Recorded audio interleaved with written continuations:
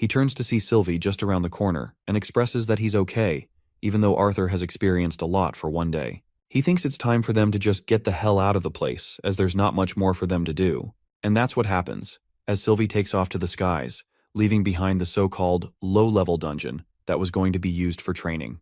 Walking his way to the entrance, Arthur is stopped by the guards until they spot that he's Arthur Lewin from the Xyrus Academy. The guard realizes that he's returning from the brutal incident that the other students reported on. He immediately instructs another guard to inform the academy and the guild at once. It turns out that they were already planning to put together a rescue team for the boy. The guard wants to fetch a healer for the boy, but Arthur stops him, expressing that he just wants to go home right now. He doesn't want to report anything to the academy until tomorrow. The guard understands and lets him off. In the next scene, the boy arrives back at home, standing before his house, realizing that everyone inside is probably worried sick for him. At the same time, if he goes in, he'll have to talk through everything. Right now, Arthur is so fragile that he thinks he can't handle going inside. He recovers Aaliyah's lance badge and recalls her dying words. The poor girl suffered so much horror and loneliness stuck in that place, and she didn't want to die. He thought that somehow, in some way, she could get a second chance at life, just like he did. Since he didn't go in, Reynolds decides to show up without pressuring his son.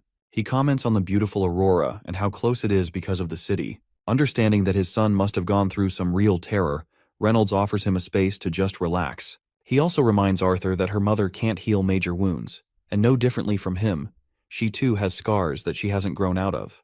That's why he doesn't want Arthur to take the burden of forcing himself, as every person has a personal battle they need to fight. He shows his promise, care, and support for his son, claiming that he'll be here for Arthur no matter what, not until he comes out as a winner. Reynolds leaves words of wisdom that I'm sure all of you could also follow. He says that life isn't just one long battle, but rather a bunch of small battles, and it's all right to get beat up and worn out sometimes. Hearing those words, Arthur begins to tear up in defeat. His father's voice is the only thing offering him comfort, telling him that he should stand back on his feet and persevere until he wins the war. That's how the night ends. The next day, Arthur's observing Academy when Good Sky makes her appearance. He called her here and left Sylvie at home too. The director is glad that he's maximizing his rest, which is why Arthur intends to go shopping with his family later. Drawing nearer, Good Sky worriedly asks what happened. She already knows about some of the situation from Glory's perspective. Arthur turns to her and merely shows her Alea's battle tag, causing the woman to experience a jolt of horror and despair. She couldn't possibly accept it, but Arthur confirms that Alea's dead. The rest of the team is left in the bottom floor too. Good Sky realizes the danger that comes with the situation. With a lance killed, it's no mistake that their enemies are already here. Good Sky wants to urgently know if Arthur was able to see what caused the incident. Instead of saying yes, he goes with a denial. The director understands the seriousness of the situation and plans to inform the council. She thinks the matter has just gone way beyond Arthur's capabilities, and the rest can only be handled with the lances.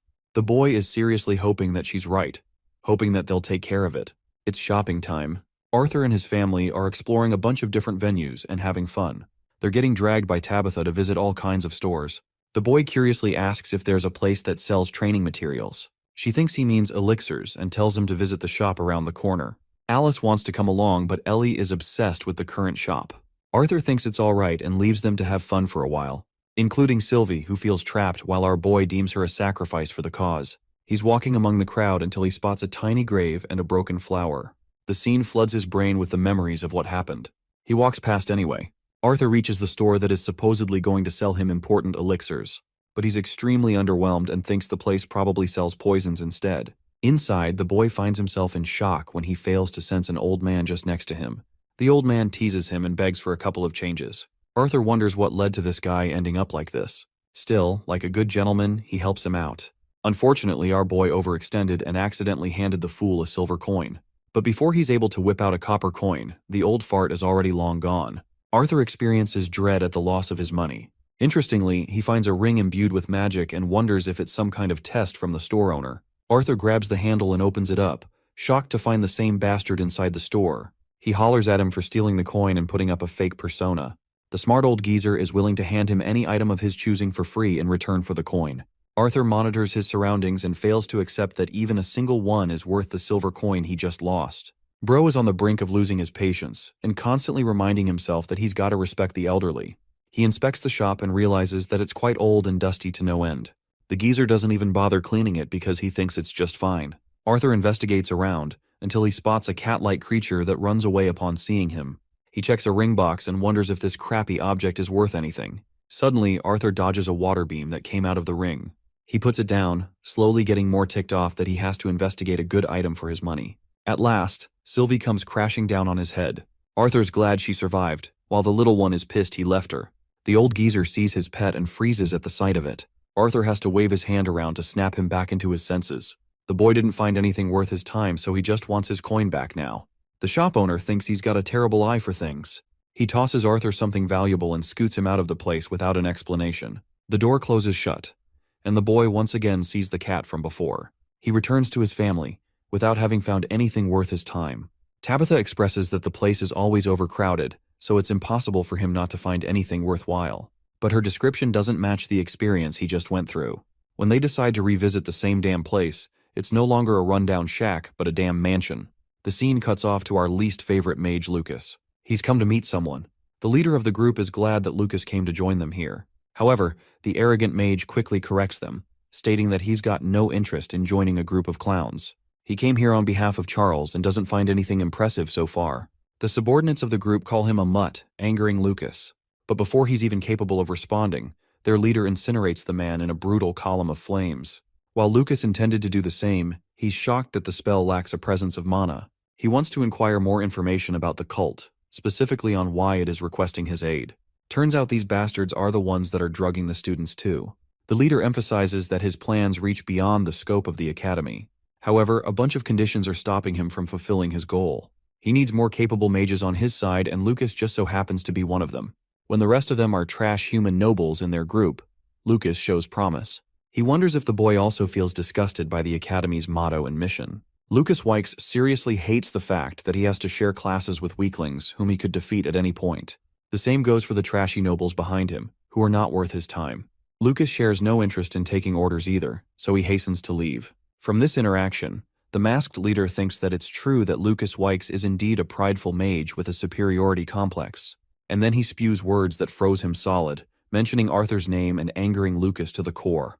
The leader goes on claiming that while Lucas was a prodigy at first, he too was pampered by elixirs. And yet, it resulted in vain when it came to fighting against Arthur. Infuriated now, Lucas takes to violent means, but the masked leader magnifies his sad reality even more. The fact that Arthur had been holding back this entire time, a reality that Lucas knew too well. He was pissed when he saw the boy matching Professor Glory's strength and beating the monster with his powers. Lucas finally questions the identity of this masked mastermind.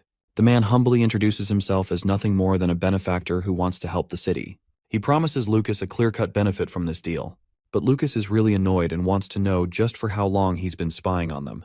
The man expresses that he will soon launch a personal attack, and that attack will simply shatter the alliance of the three races. He currently has the council and the director of the academy in a pinch, so it's only a matter of time until he executes his move. The only thing left is for Lucas to help him out with some of the loose ends. And one of those loose ends happens to be the existence of Arthur himself. The fire mage confirms that he can't beat someone like Arthur, who's barely used any of his strength recently. He's also in no mood to take the damn drug that Manhwa took. The masked leader confirms that the drug will bear different effects on Lucas, who is actually stronger than the fatty who died. The powers he's going to grant him are going to be on a whole different level too. Lucas is hoping that he's going to get Arthur to use the full extent of his strength. The masked warrior expresses that it's only natural for a human to place importance on their family and loved ones. The person that comes to mind for this situation is Tessia Aerolith, the princess herself. She's the council president, an elf leading the humans. His followers don't like that. He paints a picture for Lucas, instructing him to harm Tessia to the point that Arthur has no choice but to invoke his full powers. A plan that excites this bastard to his core. The scene ends there, and we get to see Elijah Knight after a long break. His eyes are sore and stressed. Arthur opens the door only for Elijah to hug him dearly. The guy pats his friend, expressing that he isn't an easy person to kill. Funnily comparing him to a persistent cockroach, Elijah and Arthur share a conversation. The director had already personally told him not to worry about Arthur's condition after the incident. But he couldn't stop. Arthur learns that everyone is fine, but Tessia is apparently in the training room with her grandfather. Elijah recommends him to go and check on everyone else. Arthur knows he should, but like last time, he just doesn't want to answer any questions in his fragile state. He wants Elijah to convey a message in his place, confirming that he's in top shape. After all, Arthur entrusts Elijah and his friends to do the same. They share a fist bump as a symbol of their friendship, and just like that, Arthur goes away. The poor friend flops to the bed, overwhelmed with stress. Arthur's making his way out, knowing that the director is busy and so is Virion. In sudden shock, Sylvie places urgency on Tessia's state, as she senses her in danger. Arthur bolts through and opens the training room, only to become occupied with smoke. Virion wants the boy to help, but something's going on with his ring. It's making his finger burn just a bit. Arthur sees Tessia completely overwhelmed by her beast will, while her grandfather is doing his best to save her. It turns out that Tessia has been the same ever since she returned from the dungeon. Her beast will is causing really bad problems with the assimilation process, rebelling her body. From this, Virion has gathered that something was different with the Elderwood Guardian they faced. Even after the assimilation process, it's not safe. It has mutated quite a bit, causing problems. Arthur is now worried that his actions might have risked Tessia's life. His ring glows and reacts when suddenly, a vine attacks Arthur with a sharp slash. The attack was aimed to kill him, but luckily he dodged with a slight graze. The vines go out of control as Arthur dodges each of their attacks the best he can. They become monstrous and erect from the ground, entrapping Virion away from Arthur. The old man wonders if the boy's holding up all right. Arthur's okay, but he's starting to feel like Tessia is seriously pissed at him. The vines concentrate into thick, spiky drills, this time attempting to crush Arthur. He dodges each of them, while he signals Sylvie to protect Virion in the meantime. Their goal is to ensure Tessia's safety no matter what happens. At this moment, he wonders if cutting down the vines won't be an issue. In complete surprise, the sphere he got from the elixir shop reacts on its own and reaches inside the vine cage. It glows a beam of yellow before freeing Tessia from their grasp. Her body suspends as the sphere is absorbed into her belly. Her hair blossoms a light green, signaling the completion of the assimilation process. Arthur grabs her body and rests her on the ground. While Virion is unsure what happened, he knows that the kid saved her. Tessia wakes up, wondering why she's on the ground. Her vision returns to normal as she spots both of her loved ones. She goes rushing to embrace Arthur. The poor old man gets dusted because he was expecting a hug. Tessia is happy that her lover is still alive, and Arthur's happy to smile at her all the same. Meanwhile, Virion is getting third-wheeled the hell out on his own. Later, she's put in the infirmary room to recover. The orb's mystery still bothers Arthur, but still, it helped her calm down for the meantime. The healers report on Tessia's health, sharing that everything's going back to normal now. However, there's one thing that seriously troubles them. It's about her core stage. For some reason, they were unable to measure her core. Virion takes it to himself and decides to check. What he finds is shocking, forcing him at a loss for words. Tessia has evolved so much that her core is nearing the silver stage. Both of them exit her room while contemplating how she was able to break through 3 stages all at once. They want her to rest for the meantime. On a separate note, Arthur has been interested in lances lately and wants to learn more about them. Questions such as their strength for being a white core mage. To visualize the strength of a silver core mage, it takes at least 20 yellow core mages to manage one silver core mage. And then, there's an exponential power difference between silver and white core mages. Virion to himself is at the mid-silver level, but it would require at least 10 silver mages like him to handle one white core mage in place. Arthur teases the old man for being weak, but it's not that he's weak. It's just that white mages are just that godly. Then Arthur wonders, just how come white mages end up to that monstrous strength in the first place, despite their youthful ages? After all, it doesn't make sense how these guys haven't conquered the kingdom. Virion expresses that lances are only capable of reaching that strength after being knighted. This is rather perplexing to Arthur. He learns that their strength derives from the royal families. The information he's about to tell the boy is extremely confidential, so he urges him not to speak to anyone about it. He then asks the boy if he believes in gods. In the Beast era, the 3 races were nomadic and traveled with their kind all over the world. They only met each other for trade and shared fundamental differences in their culture. Still, they had an amicable relationship with each other. These 3 races lived in peace, until the mana beasts burst through and started annihilating them as prey. The 3 races eventually shrinked in numbers, until one day, one deity descended from the sky. This deity gifted all 3 races the necessary tools to defeat the mana beasts and exit the terrifying era. The deity appeared before 3 people who became the founding fathers of the royal families. The Glader, Greysunder, and Aerolith royal families were bestowed with 6 artifacts to be shared among the 3 once they became kings. The 3 kings weren't supposed to use such artifacts on their own. Instead, they bestowed them upon their most powerful subjects via a knighting ceremony. The artifacts that were granted to them gave them valuable information to master and manipulate mana. Then the 3 kings ordered the first 6 artifact users to spread their knowledge across by teaching others and making them more capable. That's how the first mages were born. The elves, humans, and dwarves eventually drove back the mana beasts in an all-out war to a territory that is now termed the Beast Glades. An era of peace returned upon the land, and the 3 races marked their own paths in their own way. They found homes befitting their culture. The human king led the west and fostered wealth and prosperity. The elven king led the north, living in harmony with the magical forest and its beasts. The dwarven king led the south, aiming to explore the riches of ores, metals, and gems. The three kings and their lances eventually governed the people. True peace was established at last. Arthur shortly summarizes the story and rudely interrupts the old man. The boy thinks that something must have happened to cause the war between the three races. Virion pulls his ear for ruining the tale as he's getting to that part. He doesn't want to explain the details of the war since the boy already knows enough. The most important detail is regarding the peace that lasted only a couple of generations. That is when the three races began to forget their once shared alliance. Greed took over them. As far as the lances are concerned, they didn't vanish into thin air. They've always existed and were closely nurtured by the royal families to wield an artifact.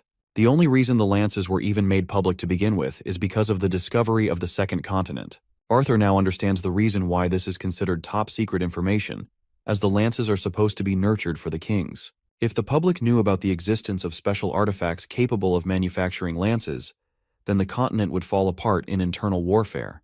The boy is honored for being entrusted with such special information. Virion thinks the kid has finally grown in body to match his mature brain. Even Arthur can't deny his words. Tessia's grandfather emphasizes that the very reason he expressed such information is because the kid plays an important role in everything that was mentioned.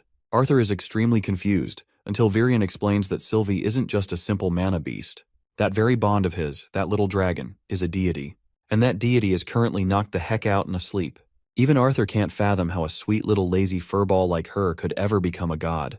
Virion explains that deities aren't really the kind of creatures that are regarded in books as gods. Instead, they are creatures that can ascend from their mortal bodies and achieve total harmony with mana. The body wonders if it has anything to do with the fact that she's a dragon. After all, Sylvie is indeed intelligent and strong. The elder elf continues that the mere sight of dragons is often considered a sign of a blessing, which is also why Arthur intends to keep her true form a secret. Virion understands why the boy chooses to do that, as he would do the same in his case. He wants Arthur to know that they didn't just become familiar with each other by chance. The world is on the brink of another change, and while Arthur's role is uncertain, Virion wants the kid to be ready for when he has to play his part. After that serious conversation, the boy takes a walk, contemplating the existence of the deities. Sylvie wonders where they're headed now, because apparently the boy is interested in checking something. He arrives in the same wretched place where he met the owner of the shop. There, he spots the same sphere in a narrow line. The boy picks it up along with the note and throws it away. The following day, Arthur's having family time with his loved ones. However, he's usually busy in thought, so Alice wonders if he's all right. The boy puts on a smile and compliments his mother's delicious food that he missed in a long while. However, his clever mother knows he's making excuses as he's eating slowly. When he turns down to look, the culprit is Sylvie, who is munching on his food. Alice tells her son that it's understandable if something is keeping his mind on edge. The boy wards off such worries and claims that he wants to go to visit the Aurora constellate. However, even Reynolds knows that his son is bothered with something and recommends that he doesn't go. Both parents just want him to be safe and happy, no matter what happens. Ellie, being the cute sister, asks her brother to bring back presents because she hates her father's gifts. Poor Reynolds. Arthur lets out a smile, grateful that his family is so understanding of his situation. He bids them farewell at last, ready to head to his next destination with a note in hand. The message is revealed to us at last. The sender wants to tell Arthur the full story and requests that he pay a visit at the teleportation gate. From here, we transition into one of King Gray's memories. One of his subjects talked of how important it was for them to kill a woman, to show the devotion and determination of the king for his people. They all wanted him to kill the woman so that no one could ever mess with their country again. That was all he heard, to kill and kill and kill. The boy snaps right to his senses with Sylvie calling his name. He pets her and expresses that it was nothing more than a bad dream. Arthur wonders why that specific memory popped up all of a sudden. He pulls out the note again and recalls his few interactions over the past few days. He's almost certain that this note is from the shop owner. He definitely overheard their talk and probably wants to tell Arthur an important detail that the elf elder missed. At the same time, Arthur thinks that Virion wouldn't just leave out something so critical like that. He wonders how a person could know more about this pertinent matter than Virion himself. The carriage transports him to the gate where he finds a guard requesting for verification. The elf explains that the portal leads to the kingdom of Elenwar, so the kid needs verification to pass through.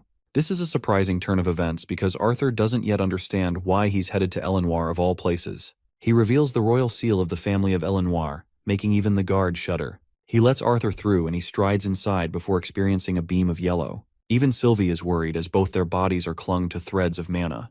Eventually, they're pulled inside a place of black. Arthur and Sylvie look around to see what's going on. What's really terrifying is that Sylvie is scared, and she's never been scared in her life. The boy ignites a flame to see what's going on. He doesn't know what's up. Suddenly, both their bodies experience a jolt of power so overwhelming that they're barely surviving the pressure. Poor Sylvie closes her eyes while Arthur questions who it is they're seeing. A pair of eyes, sharp as a serpent, stare them down. The boy and his bond are struck with fear. The voice emanates and sucks the pitch black into a space of white. Sylvie is shaking so hard that Arthur is now frustrated. He sees the cat, the same cat from the store he met earlier. The cat stares at him before transforming into a humanoid figure, calling himself Winsome. To sway his confusion, Winsome introduces himself as one of the deities. The scene cuts off there and we get to see Director Goodsky on her own. In the council room, she heard how every single one of them were distraught at the death of the Lances. One was pissed and wanted to interrogate the student who witnessed the scene. But the rest of the council decided it wouldn't make sense as the interrogation would be useless. They're concerned with the next course of action. Dispatching the best mages possible, they want to see what was left of the dungeon. Cynthia rejected the request in front of the council. They could agree that the headmaster did enough for the council and needed to take care of the academy instead. Goodsky is reflecting on those memories. She wonders if she took the right course of action by keeping the boy's name a secret. Even her familiar thinks the kid is a mystery, and it's only going to make things worse if the council suspects his involvement of some kind. Goodsky is happy that he's safe, until she herself is suddenly attacked by multiple conjurers and struck by one. She casts a barrier and eventually blasts the shit out of the 4 casters that jumped her. She leaves the rest to her bond to finish the fight. The creature transforms and devours them while she interrogates one of the assailants. Goodsky crushes this guy without remorse, but the guy refuses to reveal any bit of information. He thinks she's made a critical error by assuming that the continent is going to last a few decades. In reality, spies exist in every corner of the continent, and it's only a matter of years before Dicathen erupts in war. Before this bastard can reveal the name of the group he belongs to, Goodsky intentionally kills him, probably because she already knows. Javier also had his part of fun by devouring the human meat. Her wound is alright, but Goodsky can't rest, knowing how easy this battle was. She wants to target the coast next, hoping that her suspicions aren't wrong. And my god, the mother of all plot twists. We see a curse marking engraved on her back, which means this woman has been with the bad guys before. Going back to the deity experience with Arthur, he experiences a flush of memories before the winsome deity. It changed into a human's appearance to better fit their conversation. Deities are those that are even stronger than the likes of white core mages. Arthur can barely fathom its existence in his presence and tries to stand firm. Before the start of their talk, he wants to confirm why they're headed to the Elf Kingdom, and if there's something concerning Tessia. Winsome claims that he just wanted to make him transition through the gate. With a lift of his palm, he shows both Virion and Tessia being fine as always. The princess is in better shape thanks to the elixir pearl that he gave her before her core exploded. The second pearl is for the boy to keep. Arthur is stumped to hear that Tessia's core could have shattered, but that's also why Winsome brought the kid here. He starts off regarding the child as a citizen of Dicathen, but it's now known that a second continent exists in the world. Apart from Dicathen, Alakria has also been governed by the deities who reside in the land of Ephiotus. The inferior beings call them deities, when they themselves call themselves asuras. They're actually the same deities that were responsible for handing the 3 races magical artifacts to fight the magic beasts. Winsome explains that he knows about the artifacts thanks to Virion, but the reality of Asuras is far beyond the understanding of any person in Dicathen. The Asuras have also been governed by a noblesse of some kind. They weren't supposed to interfere with the 3 races or the continent, and they only do so when the balance of peace is threatened. That rule eventually broke when the land of Ephiotus was divided into 3 factions, composed of different clans of races. The ruling clan of every faction had their own priorities in mind, but they stood strong and never raised their powers against the inferior races. That is until Agrona became the leader of the Vritra clan. That deity broke the doctrine in order to further advance his own people. Arthur is slowly digesting the new information. Turns out that he's already encountered a bunch of people from that clan. But the Vritra clan is notorious even among the Asuras. They're kind of like scientists and researchers who are constantly working on the advancements of mana. When the leader Agrona surged into power, the clan's strength shot up by miles. The deities later realized that the members of this clan had been experimenting on the lesser races in different ways to enhance their own strength. Hearing that, Arthur is disgusted. But now, he's confused and questions the role he plays. Winsome claims that it has nothing special to do with the child, but he should be aware of the facts because of his connection to the deities. He then forces Sylvie's transformation via his powers, making her reveal her true form. The deities had been searching for Sylvia for many years, and right when they discovered her, they saw a boy holding a small deity in his arms. Winsome explains that Arthur is bonded with his master's daughter. Sylvia is single-handedly the most powerful creature in all 3 continents of the world. She's just that strong, to the point both Sylvie and Arthur are stumped. The elder elf's words were true, that dragons are indeed deities, and that both Sylvia and Sylvie are among the most powerful creatures to ever exist. Deities mostly alter into 3 forms, but when it comes to Sylvie, she prefers to keep her tiny little form to preserve her energy. Interestingly, Asuras prefer keeping their humanoid states for the preservation of mana, but Arthur is really surprised to hear this. The only reason Sylvie has yet to transform into such a state is because she's unable to do it at her level. Sylvie's core is underdeveloped compared to others, and with how things are shaping up, Winsome bears the bad news about Agrona's spies already residing inside the continent. War is imminent soon, and while the deities of Epheodus would hate to admit it, it's true that Arthur's role will shift the very tides of this war. If he agrees to become an ally to the deities, then they won't separate him from his bond. But that only means one thing: he's being threatened right now. They'll take away his bond if he says no. Arthur answers that the war is going to pose a threat to his loved ones, so he has no choice but to act in that case, regardless of what he likes. However, he immediately recognizes that the gods are trying to make him his pawn. Winsome is glad that the kid is mature for his age. Turns out the deities want to take both Sylvie and Arthur into the continent of Epheodus for training, a fact that shocks him.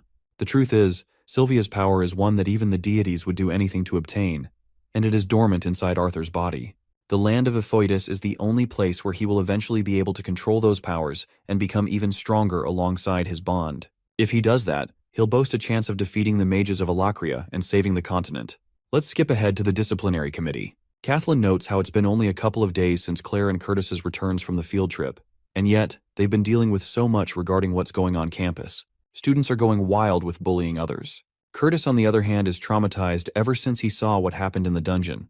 They're both in deep guilt of leaving Arthur on his own. Speaking of him, one student raises a question on how the search mission has been going. Kai explains that he hasn't found anything substantial from his end, and he's got no proof on the suspected students. Theodore is pissed that the disciplinary committee is unable to do anything about the cases committed at the academy. Claire takes a breath and understands that only the director can resolve this. The school's progress is taking a dive, and it's all being blamed on a particular student's involvement. The room goes silent when Kathleen roars in anger, defending Arthur's prowess as a professor and his capabilities as a student. They all understand this, and yet the blame is pointed in his direction regardless. Claire is helpless while Kathleen is infuriated because if Arthur were in her place, he'd know exactly how to handle this situation. Her brother Curtis speaks up that no matter what, they really can't speak of him when he's not around. Kathleen strongly believes that he'll return. Theodore is about to say something to her when Elijah makes a surprise appearance as Arthur's friend. He wants to inform them about Arthur's situation, when suddenly an earthquake shakes the whole building down. The disciplinary committee quickly rush to get to the outside. Kathleen reflects how equality has been an important virtue that her mother always prioritized. She always advised her to treat others equally, even if they came from a humble background. After all, one's status did not matter. Each person was special in their own way. Her mother was a shining example of a good person who cared for others. She was the one who fought the hardest to use the academy as a monument of alliance for the 3 races. Its hall was supposed to represent a symbol of peace and unity, and now it was engulfed in flames before their eyes. The entire place is burning down as Elja and the other mages do their best to cast barriers and quench the flames. Professor Glory uses her bond to get the injured students to the nearest hospital. The water mages are targeting the flames on each end, until finally, the flames are fanned out and broken remains are left behind. Kathleen roars Charles before Theodore comes up to catch the bastard from behind. He uses gravity magic to pin him down before involving him in an immediate investigation. Interestingly, Charles is playing the innocent who has been wrongly convicted. One teacher comes rushing to his aid, arguing that it's not the right time to harass other students. Glory notices something about this guy. Charles acts like he's a victim who did nothing wrong and almost survived an explosion. Theodore furiously pins him down, forever deeming himself an innocent, as he's been spotted numerous times in a radical group, always perpetrating the scene of the crime. The teacher defends Charles and strongly opposes the decisions of the disciplinary committee. Glory comes out as the mediator and stops both. She knows Theodore is feeling frustrated, but there's no way they could accuse a student without pure evidence. The actions of the disciplinary committee are put on the forefront, and the rest of the students are gossiping about how the committee was about to abuse its power. Curtis grabs Kathleen and stops Theodore as well. Their current objective is to save the students inside the building instead of targeting a scumbag. Theodore angrily releases his spell from Charles, before grabbing his shirt and shoving him away. As they're going away, Kathleen notices a sinister smile on the bastard's face, meaning he's definitely the one behind the scene.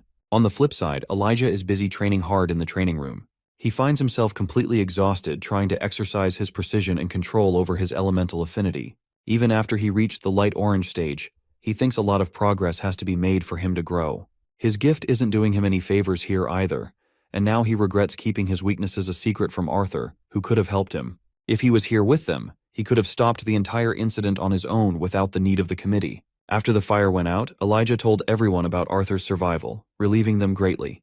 They wanted to clear up this mess before his arrival, so he wouldn't have to worry about doing so much. Then again, these guys don't even know half of his true abilities. Only Elijah does. Still, he thinks they genuinely care about him. Despite not revealing his powers, he's respected by the committee members and even the princess. Elijah loses himself in comparison and wonders if he could have lived a similar life with the humans. They're both weird in their own way, and yet fate only favors Arthur more than ever. Those emotions start to whirl up inside Elijah's head as he becomes overwhelmed with all the sweet moments they shared, the tough battles they faced. He snaps himself back into his senses and understands how Arthur has been there to support him. Yet he's facing even bigger battles than anyone else. If Elijah wants to compare himself to him, then he's got to become even stronger. At the teleportation site, a bunch of travelers are annoyed that they have to do so much work. One of them spots Arthur and stops him, immediately claiming that this guy isn't even an elf. He scolds the boy for having lost his track, and right when the lady is talking over his importance in the kingdom, the man angrily swats her arm away. Roger is pissed that they had to become licensed while this pipsqueak is cutting down the line without trouble. The boy expresses that the very reason he's skipping the line is because it's important enough for him to do so. This time, Roger becomes violent with his methods and uses his magic to grab a hold of the kid. He doesn't want to kill Arthur, but intimidate him. But this dude forgot that he was messing with the wrong human, as Arthur releases his own blue flames, despairing the man before him. With that, he walks away with his escort. Let's go over what happened in his meeting with Winsome. Arthur was curious how the deity was unable to track them down for so long. It turns out that whenever he was hiding his bond's insignia with Sylvia's feathers, he concealed its presence for a long time. But now they've finally found him, and he's got no choice but to prepare himself to leave for the land of Epheotis.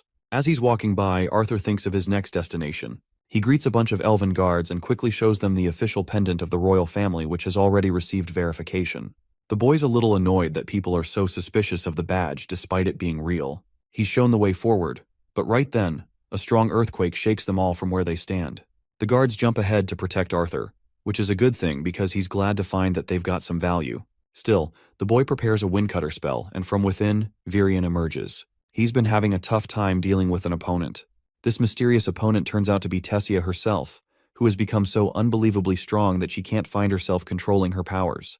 Arthur's shocked to learn that Tessia is fully integrated with an S-class beast already. He suspects that the strange marble had something to do with it. Despite her conscious state, she's unable to control the vines so far. They keep multiplying without end. Virion wants Arthur to step into the fight and rejects the royal guards for becoming obstacles in the way. The royal guards are puzzled when Virion sends them away, but keeps Arthur in the fight. This is done so that only a handful of people know about the extent of Tessia's powers at her current state. Sylvia is ready to act, but Arthur wants her to constrain her powers. Arthur leaps ahead and actually gets slashed by one of the vines. He understands the risk involved with using a fire-based spell in such a setting. The boy decides to exercise the powers of his beast will, activating the thunderclap impulse. His hair turns blonde and his body is covered in purple as he makes his way past the vines. Arthur is near Tessia and instructs her to maintain her vines. She does her best to hold out for a while, until Arthur's able to reach her. He embraces her body and then activates his ice deviant magic to finish off the rest of the vines. The boy has safely secured her and asks if Tessia is feeling all right. She may be safe, but she's frustrated with how much dependent she is on his help. Arthur attempts consoling her, but she lightly jabs him before mentioning how he became her cause to grow and become even stronger. The boy smiles hearing those words as they match fists. Winsome sees this interaction from afar and understands how one day Arthur's going to have to do everything he can to learn as much as possible about Sylvie and the truth behind her family. As they're both smiling at each other, Virion comes around, interrupting the sweet encounter. He wants to remind these two lovebirds that the cleanup crew is here to take care of the mess that was made. Arthur and Tessia make a brief period of contact with each other before drawing away in embarrassment. The boy asks where they're headed, and Virion is okay with anything as long as it isn't ruined like the place they're standing in. Later in the carriage, Tessia is asleep while Virion is sharing much of the deeper guilt of what's happening with her. He thought she could control the first phase and thought he was enough for the job. Arthur, on the other hand, thinks that her integration process was faster than usual, and she skipped the training phase of it, which is why she's out of control now.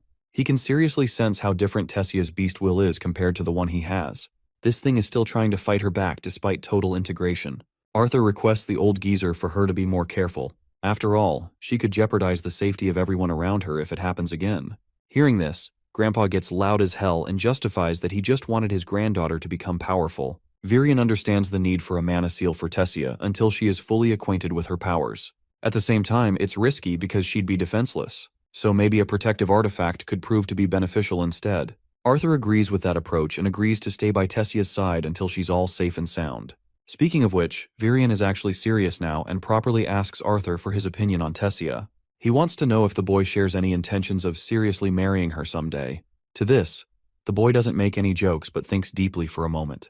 Right when he's about to issue a response, Virion talks down on Tessia's sour and spoiled personality. Arthur's a little overwhelmed because he thought elves were known to marry much later in their lives. The old geezer is ready to break this simple traditional rule for the sake of greater progress. To make his words really clear, Virion straight up asks if the boy takes a liking to Tessia. Arthur starts off with a clear yes, but then goes into ambiguity, claiming how he has yet to experience what the words like or love truly mean. He wants to give it some time before coming to an answer. Until that time arrives, he wants to improve his abilities to the best possible realm before he can ask for her hand in marriage. Virion is impressed that the kid is approaching his life in the right direction. Teasing her like always, Sylvie jumps the gun and confirms that she was right about Papa being in love with Mama. Arthur's a little worried, but Virion assures him that Tessia is out cold. Now the really funny thing is that she's actually awake, but she's slowly losing it in her mind hearing Arthur actually confess the truth of the matter. Her face is sweating bullets and her heart is beating like hell. Even Arthur and Virion wonder if the girls experience a nightmare in her sleep. In Arthur's internal monologue, he confirms that he likes Tessia in a different way than anyone else. But his current priority is to protect her, and an artifact is good for that job. He's still glad that both his sister and mother have the pendants on them. Still, it's not enough protection, and his sister is yet to awaken even then. The boy is fretting over the incoming war that Winsome warned him about. A sudden idea clicks in his mind. He should get Ellie a bond that is powerful enough to protect his sister in the place of harm. Bro is out here having fatal thoughts about her pet killing any potential boys that could potentially form an interest in her. This protective bastard. They've arrived at their destination, and Tessia is the first to step out of the carriage and into her mother's arms. She's so happy to see them, while Arthur confusingly looks around to see where they are. Tessia's parents are so happy that he's there to protect their daughter whenever there's trouble. Also, they're dying to know what happened to the royal manor, but Virion has severe trouble explaining that it just got blasted to pieces thanks to Tessia. The poor girl confesses that it did happen, shocking both the parents. Virion plays it cool on how he was just training with his granddaughter and ended up accidentally destroying the place. Arthur's a little confused with how he's framing this story, since it was Tessia who destroyed the manor instead. He ends up agreeing to the cover story while Gramps over here plays it cool and chill, having annihilated their beautiful manor. He's also been meaning to visit Rinia for a long time. Rinia is Tessia's grandmother and she's been busy, a lot busy. She's been curiously invested in Arthur's future, but the boy fails to understand why. He also doesn't recall this place the last time he came here. Tessia's mom expresses that it's been a while since any of them paid a visit to Rinia. It turns out that she's chosen to isolate herself for a strange reason. One time Virion nearly died from one of her traps. That's how severe her case became. He wants them to understand that she's probably hiding from dangerous people for a reason. Something that bothers Arthur as he wonders who those people could be. As they're moving along, Sylvie is out here grilling other creatures in the forest with ease. Tessia's father is amazed by his bond every time he sees her. He also wants to thank both of them for always keeping Tessia in check and taking care of her. He learned how she managed to escape dangerous situations only thanks to his help. The boy acts like it's nothing special as he's also received help from Tessia. Intrigued, her father asks how. The boy looks up and states that she helped maintain his sanity, a response that is so unusual of a 13-year-old boy. Even he admits that Arthur seems like an adult if anything. The boy takes it as a compliment. But the leader of the elves stops in his tracks and claims that it's not just a compliment. Rather, he claims how parents don't want their children to grow up too soon to face the burdens of the adults. To this, Arthur internalizes how it's been nearly 3 decades since he reached the end of his youthful life. Surprisingly, the whole reason Tay Council was even formed is solely because of the boy. Tessia's father seriously despised humans and became very disappointed with them after the war. He lost his mother due to that war and never had it in his heart to forgive the humans for their actions. Then, he nearly lost his daughter too, until one boy came along. A human boy who rescued his daughter and brought her back. He freed her from the slave traders and even spoke up against the elven king. It was that time when the young boy helped the king reclaim his senses. Even this guy admits that he's okay with Arthur being brought into their family. His wife Morale also exposes how the king has been meaning to see the boy for a while now. Also, their conversation just now was heard by everyone, so it wasn't really private. After a while, Virion signals everyone to quiet down. They wait to hear a bunch of noise while Sylvie gets progressively more aggressive. The boy prepares his sword as each one of them prepares to meet the threat. An old woman emerges from the bushes, but our boy foolishly launches a preemptive strike on the defenseless old woman. If Virion hadn't caught him just now, she would have been sliced in half. The woman roars at him for trying to hurt an elderly woman. Tessia jumps to embrace Rinia, who adores her in kind. Continuing along, Virion was expecting to meet her at the entrance, but it turns out that she came searching for them after they were late. She pinches Arthur's cheek in typical granny style, even teasing how she would easily fall for him if she was young. Bro is out here having an opposite reaction because he nearly suffered a heart attack seeing her pop out of that bush.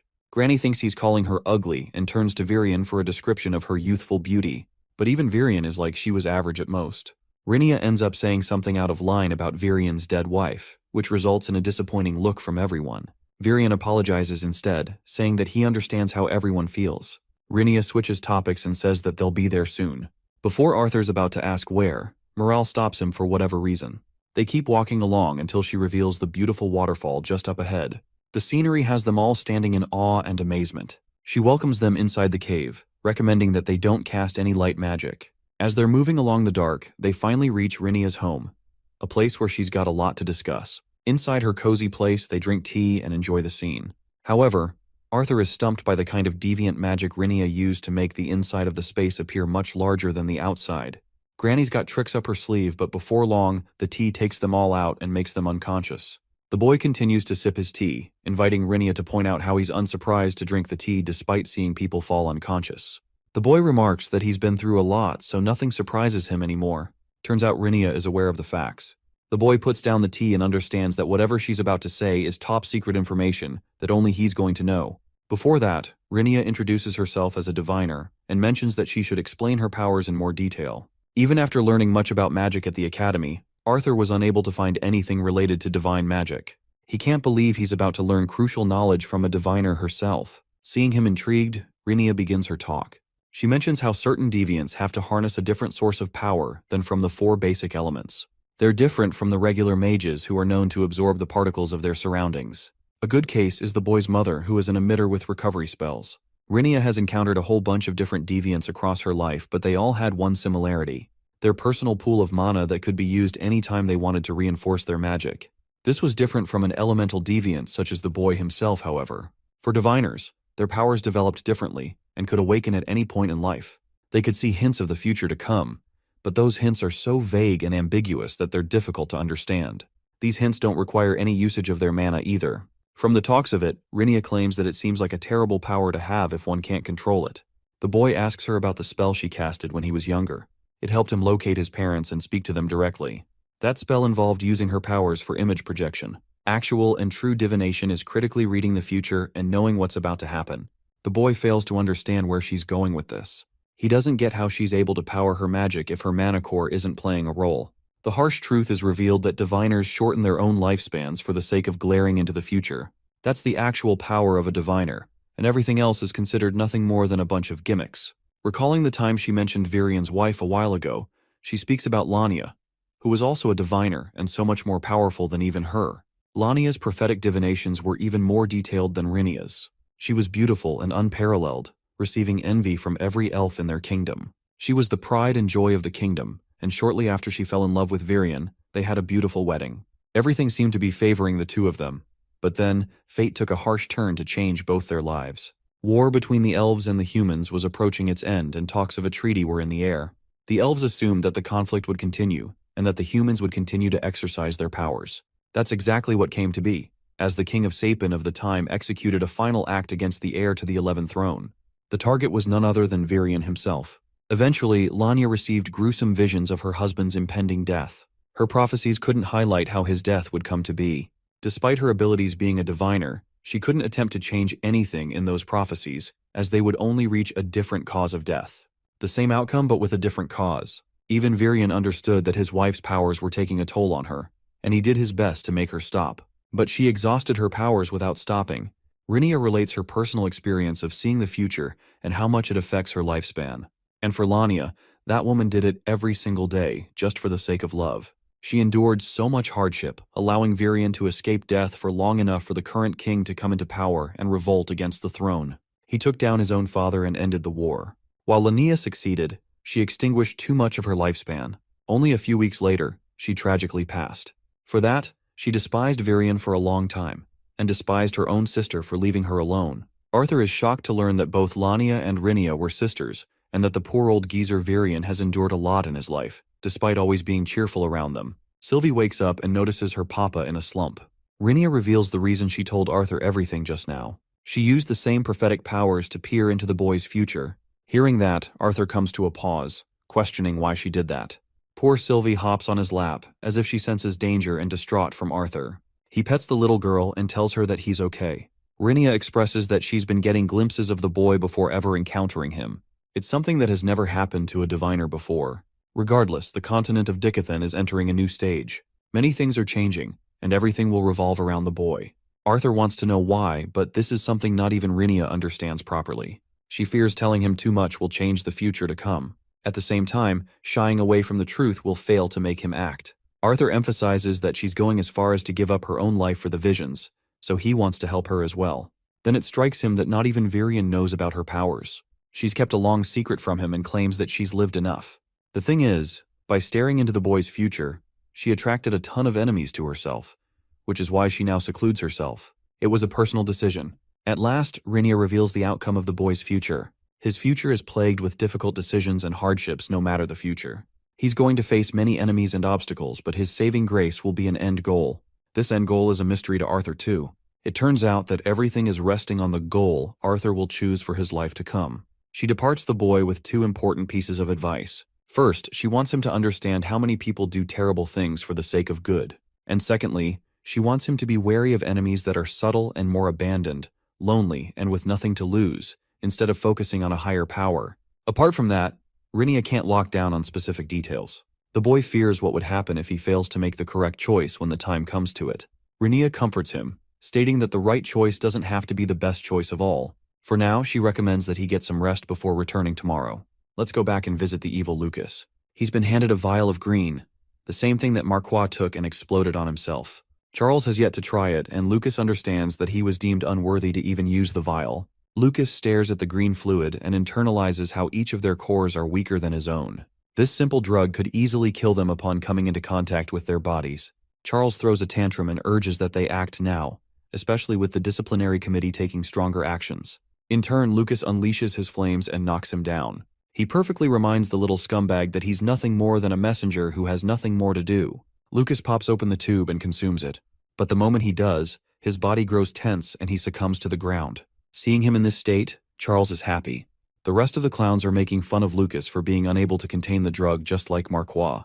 Even Charles grows high and mighty, calling Lucas nothing more than a mutt. He's really testing his luck here and decides to place his foot on top of his head.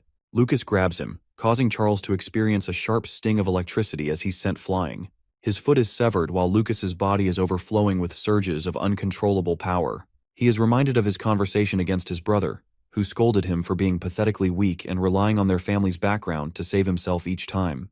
He wanted Lucas to act out on his own, and now, filled with this devilish power, Lucas laughs with uncontrollable happiness, resembling that of a monster. The red-haired punk tries running away, but a single zap from Lucas instantly takes him down. Their only healer refuses to heal Charles and runs towards Juno in an effort to save his life. But unfortunately, by the time she gets there, the dude is already incinerated to ashes. She turns to the monster who killed him and attacks Lucas with her water bullets. But this guy is spiraling out of control and thinks nothing of what he did. He bursts forth and pins her to the tree, choking her out to the point blood is pouring out of her eyes. She begs for her life, but it's all useless as Lucas snaps her dead. With both dead, he turns to Charles, who is crying like a bitch in pain. Lucas dares the guy to call him a mutt, like he so bravely did a while ago. Charles pleads for his life as he too is brought to a dreadful end. The following morning, they're all awake and on the table to eat food. Sylvie isn't having the time of her life because the food isn't to her liking. Rinia is open about the effects of the calming herb she put in her tea. She plays it off, acting like it wasn't meant to happen. Virion isn't pleased because he had work to do, and her tea just knocked him out cold. Rinia happily exposes him and Tessia and what became of the royal manor. In response, he quiets her down. The princess is given a small artifact to help control her beast will. Tessia opens it to find a beautiful bracelet inside. Arthur can't fathom how she was able to make something so quickly. Then he realizes that he's among the great elves and shouldn't be surprised. The Elven King is happy that Rinia made something so crucial for their daughter. They decide to wrap up food, and Rinia soon takes both Arthur and Tessia to the portal that directs them to Xyrus City. The boy can't believe that she's got a teleportation gate of her own without any trouble. Rinia just smiles at him in response. Both of Tessia's parents embrace their daughter, wishing her the best. Meanwhile, Varian wants her to stop by the director's office to see how she's holding up. Tessia is really happy to have met her grandmother and embraces her with so much love. Arthur sees them sharing a delicate moment, but he's sad knowing what'll happen. Anye. They both bid farewell to the royal family and eventually cross the teleportation portal. This gate's exit doesn't even have guards around it. He wonders if they're short-staffed or busy handling business elsewhere. Arthur and Tessia take a walk underneath the beautiful Aurora constellate. Tessia remarks that it's always a beautiful sight no matter how many times she sees it. Meanwhile, the cute little furball thinks the sky is broken. They come home with Sylvie excitedly scratching the door. There, they unexpectedly run into Jasmine after a long time. Durden is out here rocking his new hair in a bun like Arthur. Even the blonde freak runs into Arthur, pushing him against her pillows. Tessia is a steaming ball of embarrassment upon seeing that, but she too isn't spared from the same treatment. The boy's family welcomes him home as they all decide to go inside. But Tessia tries to take her leave as she only came to say hello. She has things to take care of, and even Arthur's worried. But Tessia simply has things to attend to, and thinks it's unfair for her to enjoy it when the other students are probably troubled in school. Remembering how Arthur promised Varian to stay with the princess for her protection, Arthur feels guilty that he has to leave her on her own. Tessia thinks it's going to be fine since it's only one day. Alice comes around and wraps her scarf around the little elf princess to keep her warm. She bids them farewell with Arthur seeing her go by. Inside, they're all partying despite the princess leaving early. Arthur shares a ton of laughs before succumbing to despair. Everyone is drunk, including Jasmine, who was worried sick for the boy's health. She's been repeatedly mentioning that, this drunk fool. Vincent is an animal, so Arthur thinks it's good to catch some air outside. He hears all kinds of crazy stories and shares how he consistently makes his mother worry. The black-haired elf acknowledges the boy's speciality and role. He's destined for great things to come as long as he remains grounded. Her words remind him of what Rinia also said. His end goal will craft the future. Arthur thinks Helen is also a bit drunk, and she agrees. She's been worrying ever since the discovery of the new continent. Helen thinks it's best for her to see how her teammates are holding up. Arthur thanks her for her company, and she recommends he also get some rest. When she leaves, the kid is left wondering what or why he was brought into this world. He doesn't want to accept the grim possibility that he was sent here for a strict reason. After all, he's learned to cherish the smiles of the people he loves most. The boy doesn't care about deities or whatever monsters come his way. He's going to make sure to protect the people he cares about. That's the future he wants to create. Meanwhile, the main leader of the cult has finally wrapped up his preparations and summons a plethora of deviant beasts for the final attack. Glancing over to the disciplinary committee, Kai is busy preparing an artifact. He doesn't want the rest of them to contribute, despite them knowing that the cultists will soon launch a brutal attack on the academy. Kai emphasizes that any more training beyond this will only harm them in the long run. The musclehead girl comes running with resistance bands for training, before tripping over and falling down. Curtis grabs the bands and questions the purpose of the bands, as they'll only drain their mana, which could prove troublesome in an event of an attack. Claire is confident about Doradrea's intentions, and with Theodore also here, he instructs Kai to cast the barrier. For some strange reason, the barrier that is casted is red. Curtis immediately tells him to shut it down, while Claire wonders if their sound is also blocked from the inside. Theodore takes the forceful approach, but not even his punch can phase through. Kathleen thinks it's foolish to waste mana, and they should instead look for the emergency kill switch. But when Claire searches and locates the kill switch, the thing is in shambles. Now the entire committee is struck with horror. The barrier isn't even fully closed as an entrance appears, and they're attacked by the cultists. Both Theodore and Kathleen attempt to block it as their enemies rush inside. Claire understands that this isn't just training, but an actual fight, and leads her members to battle. The brawlers take down the close encounters while the ice mages prioritize long-ranged attacks. Theodore is crushing them with his fists, while Claire activates her beautiful fire magic to bring their enemies down. She wants them to advance forward using the same opening and rush outside to help Kai. But instead of Kai, the bastard Lucas steps inside, happy to tell them what's really going on. The committee members are shocked to find him inside the barrier, and he's delighted to reveal that Kai is the culprit who trapped them here. The committee members refuse to believe his lies at first, but Lucas thinks he's got no benefit to gain from lying when he can easily prove his point in battle. This guy is so fast that he jumps between them with insane speed and attacks all of them at once. Claire attempts to bring him down, but he casts a fire fiend that nearly strikes her down. Thankfully, she's safe, and she's also located an opening from one of the resistance bands that fell around the circumference of the barrier. She instructs Dora to carve an opening large enough for them to escape. But it's not an easy task, especially with the current version of Lucas before them. This guy's strength is even beyond the professor's right now. Theodore uses his gravity magic to get the jump on him, but the maniacal mage grabs his throat and calls him an insect for even trying. Lucas drops him and checks his transmitter. His real target is nearby, so he exits the barrier without caring about the disciplinary committee members. Lucas has a personal mission to attend to. The rest of the cultists appear, while Claire signals both Theodore and Kathleen to cast a defensive spell for an opening. With the spells casted, Kathleen and Faye launch an ice barrier of their own. This gives Dorada enough time to carve an opening. However, she chooses to sacrifice herself by buying time for her friends. She kicks Theodore away and suffers an attack. Thankfully, Faye is there to help her out. Both of them make a final stand to fight the cultists. Outside, Claire and the others have already escaped. She wants them to search for the professors when the window shatters, drawing her attention in terror. When Theodore comes out to see what happened, the disciplinary committee members stand in horror. The monsters are slaughtering the students left and right without end. The worst part is that Tessia is on her way to the academy. She's worried about her Manicore's complete exhaustion and hopes for the director to help her out. Right then, she hears a loud monster screech. When the princess exits the carriage, she sees a giant barrier of red. Understanding the grave danger of the situation, Tessia wants to return, but she's struck by Lucas's deadly attack, burning down her carriage. He can't believe that she came here on her own. Tessia sees a crazier version of the psychopath standing before her. He's lost his mind, and his haunting face looks uglier than ever. Poor Tessia is doing her best to prioritize saving the life of the coachman. But there's no use as Lucas makes sure the guy is dead, just so she could focus on him fully. Lucas thinks she's got her priorities messed up for failing to defend herself. Suddenly, the elf princess casts an attack to stop him. Even though she's hurt, Tessia wants to stop this madness on her own. Lucas chuckles at the very thought of her putting up a fight. He mocks her for barely being able to stand on her 2 feet. It's true, the bracelet is actually preventing her from using the extent of her powers. She can't even use her magic here. The maniac grabs her and recommends that she stay in one place, mocking her by making fun of Arthur too. Then it clicks in her head. Tessia understands that the reason he's yet to kill her is because she isn't even the main target. He's going to such extreme measures just to beat Arthur. Provoked after hearing the truth, he mercilessly slams her into the ground. Tessia continues to mock him for his inferiority complex. Lucas gets pissed and slaps her across the face, reminding her that he could always tear apart her body as that would be enough for his mission. To this, she smiles. What a badass. Tessia grabs his arm and understands that she's going to have to sacrifice herself for this fight. Her vines grab a hold of Lucas, restraining him and slicing off his limbs. Tessia is doing her best to hold on, refusing to become a tool for him to manipulate Arthur. Lucas is not having it and unleashes an attack that sends her flying. Her bracelet comes off, but even Lucas doesn't want to risk her dying in an all-out attack, so he puts it back on her wrist. Then he grabs her hair, dragging her body all the way to the inside of the barrier. Poor Tessia's lost all sensation in her body. Her final thoughts are to escape, as her vision becomes hazy before the students getting trampled underneath the monster's feet. In this dire situation, Elijah is doing whatever he can to protect the students, but he is far too overwhelmed and gets ganged up by the snarlers. Refusing to surrender, he casts earth spikes to kill them all. Then he makes his immediate escape to find someone. Elijah sees a cultist and quickly hides.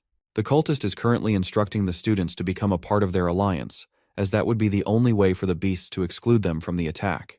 The dwarves and the elves will suffer a worse fate, as their mana cores will be destroyed for good. Elijah questions what led to such a horrific outcome. He fails to understand how the director allowed things to unfold to such a state. The boy hears a female student calling for help. It's the same damn professor from last time who is also a cultist. Elijah uses his attack, but the professor blocks by casting a water barrier. This scumbag is attacked by Curtis's bond, breaking his barrier. Grotter is here to protect them, while Elijah approaches the shitty teacher. The professor makes his immediate escape. Curtis wants the students to reach the training facility as it is safe. Elijah learns that the rest of the disciplinary committee members are in a pinch. Unfortunately, Dora and Faye stayed behind to combat the cultists so they could escape. As for Arthur and Tessia, they're nowhere to be found. Curtis thinks it's a good thing they haven't come to the school, which relieves Elijah to some extent. Curtis doesn't get what they should be doing. They can barely do anything in this situation beyond staying alive. Suddenly, a loud screech attracts the attention of the students. The leader behind the attack wants the students to know that his monsters won't be attacking anymore. He just wants them to reach the clock tower as the final showdown's about to begin.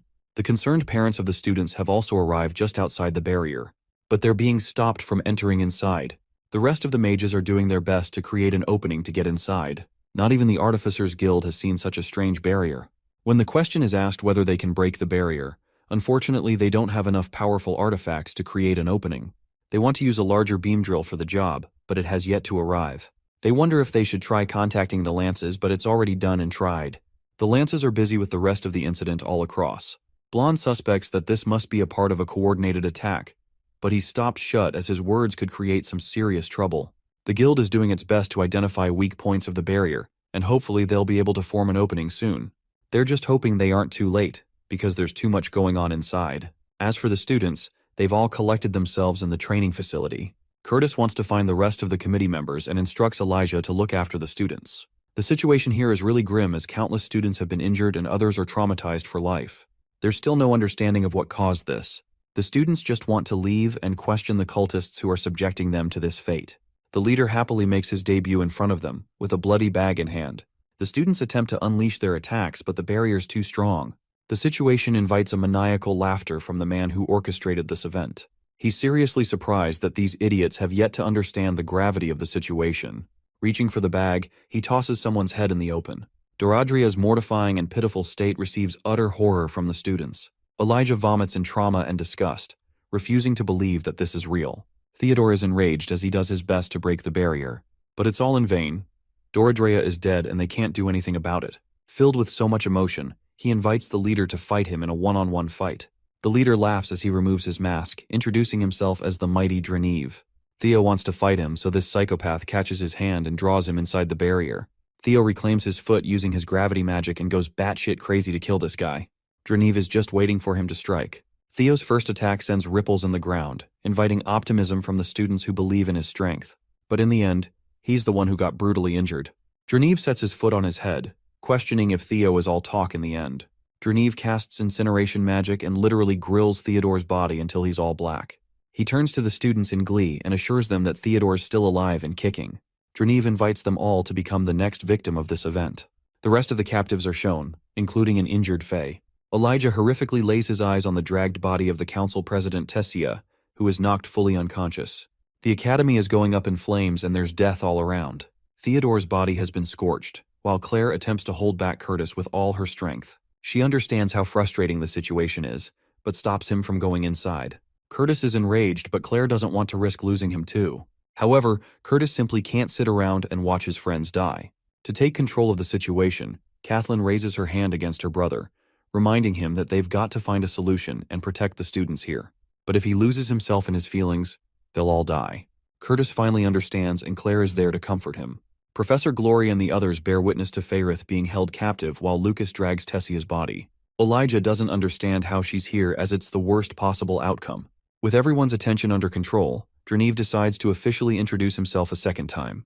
He presents himself as a messiah who has come to save them from a land far away, a place that is torturous to those that are weak. The ones standing in opposition to him are considered the elites of the continent, but from the place he comes from, these guys are nothing more than total garbage, and he drills that point into them. That's why he's only preparing a few of them so that eventually, when his master becomes the ruler of the continent, they'll also share a place in the kingdom. Dreniv thinks they should all be parading with excitement about the strength they could obtain. He calls forth Lucas as one of his own, who reminds everyone that he's now beyond the strength of the elf princess and even the committee members. Seeing this fucker's face, Elijah is beaming with anger. He's betrayed them once more. Lucas sees his face and decides to take it a step ahead. He draws his ugly face near Tessia's body, which overwhelms Elijah's body to incredible levels. He's burning with a single emotion, the desire to kill someone. The boy doesn't get what's happening to him as he casts metal spikes and surrounds himself in a cloak of purple. Even though Elijah is brimming with fear, his body reacts on his own, cutting past the barrier and annihilating the monsters on metal spikes. This version of him is sinister and dark, merciless and cruel. It makes him question his own identity. The Cutlists try to stop him, but Dreniv understands the gravity of the situation. Elijah's body collapses on its own. He's destroying his physical body in a final-ditch effort to kill Lucas. The metal spike manages to pierce Lucas's shoulder, but that's where he burns out completely, losing consciousness. The really surprising part is that Dreniv is out here comforting his body, while Elijah's final thought is for Arthur to come and save them. Humility, loyalty, resoluteness, and courage, the 4 tenets of the great family in which Claire was brought into. Those qualities are what made her become a skilled swordsman. She believed in those qualities and trusted them, until now, until she realized how ignorant she had been.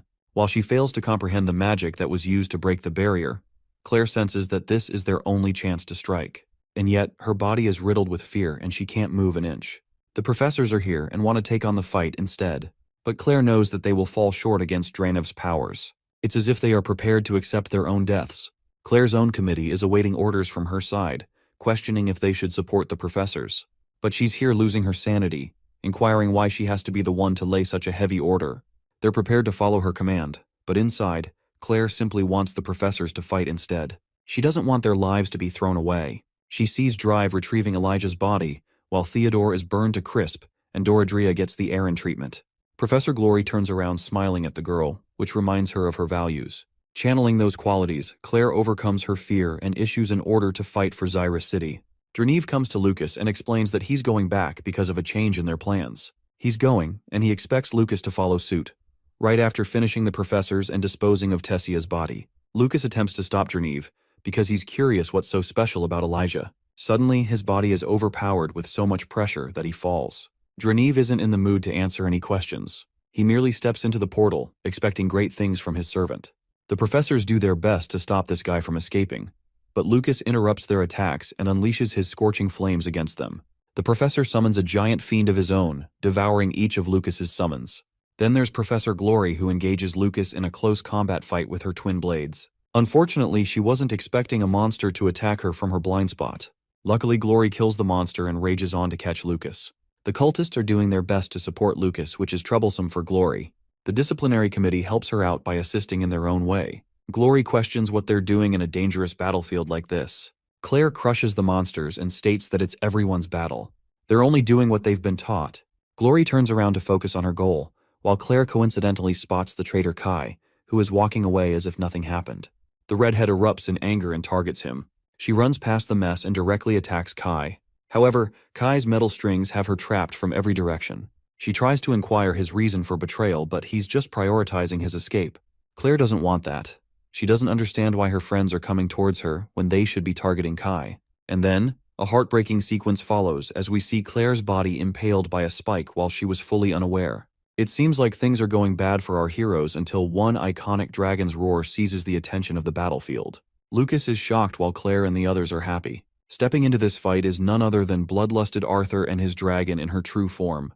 The people see the horned creature with eyes of fierceness unlike any other thing. But more than the dragon of incredible might, the child just underneath it was the real carnage of terror. Each step taken displayed a confidence out of this world. His body erupts in growing rage each moment. Claire regrets being unable to spot the look of defeat on Lucas's face by the time the fight ended. The teachers are all injured as Lucas enters his monologue. He's got an infinite pool of mana to work with and a body unlike any other. Dreneve's drug helped him cross the realm of mortals, making the elites feel like bugs in comparison. But then, all of a sudden, he feels a kind of discomfort that is unexplained. The maniacal mage wonders if Arthur's pet can help him achieve victory in this fight. A fight where not even the professors could beat him. Arthur merely walks past him, in a flash of a second, coldly ignoring his existence as he moves along to pick up Tessia's body. The rest of the cultists are so shocked that they can't even move in the presence of a real dragon. Lucas can't fathom how he was ignored like that. Arthur checks on Tessia's condition and realizes that she's been drugged to remain unconscious. He's glad that she's unharmed for the time being. To provoke him, Lucas calls out how Tessia was crying for his help. Their leader didn't want Lucas to lay a single finger on her, but he couldn't stop himself. After all, he wants to torture Arthur after beating him and the princess to death. Hearing his foul words, Sylvie roars in her rage. But even after his provocative words, the boy continues to ignore him. This time, Lucas is done playing around and casts his flames, saying words he should not, until it happens. His body feels a weight unlike any other. The weight of a mad demon that is trying to claw at him from the inside. Lucas fails to comprehend why his body is reacting in such a way, and why this presence is more intimidating than even the professors of the most esteemed academy. Even more, his brother. One word escapes Arthur's mouth. He calls Lucas and states how he declared him an insect a long time ago that was unworthy of attention. But Arthur was always prepared to squash this insect if it ever even attempted to attack him. His warning terrifies Lucas in place as he spots a bunch of shadowy arms looming over his body, entrapping him in place. Lucas refuses to accept the current reality. His powers should have exceeded Arthur's, and yet he's the one fearing him. He can't comprehend the number of lives that Arthur took to possess a bloodlust so powerful. In a final-ditch effort, Lucas casts Hell's Rain, one of the most powerful attacks in his arsenal. He aims it right towards Arthur, and even Sylvie is concerned. But our boy, he's done playing around. He instantly activates his beast will and transforms his powers to another level. With just a single hand, the boy stops the attack as if nothing even happened. He approaches Lucas, his path filled with ice. This is the first time this clown has seen Arthur use ice magic on top of fire magic. Still, Lucas launches a spear at him in the hopes of doing some damage. Arthur easily evades the spear, catching it with his left hand, while preparing a focused bolt of crackling lightning in his right. He releases the electrical bullet that makes its way to Lucas and strikes him down, severing his arm. Lucas remains helpless on the ground while Arthur approaches him. He wails in pain and agony, shocked that Arthur is capable of casting lightning magic on top of everything else. The boy simply grabs his remaining arm, freezing it in ice. Arthur glares at Lucas, confirming that he's exactly what he says he is. Then he exerts his full strength on Lucas's arm, shattering it from his body. The desecrated remains of the boy flop to the ground. He can't even speak a proper sentence without bawling his eyes out. Lucas reminds Arthur of his connection to the Wykes family, but that means very little right now. Arthur holds his leg in place before activating downforce gravity magic, crushing it in a pool of blood.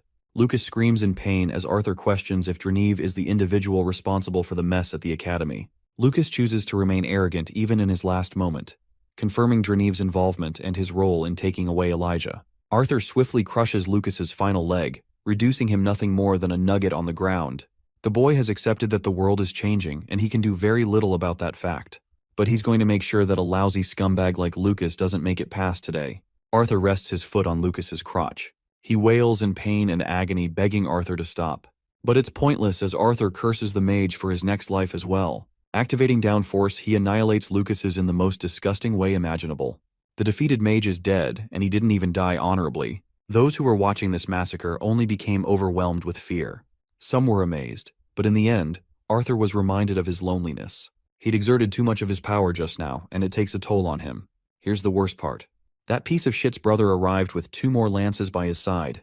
Baron is infuriated at the lifeless remains of his brother. He becomes so mad that he unleashes an attack that blows Arthur away. Even Sylvie is barely able to dodge the attack while Arthur is slammed into the wall. Sylvie tries to attack the lances despite Arthur's warning. Unfortunately, she too is frozen in place by Lance Verray's devastating might. Ulfred casts his lava golems to help the students and take care of the mess. Arthur has suffered a brutal injury from the previous attack and does his best to re-enter the second phase. Unfortunately, Baron has lost his mind and can't believe that a boy reduced his brother to such torturous lengths. His attack is stopped by Ulfred, who tries to take control of the situation.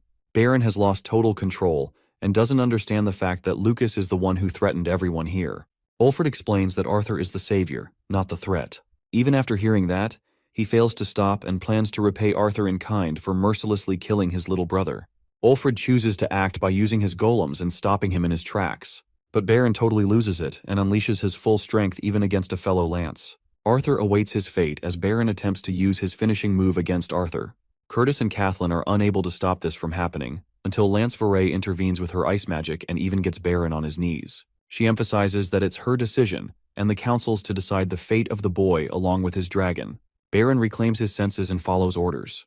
The situation is tamed at last, as the students are rescued and the academy is cleared. Many lost their lives during the incident. Arthur is patched up by the healers as Verray comes up to ask if he's all right. He just lost his mana for the most part. Verray hands him handcuffs for the time being.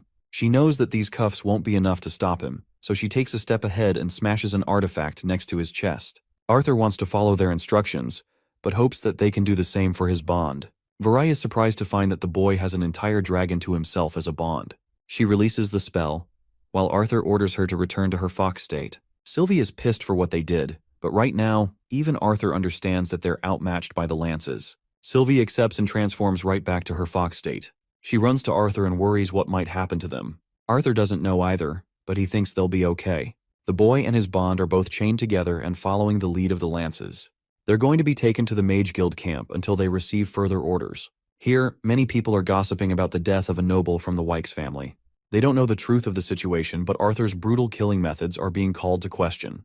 He's being judged for his class too. Even his family arrives at the scene in worry. He asks Verray if he can have a moment with his family. She grants him permission, a decision that pisses off Baron the most. The older brother has listened to many testimonies of what went down, and he still has his emotions overwhelming him. Arthur smiles before his family, separated by a barrier. He tells them that it's just a misunderstanding, and that he'll be okay no matter what. He just wants them to take care of the rest while he's away. Arthur emphasizes that he's going to be okay as their son. Now Varai's ring glows a beam of yellow, which means the council has already arrived at a decision. The lance recommends Arthur to continue moving alongside them, and he has to unfortunately obey their orders without question. Varai reads a scroll announcing the official decision made by the council. The official decision is ruled against his favor, deeming his mana core to be restrained and his title as a mage to be stir-piped from him. He's also going to be completely incarcerated, a decision that is effective at once. The boy stands at the center of the academy, with his family breaking into tears on the ruling decision made against their son. Some students are gossiping in his favor, while others against. Kathleen single-handedly exercises her right. She can't fathom how they're punishing the one person responsible for saving them all. After all, if he wasn't here, the Lances wouldn't have been able to save anyone. She wants to use her parents to rescind the decision, but then it is shockingly revealed that both the human and dwarven families voted in favor of this judgment.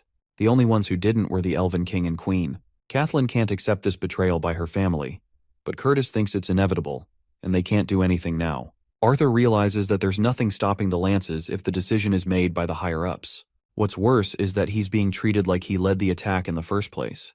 The boy requests Varai's attention and asks permission to speak to his family a final time before leaving. She allows him to do as much, and the boy approaches his worried parents. He smiles like always, masking his fear and emotions. Arthur confirms that he'll help clear the misunderstanding sooner or later. His mother is a crying mess and understands that in reality, not even Arthur knows what's going to happen. Ellie is crying too, and Arthur now regrets being unable to spend enough time with her. He assures her that he'll be back and goes away stating it as a promise. His father is the last to speak. Reynolds wants to remind the boy that no matter what happens, his family will always continue to support him. My respect for this guy is seriously not enough. He assures Arthur that they'll always care for him. Such words actually reduce the boy to a fragile state as he goes away. The three Lance are there speaking to one another. Baron is the first to leave, and he gives our boy a murderous glare before taking his brother's body and leaving. Ulfred creates a lava golem to manage flight and assures the boy that he's not going to experience any burns. Even if he does, he doesn't have a choice. They take off with Varay using flight. Even the little Sylvie is caged in a water spell. Arthur gives the academy a final look, and that's the end of the scene. From the other side, Baron's roaring thunder descends straight to the Wykes family manor. He carries the deceased body of his brother, ignoring the butlers around him. He kicks the door open, taking the maids by surprise. Baron requests an immediate meeting with his father, adding to the seriousness of the situation. Soon after, we see his father infuriated to find what became of Lucas and his representation to the Wykes family. Even after investing so much on him, it was all wasted in the end. He also channels his hatred towards Baron forever, even retrieving the scoundrel back, without being able to exact revenge. Baron catches his father's hand before he's able to hit him. He wants his father to know that he's still a Lance despite all this mess. The Patriarch wants to remind Baron that he only got this position because of his link to the family. He wants to know what happened in detail. Baron expresses how Lucas became responsible for leading an attack against an academy, alongside a man named Dreneve. The kid who killed Lucas, on the other hand, tortured him in a brutal way before ending his life. Hearing this, the Patriarch thinks there might be a way for them to turn the situation in their favor. He calls Adeline, one of his reliable secretaries. He wants the council to receive a message regarding the recent attack. He also wants to paint the picture that his poor son Lucas was manipulated and brainwashed by Dreneve. He was the victim and was recklessly murdered at the hands of a commoner who ignored his pain. In return, they seek nothing but death to the killer of the one who disgraced the Wykes family name.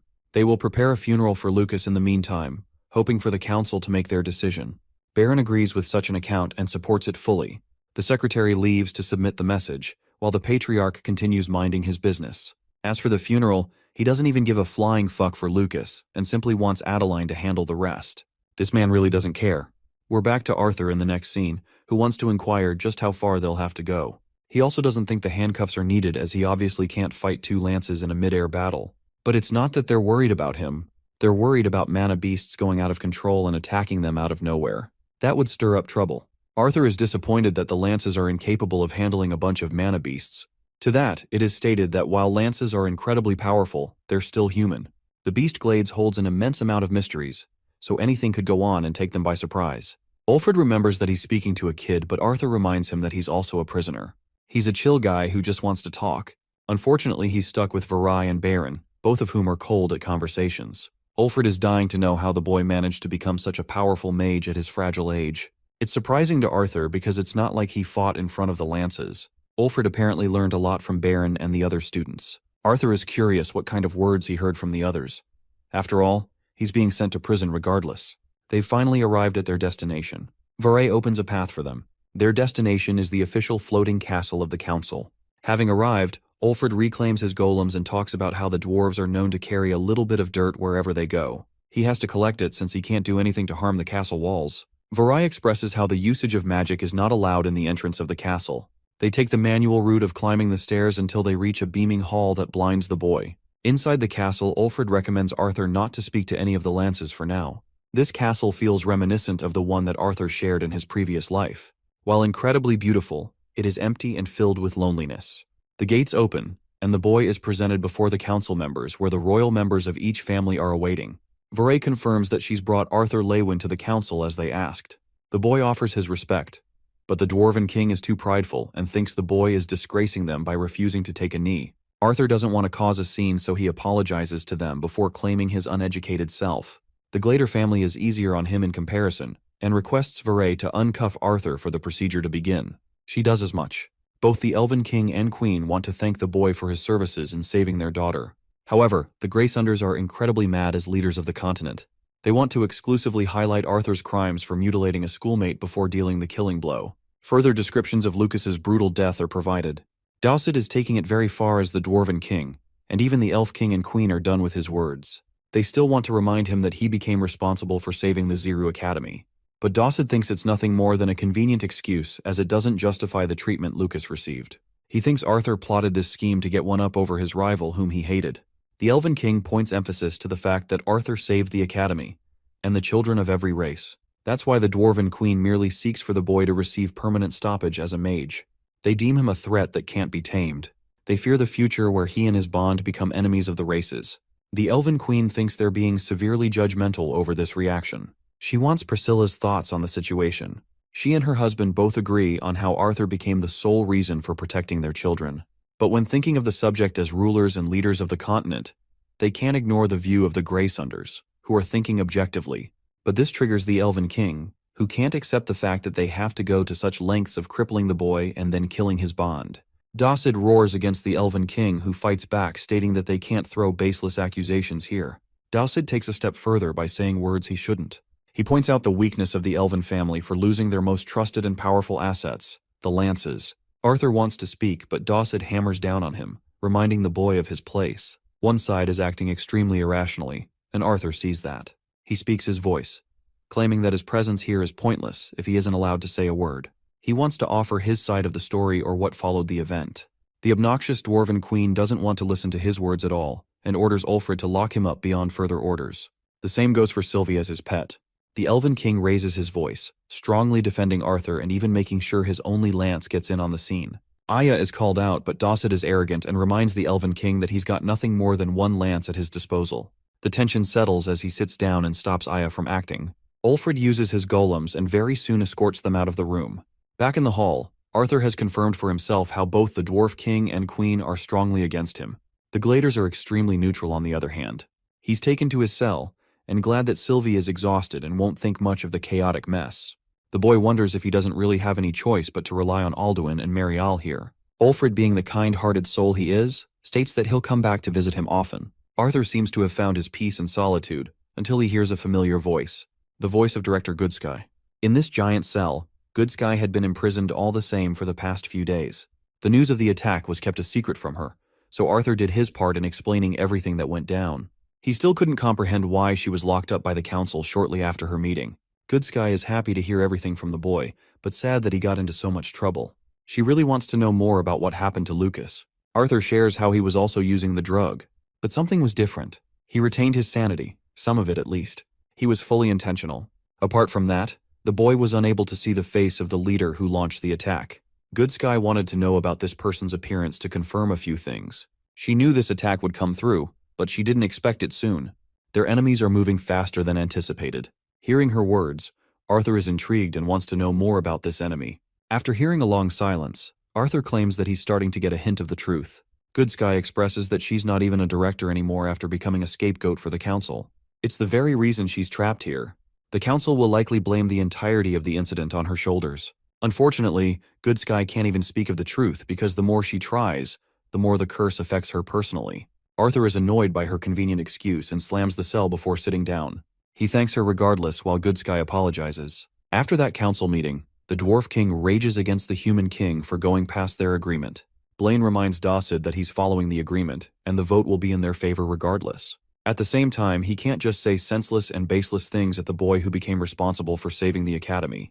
Dawsid argues that there won't be a generation to exist if the humans and dwarves don't side with each other. He slams the table and confirms that the only hope for this continent is if they give up Arthur and Sylvie. Blaine understands the stakes and wants to remind Dawsid that they'll be betraying the population with their actions. Dawsid thinks it's justifiable since the continent will soon be headed for destruction anyway. They have to save what they can for now. Blaine thinks his words are nothing more than a sorry excuse, as they're still abandoning the people to save themselves. The Dwarf King is apparently happy to surrender to gain new benefits from the other continent. As for their people, neither Blaine nor Dawsid know what will become of their kingdoms. Dawsid blames the elves for always trying to be right instead of acting like a true leader.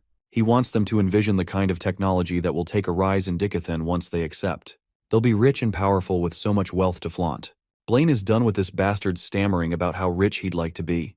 His reason to follow this mysterious enemy is solely motivated by his family. Dawsid is doing it for the riches, without even caring about the consequences that will occur. Blaine is a victim of his emotions, valuing the safety of his children over the safety of their kingdom, and he wants to make sure to prevail for the sacrifices he made for the throne. Blaine is hoping for his ancestors to forgive him for his crimes. Dawsid leaves him be, while the Human King thinks nothing of the riches they were promised in the deal. His only goal in life was to become the strongest mage and to make his ancestors proud, and yet, his talent bore no fruit, and despite receiving elixirs, he was unable to break through the red stage. His wife and children were so much more talented in comparison. The boy could understand how his father was drunk on power, and that's why he made it his goal to keep his priorities in check and protect his family. But now, despite having two lances by his side, he feels insecure and powerless. Blaine questions if he's seriously making this decision for his family, or if he's also drunk on power. The Human King collapses, drunk on his wine. He lays there flat, recalling the time he encountered the boy for the first time. He laughs at the hilarity of the situation, and how Arthur's unparalleled strength is only rivaled by his incredibly bad luck. He feels really sorry for the child, believing that his sacrifice is necessary for the greater good of the continent. That's what Blaine keeps telling himself, believing that he's right. The boy observes his surroundings and questions where he is or what the crows are feeding on. He does his best to climb up the castle, with his hands all bruised and bloodied. He questions what's going on, and then we see a horrific view of all of his loved ones hung on spears. Their heads turn and they scream in agony, as that's the family Arthur once cherished and loved. From that moment onwards, he falls to his death. The boy wakes up from that nightmare, his body still shivering from the cold experience. He then suddenly spots Aya, the lance, who scares him with her presence. She telepathically orders him not to speak and hands him a letter to read. Arthur closely follows instructions and reads the letter. The boy learns that the council actually intends to declare him and the director as the perpetrators behind the acts of terrorism. The Elven King heard a conversation between Glader and Dawsid and learned that their plans are to surrender both Arthur and Good Sky to a certain someone. Virion has already been instructed to take the boy's family to a secure location so they may not be threatened. The king understands how much the boy has struggled to keep their daughter safe, and apologizes for this is the best he could do for the boy in return. The letter vanishes in thin air after he's done reading. This time, the visitor is Baron, who has come to collect the boy for the council. They're standing next to the door in the next scene. Baron is enthusiastic about this trial and hopes to return the favor to the boy's family for massacring his brother. Arthur funnily mocks him for trying to fight a mere 13-year-old boy. Baron grabs his shirt, reminding the kid that he's out of his depth and doesn't understand the scale of the situation that's about to happen. Arthur continues to mock Baron for threatening innocent families for exacting revenge against a murderous psychopath who killed students. He also reminds this brain-dead fool that Elkuis willingly joined the bad guys and chose to kill the students, even going as far as to join the dark side. Hearing all of this, Baron has no choice but to shove him onto the floor. The door opens with a bone-chilling sentence for Director Goodsky, who is sentenced for public execution. The boy overhears this and sees Goodsky being escorted by the royal guards. They exchange a look at each other and Arthur's sad seeing her pitiful state. Next, the boy is brought before the council. They start off the sentence declaring the mercy of the council, and how Arthur's actions could have led straight to execution, but they've inevitably decided that the boy's actions were for the greater good. That's why his harsh sentence will include that his title be stripped and HSI benefits be revoked. Finally, he will be imprisoned until further notice. That last part catches Arthur's attention as he requests them to clarify. Blaine expresses that the victims of the families are being closely monitored right now, and as soon as the tragedy has escaped the public mind, the boy will be freed from his prison. So it's kind of like temporary detention instead of an actual imprisonment sentence. But make no mistake, Arthur understands that these bastards aren't doing this out of kindness. Rather, their goal is to deliver him alive to someone. That's why they're planting the future thought of freeing him. The boy agrees to the fairness and questions what will become of his bond. Queen Graysunder becomes extremely infuriated that he has the audacity to think about his bond in times like these. The Elven King explains that losing one's right to being a mage also implies losing in touch with their bond. As painful as that sounds, Arthur understands the situation. Dacid acts arrogant, claiming that his pet will be in good hands and taken care of. Blaine orders his lance to return the boy to his cell and keep him chained. From this meeting, Arthur has confirmed for himself that the Graysunders are only in it for themselves by allying with the Vritra clan. Anyway, Baron takes the kid back to his cell, where he's shoved inside and slammed shut. Come to think of it, Arthur thinks this place is quite peaceful if you just ignore the imprisonment factor. At least it's better than the previous cell he was in, the room full of white. Turns out that Winsome is already here, and Arthur had been anticipating his arrival for a while. Meanwhile, the bastards of the Dwarf Kingdom are celebrating the changes that will come upon them. They can now lead the continent into a new era alongside their mysterious ally. Glaudera learns that this mysterious ally is actually more terrifying than any mana beast the Dwarf King has ever faced in his life. It's a singular experience that he felt more fear than ever in his entire life. When the mysterious force made himself appear for the first time, it felt no differently than facing a true god, and that god chose them, despite not needing any of them to achieve their goals. These fools think they're happy for being the chosen ones. For the human and elf kings on the other hand, Dacid flaunts how he was once more powerful than both of them. It's only because of one incident that cripped him, but he has yet to tell Glaudera about it. This dude acts like he's some hotshot when he's merely an orange core at his level. They keep getting drunk on wine, while Dacid internalizes how his mana core became permanently damaged, all because a single peasant landed a proper strike for cheating on his wife. I mean, I think this fat ass doesn't know what he's talking about. Dacid questions why the peasant got so upset when there were plenty of women to choose from. Not even torture or execution was enough for what happened to him. Glaudera reminds her husband that their people admire him, but he's of the opinion that they only obey him. It's only because of the lances that he's been able to maintain his throne, or else he'd be kicked out. Glaudera, being equally as much of a psycho as her husband, thinks that it's right to kill anyone who dares threaten their position on the throne. After all, he does have the power and has control over 2 lances. And now, they'll even have more power from their newest ally. These royal refrigerators are getting horny when a loud bang interrupts them. From the corner, a royal guard has been brutally killed. A powerful old man wearing all black has come to make his introduction. Dacid tries to get mean and angry against this guy, but he's just pure malice. He deems the Dwarf King and Queen an infestation that needs to be squashed. And so, that's exactly what was about to happen, before Ulfrid stepped in and saved them with his golems. This intruder has come with a mission to retrieve the heads of the Graysunders, but Ulfrid isn't ready to hand them up so easily. He is forced to use the castle structure to erect his magma knights. Dacid grows all cocky, believing that these knights will be more than enough. The 5 knights jump the intruder, but all he has to do is lift his hand to annihilate each of them in a single swing. Ulfrid understands the seriousness of the situation and coats himself with hell armor, a badass reinforcement ability that makes him godlike. Dacid is rooting for the intruder's death as Ulfrid puts everything into a single punch, hoping for him to deal some serious damage. But his attack doesn't even reach the intruder as it is blocked by his shield. The man doesn't move an inch from his place before sending Ulfrid flying into the nearest wall. That fancy hell armor is ripped to shreds with a single attack. The intruder admires Ulfrid's powers for being of the lesser race, and that his strength may be useful for the future of Dickathon. But for now, they're unnecessary as he appears right in front of him. A finger pointed to his head as Ulfrid is sent flying with so much pressure that he falls right out of the castle walls. Dacid and his wife are shocked to see what the hell's going on. The man calmly turns his face, apologizing for making them wait. But right then, the second lance of the dwarves jumps to attack him with a powerful mace. The attack is merely dodged as the man calmly maneuvers around, as if nothing's bothering him. Mika introduces herself as the second lance and apologizes for arriving late. She promises to take care of the intruder with her powers. Mika's interest lunges forth with a powerful swing. She's got an amazing control over gravity manipulation, but it's pitiful compared to the deity in front of her. Mika can't fathom how this guy is easy moving despite his body being manipulated into weighing more than 4 tons.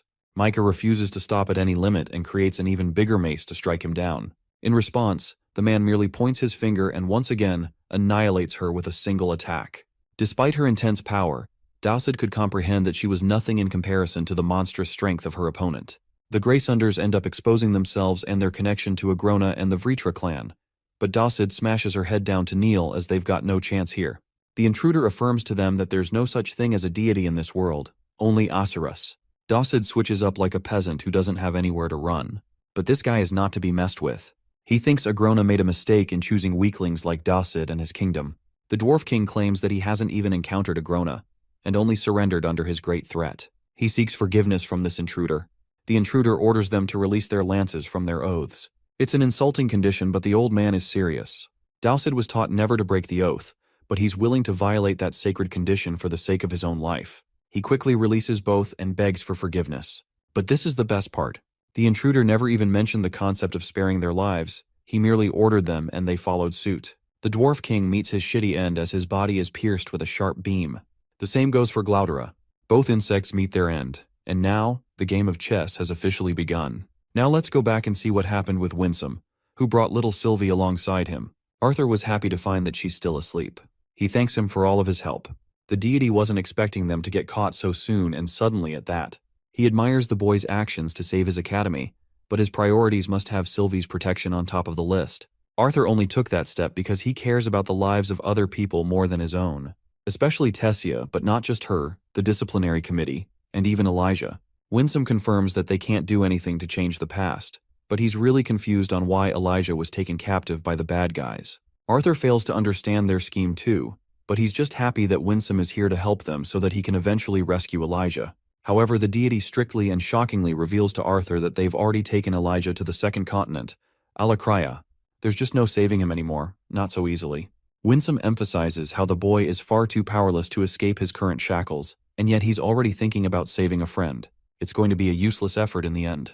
Arthur is seriously hoping that his best friend is still alive, but even he knows that he's no match for the bad guys and will easily get one-shotted the moment he steps foot in Alakraya. Now that he's got nowhere to go, he questions what he should do. Winsome is just happy that Drive left right before the boy's arrival. After all, the Vritra clan seeks to capture Arthur in one piece, and if they also find out that he's related to Sylvia and Sylvie, then not even the best of deities could protect the boy in one piece. The path is clear, and it means Elijah won't be rescued. Arthur can't accept that, especially knowing that the majority of those on the council are already working for the Vritra clan in secret. He can't hide his family for long, and the lances are soon going to act anyway. He can't hide in the Beast Glades territory because of the mana beasts. So in this shitty situation, Arthur is dying to know what his options are. The deity understands the boy's frustration, and knows that Arthur thought a lot in silence. The Greysunders share a close connection to the clan, and the Gladers are only reluctantly on their side. Winsome is actually impressed with the boy's sharp observation.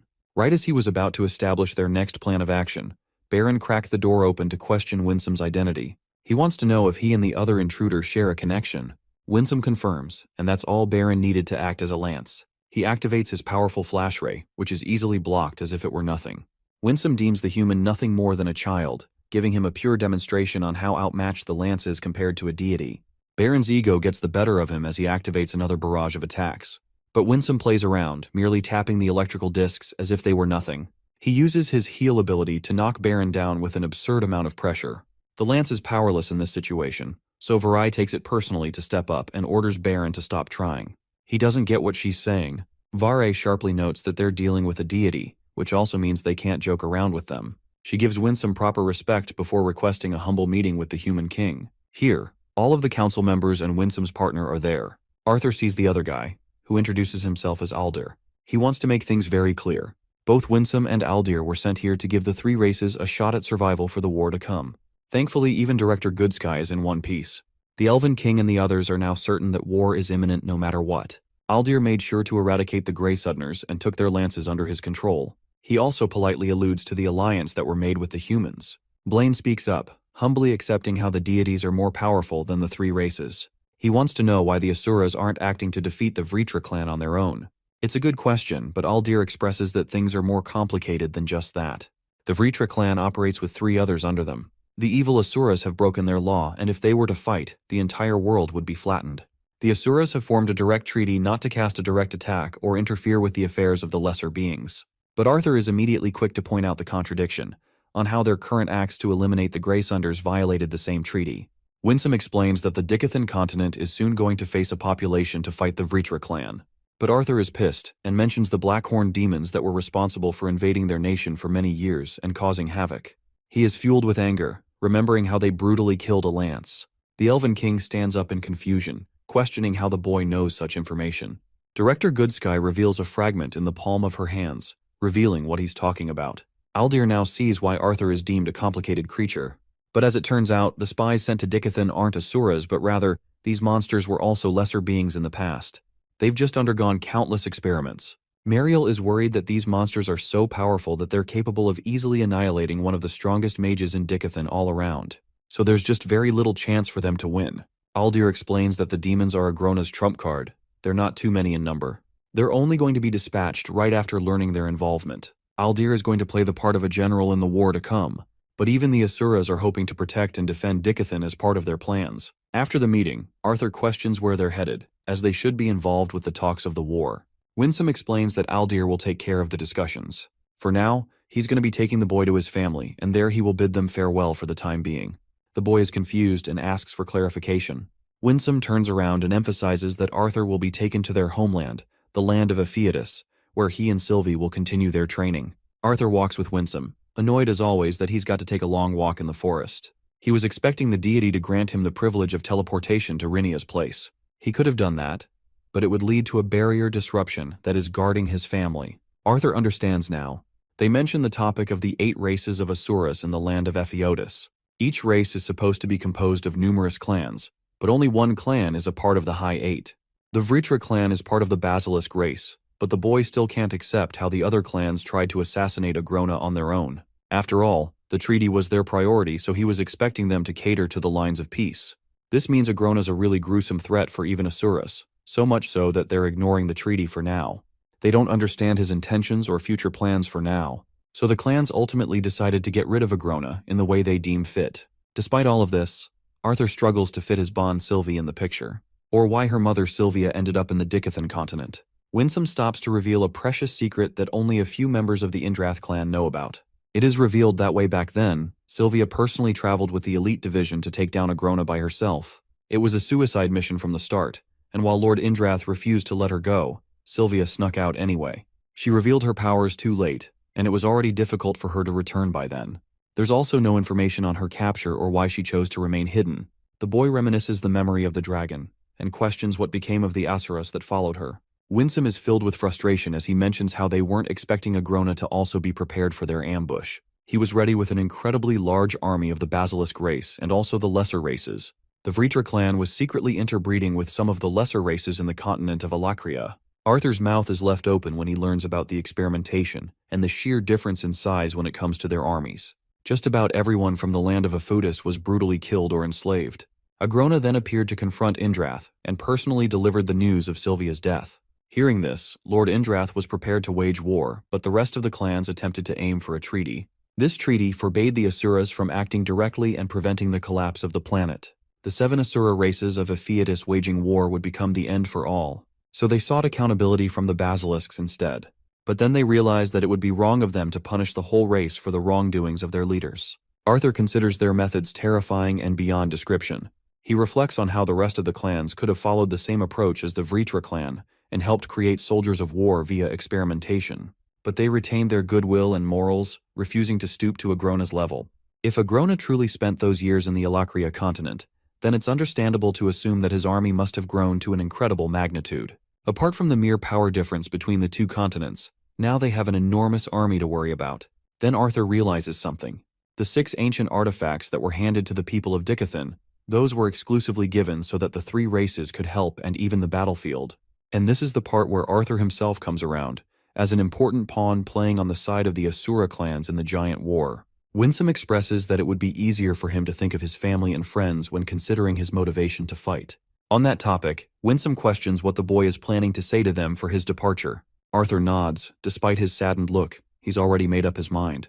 Switching over to his family's perspective, Rinia is keeping them well and warm. Arthur shocks everyone with his presence as they come running towards him. They embrace their beloved son in kind, the family reuniting one final time. Ellie is more concerned about Sylvie than anything.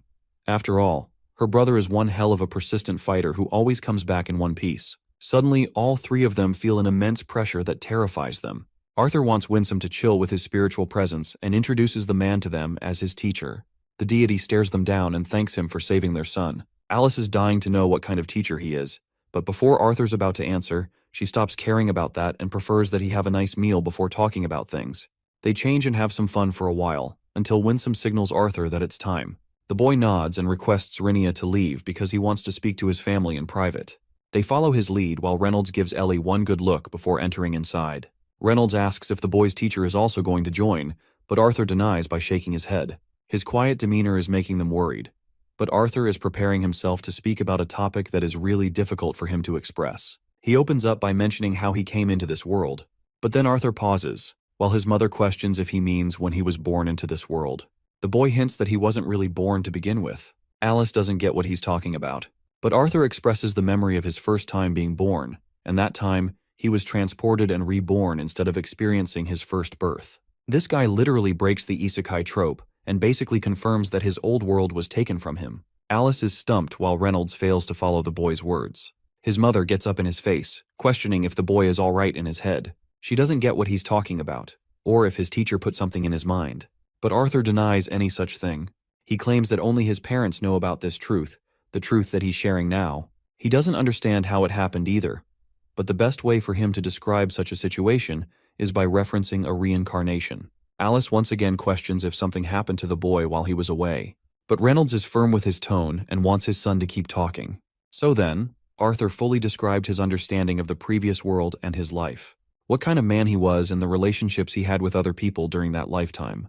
He wanted to paint it with immense detail so that they could understand he wasn't just making up the facts. Throughout his story, his parents despaired and turned silent, not a single word escaping their mouth. Reynolds then asked questions to humor the conversation, but his face was mostly masking his emotions. Alice, on the other hand, was more shaken than ever. She couldn't control her body the more the story went on. The conversation wasn't long, but it felt like several hours had passed. That is, until Reynolds finally understood where the boy's talent in magic and fighting came from. He was used to the Kai system in the previous world and adopted its principles to Mana in this world. Hearing this, his mother sobs and laughs in the face of the unbelievable situation. She thinks this is a sick joke, and constantly tries to reassure herself that she's being messed around with. Alice wants him to just confirm that he's kidding around. She looks at him with her face all flushed, denying the fact that a former king's consciousness stole her child's body. To that, Arthur turns his face away and feels crushed to admit that none of it is a joke. Reynolds pulls her back, and all those precious memories of the times they shared come rushing back to her. Alice grips her hair and refuses to accept that this is truly happening. She experiences so much panic at this cruel reality. Reynolds attempts to comfort his wife to the best of his ability, and even Arthur visibly feels tensed up after his words. He gets up, understanding that he's said enough, and leaves the room. Then the boy comes outside to play with Sylvie, until Reynolds comes outside to tell his daughter to go and comfort her mother for a while. Arthur grabs Sylvie and Ellie just goes away before coming right back and bolting her brother with a hug. Both brother and sister experience a lovable moment. Ellie just wants her brother to come back, no matter how many times he has to leave them. Reynolds takes the boy on a walk, expressing how his mother is asleep after experiencing the shocking story. Even Arthur's speechless, but he now knows that his parents believe his words. Reynolds doesn't doubt his son as he sees no reason for him to do so. Also, the pieces all fit well into the frame. Everything makes sense now. Arthur is really disappointed to ask if his father is all right after hearing that. Burt Reynolds, who is usually stoic, bursts in his anger. He doesn't know what to make of his family or his son anymore. The memories they shared were nothing more than an act. He blames Arthur for attempting to act like the son they could have had. Reynolds has no idea how he should act around the kid, as King Gray's actual age even supersedes his own, and yet the boy is 13 in his body. Reynolds is even more pressed that Alice had to mother a grown man believing that it was her own child. It makes him so mad that he smashes the wall right next to them, even injuring his fist. Reynolds is dying to know if Arthur's truly their child, or if the reincarnation robbed their actual son's consciousness. Hearing all of that, the boy remains silent on his feet. Reynolds understands that he said way too much in his anger, and expresses that he's just perplexed with this revelation. Arthur habitually stops himself from calling Reynolds his dad, before referring to the man by name. It weighs heavy on his heart, but not even he knows about the truth of the situation. He fails to understand if he was the one to replace their son. The process is unknown to him in reality. He just didn't want to keep on the act for long. But now, he's left questioning if his difficult choice was truly the right one in the end. He had wanted to reveal this secret to his family for a long time, but didn't know how to. Arthur finally invokes the purpose of his revelation. He will leave, and he thinks it's best for him to leave for the time being. Reynolds then learns that his son will be away for at least a few years, a reality that saddens him. I don't know about you guys, but I still think Reynolds is the best dad, and his reaction is totally justified. Arthur walks right past him and talks about how he doesn't have a single memory of the family he shared in his past life. He persevered in an environment where there wasn't any love to nurture him. It made him unstoppable as a fighter, but a terrible person. After arriving into this world, he met his parents and shared a lovable bond with his sister. He could never experience such emotions otherwise, and while he isn't the strongest in this world, he's a person with much better character in this life than in his life. Arthur apologizes for the pain and suffering he made them suffer, and he thanks Reynolds truly for helping him become a capable man, and for loving him as his son. Both men shed tears, hearing those difficult words. The boy comes out to Winsome, who understands they're done talking, so it's time to leave for good. Rinia is shocked that the boy isn't planning to bid farewell to any of his family. Arthur thinks what he said is enough and merely leaves them in her care. Rinia stops the boy, noting his painstaking expression, a face that is so different from the kind-hearted soul he usually is.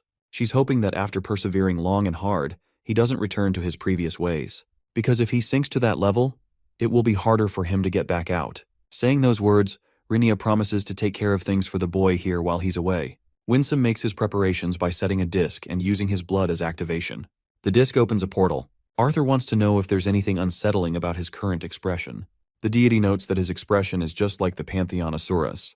They are warriors who turn off their emotions in order to fight with incredible force. He wants the boy to be fully focused on what's ahead after he's done with things here. Arthur, with a determined look on his face, declares himself ready. Let's see Reynolds' reaction from what followed after the scene. He despised himself for being unable to tell Arthur that they still considered him as a part of the family. But what he despised even more was wishing that he had never confronted them with the cold, hard truth. Reynolds, now a defeated father, comes out understanding that he always acknowledged his son to be unique and different from others. It was hard for him to accept because of his pride, because he let himself believe that he was the one who raised a genius. Everything pointed in the right direction. The boy was strange from a young age and incredibly talented as a swordsman. Then he had talents as a mage too. Rinia breaks the news of the boy's departure. Shockingly, Rinia also knows about the boy's past life. She was always afraid of the day where he would confess the truth. She sacrificed a lot to figure Arthur out. But Reynolds thinks that he isn't a kid anymore with the revelation. Rinia thinks of him as one because at her age, you'd consider just about anyone a child. She always thought how funny it was for people to talk highly of one's wisdom with age. The same goes for their intelligence, believing that intelligent people should be cold and logical. Those two traits combined, an intelligent older person should then be remarkably cold-hearted. Rinia teases Reynolds and asks if he views her as a cold-hearted machine. The father doesn't get what this has anything to do with his son. Rinia explains that he's just afraid of the boy confessing the truth, wishing that he didn't. He's now wondering why the boy decided to tell them the truth in the first place. Rinia shares her opinion that men are blinded by their brains sometimes. The emotion of the heart is different and clashes with the feeling of logic. It is the reason that gets them hurt or even killed sometimes, but humans can't help but follow it. It might make them seem inferior as an individual, but strengthens their bonds as a group. Reynolds inquisitively asks if his son was operating on emotion when he said such things. Rinia wonders what that boy was thinking, but she is aware of the simple reality that she's known Arthur ever since he was a toddler. He's come a long way, and this step was necessary for him to take so that he could break his limits. Rinia gives Reynolds something wrapped in a white cloth. Apparently Winsome gave it to her as a gift to Arthur's family. When he opens it up, a cute bear emerges from inside. Ellie is immediately drawn to the bond and requests to keep it. Reynolds found himself startled by his daughter's sudden appearance. The bear finds an attraction to Ellie. Poor Reynolds was hoping to keep it for himself, but he's at least happy that his daughter gets to be the one to inherit it. She decides to call this little murder machine Boo, because the bear's eyes make it seem like it's always mad. Also, Ellie informs her father that Alice is also awake now. In the next scene, Reynolds goes to visit her and see how she's holding up. She had been asleep for a few hours on end. Alice is devastated to learn that Arthur's left them. She feels incredibly sad for treating him like that. But Reynolds believes that she handled it in the best way possible. Still, the mother regrets calling her own son a sick individual. She didn't want to accept reality. Yet here she is sobbing in her husband's arms. Even Reynolds understands that her reaction was warranted for the craziness of the story. Then Alice questions if she's a terrible person for doubting the boy as their own son. While Reynolds knows that her words are wrong, he just can't have the heart to say the same thing when deep down, he struggles to find an answer. Alice, being the mother of the child, endured a lot just to bring the little one into this world. She was the one who took care of him and taught him the ways of the world. But now, she just learned that the story had been a lie. Reynolds wants to be the stronger individual in this situation, and wants his wife to rely on him. Alice apologizes once more, so he embraces her lovingly and emphasizes that they just need time to digest what has happened. Their son knew of this fact before he told them this. Alice also learns that they won't be seeing him for a few years at least. Alice stabs even deeper, questioning the kind of son they could have brought up if Arthur didn't just steal his body. Reynolds experiences a shock hearing those words and suggests her not to wallow in that kind of thought or believe in such words. But Alice is lifeless, and she's full of thoughts on how their real child could have been like. Reynolds sheds tears, unable to control himself despite forcing himself to be strong. He wants her to accept Arthur for being who he is, but Alice merely can't accept that. She wants to remind her husband that they haven't called him their son ever since the conversation began. Which means, deep down, they've already accepted the cold reality that he isn't their own. Reynolds calms her down, assuring her that they're both struggling with that pain, but they'll learn to live with it. There's also the truth that they've lived with Arthur for 13 whole years, fighting together and celebrating many joyous occasions together. That is the meaning behind their relationship. It wasn't just the blood or their past lives, but the memories they endured and made together. Reynolds wants Alice to remember when Arthur put his own life on the line from his way back to the city. If he didn't care about them, he wouldn't have done something like that. He wants his wife to understand that neither of them is a horrible person or a terrible parent. But it will take them some time to accept the fragility of the situation. Poor Alice wipes her tears, thinking that she looks despicable crying her eyes out. But Reynolds simply grabs her and gives her a peck on the head, reminding her that she's just as beautiful as always. Honestly, this is such good chemistry between the two. They're made for each other, don't you think? Ellie comes right up asking her mom to take a look at her new pet. Alice doesn't even know about Boo, but both of them manage to make light out of the situation, and they once again embrace each other in joy. Now let's see how Arthur's holding up on his side. He's just arrived in the land of Epheotis, the continent of the Asuras. It's a beautiful place through and through. Winsome welcomes the boy to the Indrath clan's castle, a structure unlike any other. The boy walks in the ethereal pond, filled with beauty through and about. He notices how there aren't any guards for security, but Winsome claims that they've already been keeping watch ever since they crossed over. It's important that they meet up with Lord Indrath. Inside, a giant hall decorated with gold all over strikingly catches the boy's attention. Arthur realizes that this is Sylvia's real home. He asks Winsome for any tips before meeting the almighty Indrath himself. But in this case, even he doesn't know what to expect because of the uniqueness of the situation. They're brought to a room where two human-like people are keeping watch. They refer to Winsome as an elder, glad that they've retrieved the human boy. They're then escorted to Lord Indrath's room. The door opens as Arthur awaits in anticipation. They enter inside, where the almighty ruler is sitting comfortably on his throne. Winsome kneels before his lord, and Arthur quickly bows as a show of respect. The first thing he notices about Lord Indrath is that he doesn't even have a detectable aura. Suddenly, the boy experiences a sharp pressure in his body.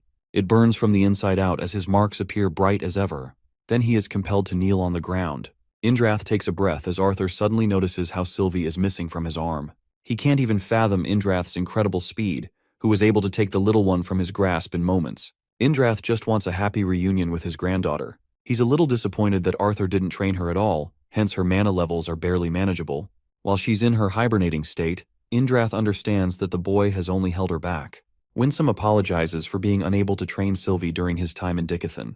Indrath wants to assume personal responsibility over Sylvie for now, which infuriates the boy greatly, as she is her bond. The man taps her head, making her jolt up and awake. Sylvie's eyes lock in with Indrath as she questions where she's at. Arthur doesn't know what to tell her, and simply asks if she's feeling all right. The little one wants to return to sleep, and Arthur grants her permission to do whatever. Then he turns to Lord Indrath and expresses how Winsome has explained what is required of him, yet he still doesn't know what should be done during his time here. After all, if training was the only thing that was necessary, a dungeon in Dickathon could have worked. There's no reason to bring him to the land of Epheotis. Indrath claims that he's declared Arthur to be one of the necessary pieces on the board against his war with Agrona. He assumes that Arthur is already aware of the stakes and mutual benefits for both sides. Indrath wants the help of numerous specialists to assist with the boy's training. It's a very special privilege for a lesser race human like him to receive training by the gods. Arthur wants to know his thoughts regarding the war and when it will begin. Indrath chooses to be private about that matter and asserts Arthur to focus only on his training. When the boy is ready, he will personally tell Winsome to return him to Dickathan. As for Sylvie, she's also going to be staying with Indrath until her training is fully over. Arthur is personal about Sylvie more than he is about himself. He really wants to know when he'll be able to see her, or if at all. But Winsome recommends that he get the move on instead of asking too many questions. After the meeting, Arthur is furious about the purpose of the meeting. He was ready to receive Indrath's scolding, but not ready for Sylvie to be stolen from him. The thing is, Asuras aren't exactly fond of the boy either. That's why the meeting was held privately, if anything. There's the issue that the gods have to rely on one lesser being as their tool. It hurts their pride greatly, but Winsome wants him to understand that neither of them will receive any kind of ill treatment. They're both important after all, but Arthur knows that his importance is only related to his utility in the war and nothing more. Winsome grabs the boy's arm and recommends that he hold on tightly. Arthur isn't impressed, to say the least. It's just a tree. Turns out Winsome shoves his damn body right into the tree, which sucks him in and pulls him right into a kind of dungeon or cave. Winsome greets Cordry, who appears to be a bald figure with markings engraved over his body. He understands that Arthur Lewin is brought to him for training purposes.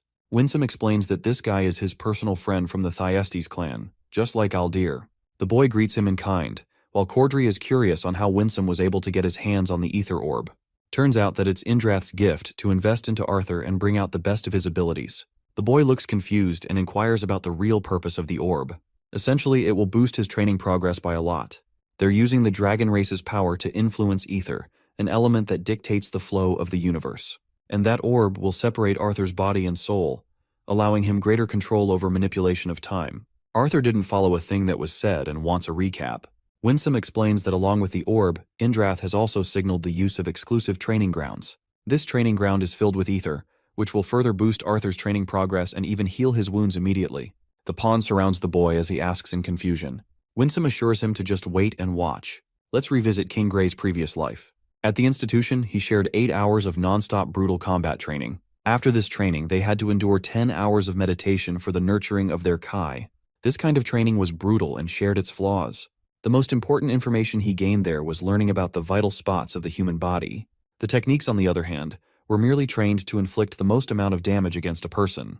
Yet, he followed his instructors strictly and attended every single lesson that he possibly could. That's how he honed his skills. And before his Ki Center even reached cultivation, King Gray spent countless hours fighting and losing against his peers. And now, he thinks the same is happening as he's placed in a similar training situation. This guy Cordry is beating the crap out of him. Arthur is defeated again and collapses on the ground, but Cordry doesn't stop as he whips out a brutal punch against the boy's shoulder. Arthur experiences so much agony from his swollen and broken shoulder that he's brought to tears from the pain. And yet, he stands right back on his feet, showing his perseverance. Cordry mercilessly restarts his attacks, but suddenly the fight is drawn to a stop. Arthur wakes up after the traumatizing training session, immediately vomiting after the experience. He's never endured such harsh training before. The boy pants and gets back up, claiming that he wants to go again. Cordry is impressed by the kid's willpower, as they've been training for an hour inside the spatial dimension, yet only 5 minutes passed outside. Winsome expresses that the more he's forced out of the realm, the more time he will waste from his training cycle. Despite slowing down the time greatly, he won't be prepared for the upcoming war if he's knocked out every few minutes. But it's not like the kid is at fault either. It's seriously just Cordry killing Arthur in a matter of minutes without end. The four-eyed freak explains that he's holding back immensely, and it's an issue because young Asuras can hold their own for a lot longer than Arthur does.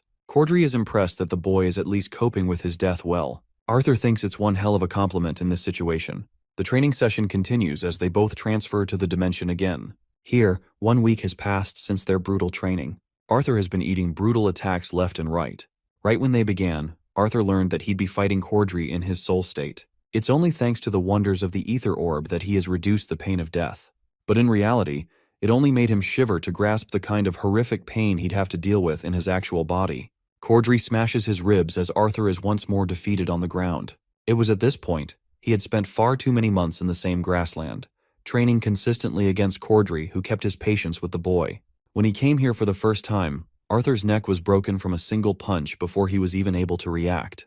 Cordry didn't shift his training pattern, and despite weeks of training, the boy was barely capable of evading any of his attacks. He finds himself defeated once more, and advised to believe in his body as it will never betray him.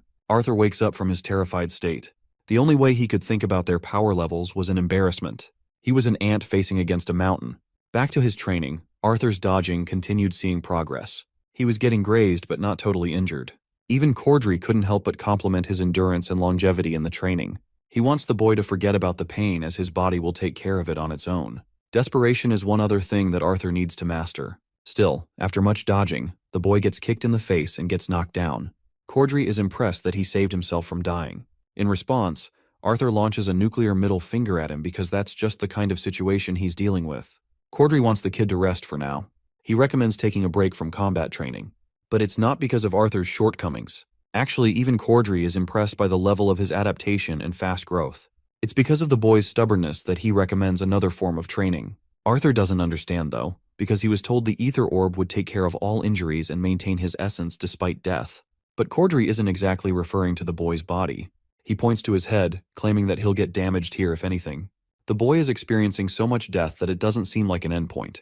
It nears a kind of pain that even the Asuras fear with their lives. A kind of trauma that will build up and get in the way of their training. Taking on so much pain, it will hinder the body, and the body will eventually do its best to save itself, even if Arthur doesn't want it to. Cordry recommends enduring just the right balance of pain, so that it becomes a weapon of war. Arthur's stubbornness strikes again as he calls himself ready. But Cordry is very much insistent on his point, and releases a kind of pressure that is unlike anything he's ever seen before. With all of his strength, he punches straight through Arthur's soul state, killing him in a single blow with such terrifying might.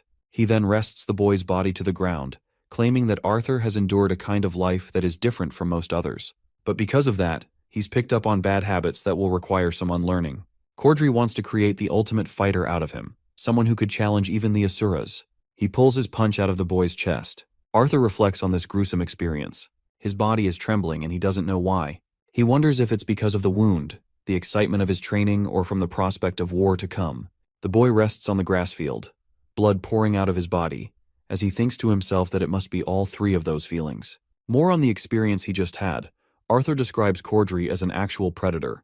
The fight begins again and Arthur lunges full speed with his sword. The man merely blocked it, and just like that, a month passed outside, and a year inside the training field. Arthur was honing his sword skills, enough for Cordry to commend the sharpness in his movements. But even so, just one hit exhausts him completely. Arthur tries to run towards Cordry in an effort to fight, but his body fails him as he falls to the ground.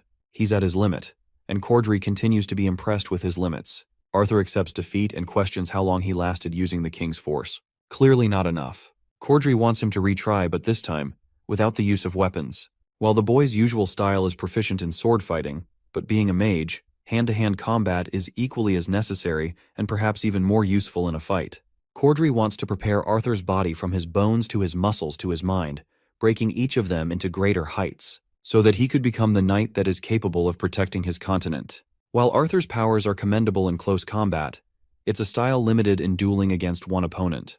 When it comes to the war, Asuras won't be participating on their own, which means their mixed blood descendants will become the greatest threats imaginable. Cordry wants the boy to envision a situation where he's facing an Asura-level opponent in the war. Physical combat with proper mana usage will probably become the boy's greatest weapon in this upcoming fight. Arthur understands the situation at hand. Cordry has already gone over how to survive and dodge at high speeds. This next lesson is all about fighting under extreme pressure and learning from it. Cordry's King Force ability is called Killing Intent in human terms. Arthur's begun to tolerate it immensely in the past few months, but he's still too narrow in his focus and blindsided easily. The boy spins quickly to counter Cordry with his barrage of punches. Even the teacher is impressed that he reacted quickly. Arthur continues with his offensive maneuvers, but Cordry teases him that the strength behind his punches won't matter if he can't endure at least a few days fighting like that. The boy needs to attribute his mana evenly for longer battles. It's a tool for him to utilize at its maximum potential. Cordry grabs the boy's arm and tackles him in the back, advising the boy to use mana to defend himself in this training. Shortly after, Arthur is incinerated with a single attack and killed yet again. He comes out of the pool, but Cordry spots his subordinate, who has finally arrived. He spots a human boy in the pond and swiftly turns back to Cordry. Arthur is full of questions and wants to know the identity of whoever this person is. Cordry introduces Tachi as the boy's new training partner. Turns out both of them weren't expecting this. Even Tatsi is shocked that he was called just to train with a lesser being. But Cordry is quick to remind the kid that Arthur was trained under him. And he's also been given the honor of training with the Ether Orb, a privilege not everyone gets to have. But Tasi thinks it's foolish to waste time on a human when more competent students from the clan are awaiting his mentorship. Crodry explains to Arthur how Tasi has been training in special arts of the Thyestes clan. Perceiving an opponent's weight and momentum, one can match their attack to take an advantage over their strength. With this, one can conserve their own energy while launching a counterattack. Arthur's already seen a glimpse of how this works, but now, Crodry wants to show him a visual demonstration of it by fighting Tasi. Tasi, on the other hand, is recommended to use his full strength against Arthur as there's no trouble of injuries here. Arthur is strictly instructed not to use any of his mana and simply defend.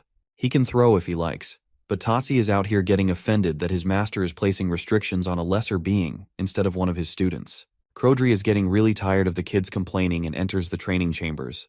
The fight begins with Arthur dodging a swift kick before dodging more of Tachi's attacks. It turns out that Tachi is the one struggling here, despite being only 7 years old and boasting an immense amount of talent in his training.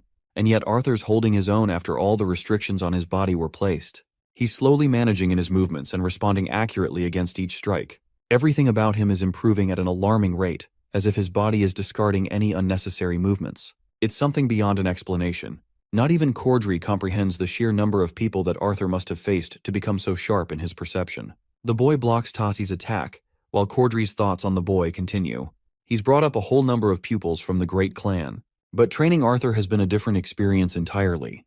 It has helped him reach a new kind of feeling for himself, an excitement to see where this boy will end up, and how he will progress as a fighter, emotions that Cordry didn't even feel about himself. The only thing he cares about is Arthur's inevitable growth, and the emotion he describes for it is nothing short of excitement. If only the boy had been born an Asura, he would have quickly risen to the highest members of the gods. Remembering that he can utilize throws in this fight, Arthur slams Tasi's body on the ground. Despite Arthur's immense talent, Cordry pities him to be a pawn of the gods, only to be disposed of when he's no longer needed. What a dark turnaround. Tasi dashes forward with an emotional swing. Arthur capitalizes on his weakness and ducks before approaching the second fighter. He sees her kick too high, which will throw her off balance soon. Arthur takes advantage of her balance and flips her over. Then he advances towards the third fighter, who prepared his punch too early. Arthur calculated the evasion and dodged it before dashing away. This time, all three are pouncing on him, aiming for different parts of his body. Their coordinated strikes mean nothing to Arthur, who is quickly dodging and exchanging them throughout the fight. When confronted from two angles, the boy intentionally evades the attack from behind and leans in to block the one targeted at his ribs. He maintains his distance by hopping away as the four fighters continue to jump on him. Cordry calls for time, which means Arthur succeeded in this trial. His students complain even in a 4-against-1 situation. Cordry is glad and wants Arthur's thoughts, who feels like new. Next, he fights his teacher. 4 months had passed in the outside world, and 4 years inside the training realm. Arthur's brutal training continued with his body barely aging on the outside. Yet, it allowed him to gain years of muscle memory and experience that he would never have acquired otherwise. The boy's 14th birthday recently passed, but just like any other day, he couldn't stop but focus on his training. The teacher had helped refine the boy's mana in combat, but never really taught him anything about new concepts of training. This made the boy unsure, making him wonder if it was due to the limitations of humans against the deities. Another theory came to his mind. Maybe Cordry didn't want the boy to learn the special arts of the clan on a lesser being. Still, Arthur kept entrusting Cordry on his word and absorbed knowledge like a sponge. The day came where Winsome had come for a review. Arthur thanked the 4 students who helped him train, but they looked sour and angry for being unable to beat him, especially Tachi, who was pissed more than ever. The boy then turned to Cordry, thanking the master for training him for all these years. It was a mutual exchange of satisfaction between the student and the master.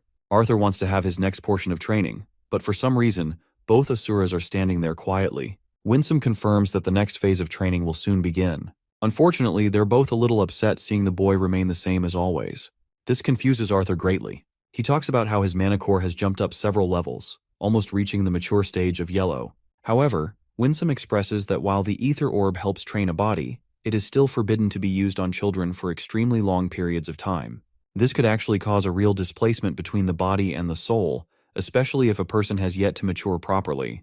Lord Indrath was hesitant on using the orb on the boy at first, but the imminent war made it impossible to consider other options. The really shocking part to Winsome is that they've yet to see any changes in the boy's mannerisms or speech patterns ever since the training began. While his mind did develop mentally, Arthur didn't exhibit any kind of physical changes that a normal child should have received. To this, the boy expresses that he's always been considered wise for his age and treated as such for his entire life. so it's kind of a habit for him to present as much. Then there was the fact that he became professor at Xyrus Academy, creating a divide between him and the other students. Hearing this, Winsome is relieved that it won't hinder his training a lot. As for Cordry, he's thanked once more for his help, as the rest of the Asuras pale in comparison to this guy's experience and maturity in close combat battles. The master thinks nothing much of the training, as he too wants Arthur to become a killing machine to slaughter monsters bigger than him. He grabs the boy's shoulder and reminds him how the mages in the Alakria continent have also received training from the Asuras. This then means that mana arts on that continent are actually way more advanced than on Dicathan. It's a really upsetting situation that they've been snared in such a risky situation, but breaking the treaty would only cause the entire world to become destroyed. That's why it's necessary that he and the rest of his allies do their very best to persevere and fight at their strongest. Arthur agrees with those words and receives a second scroll from Winsome. The boy opens it, only to become startled by what he reads. They take a walk, Arthur sulking to find out that the Forsyths are their new enemies according to Director Goodsky. They've also confirmed their association with a retainer, a personal aide, and a direct subordinate who could very much defeat a lance on their own. Then there are 4 more even more capable than those guys. They concluded this information from the horn fragment that Alea obtained before her brutal death. The director also confirmed that the fragment belongs to a prime blood who is as strong as a retainer. This actually shocks Arthur for a bit, because he learned from Goodsky herself on how she was cursed and couldn't reveal important information. The deity refuses to answer the boy's question, which makes Arthur reflect that the person who was responsible for killing Alea must have been a retainer-class mage and not a scythe. It helps him gauge the scale of the war to come, as both continents will send millions of soldiers from each side. Thankfully his family is safe, but it's only a matter of time before Vritra's army breaks hell loose. Arthur sways such distracting thoughts and focuses on his new goal, which is to eliminate a bunch of new targets. He's already got his eyes set on his enemies, while Winsome brings the boy to his next destination for training. It's a crappy location like last time. The deity reminds the boy of the restrictions for this new training. Arthur can't use anything except for the items inside of his bag, and he's also restricted from using external mana arts.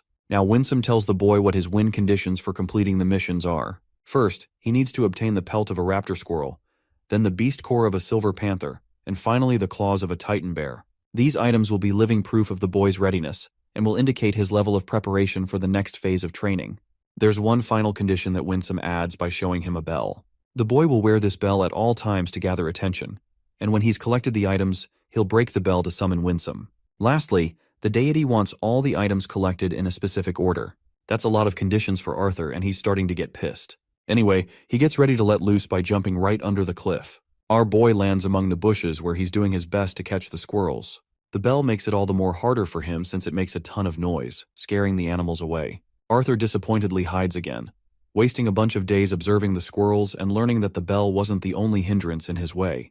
The boy was able to gather that these squirrels were highly sensitive to mana, so they could know he was coming from a mile away. While these squirrels are at the bottom of the food chain, they have incredible senses to make up for their lack of size and strength. It wasn't easy for Arthur to merely hide his presence, so he had to concoct a second solution to his rescue. The process of knowing how to catch them was a part of his training. Arthur found himself at a loss until he started meditating and withdrew the mana that circulated his body. While this endangered his body to the creatures that could strike him at any time, it was still a necessary risk he had to take. But his mana wasn't the only thing he had to restrict. The boy quickly realized that it was also necessary to clear his mind and intentions when hunting prey animals. So he did that, and eventually the squirrels gathered nearby. Unfortunately, the kid got cocky and scared them away again. It was another loss for Arthur, a task more difficult than he anticipated. More days passed, and he kept testing the limitations of the squirrels to gather more information. The first information he acquired was that a slight leakage of his mana alarmed them greatly. This meant that he had to be extremely precise. Then, the second realization he took on was that internalizing his mana was another solution to the problem. However, too much concentration inevitably signaled the squirrels and notified them of his intent, causing them to scatter. The final thing he discovered, and the most useful of them all, was that his external mana flow didn't become a hindrance. And that's how Arthur decides to set his bait, completely calm and channeling his mana as an augmenter throughout the rest of his body.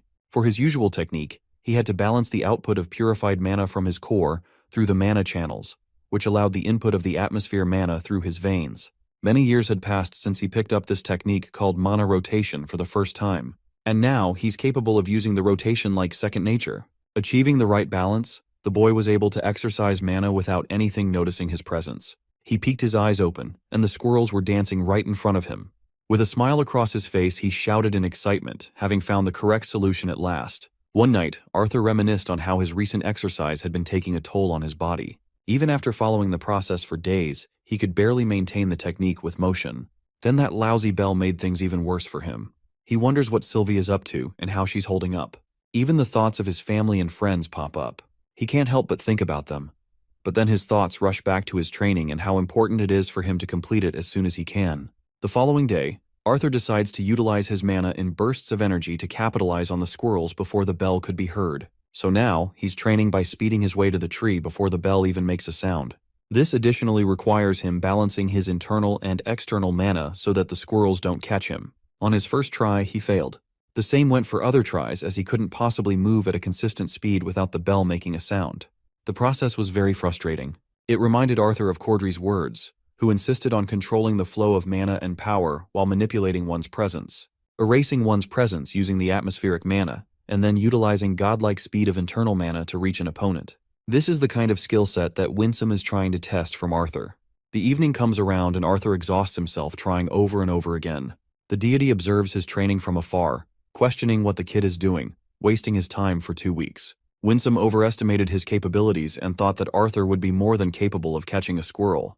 He internalizes how raptor squirrels are simple-minded creatures, so the only requirement is erasing one's presence and staying motionless with bait fixed in his hands. Still, he's glad that Arthur was able to learn the fundamental skill of erasing his presence at least. Winsome is actually stunned to find Arthur execute his high-speed move as he swiftly grabbed the squirrel just milliseconds before the bell went off. Winsome is thrilled to see this kid achieve the first step of Mirage Walk. It is stunning to him how a human boy was able to grasp the fundamentals of a special technique like that. It is something that separates the Thyestes clan from the rest of the Asuras in their physical prowess. If he's able to get this far from just observing Cordry, it makes Winsome wonder for the boy's future progress in the upcoming 5 years. Now for his next target, Arthur locates the silver wolf who is currently hunting down a defenseless little squirrel. The boy erases his presence and executes the same exact technique to land a powerful punch. But he misses the wolf as it swiftly dodges with its immense speed, bouncing away. Arthur uses his speed to match the wolf's trajectory but finds himself lost and at a dead end. He smashes the tree next to him in frustration as his new trial begins.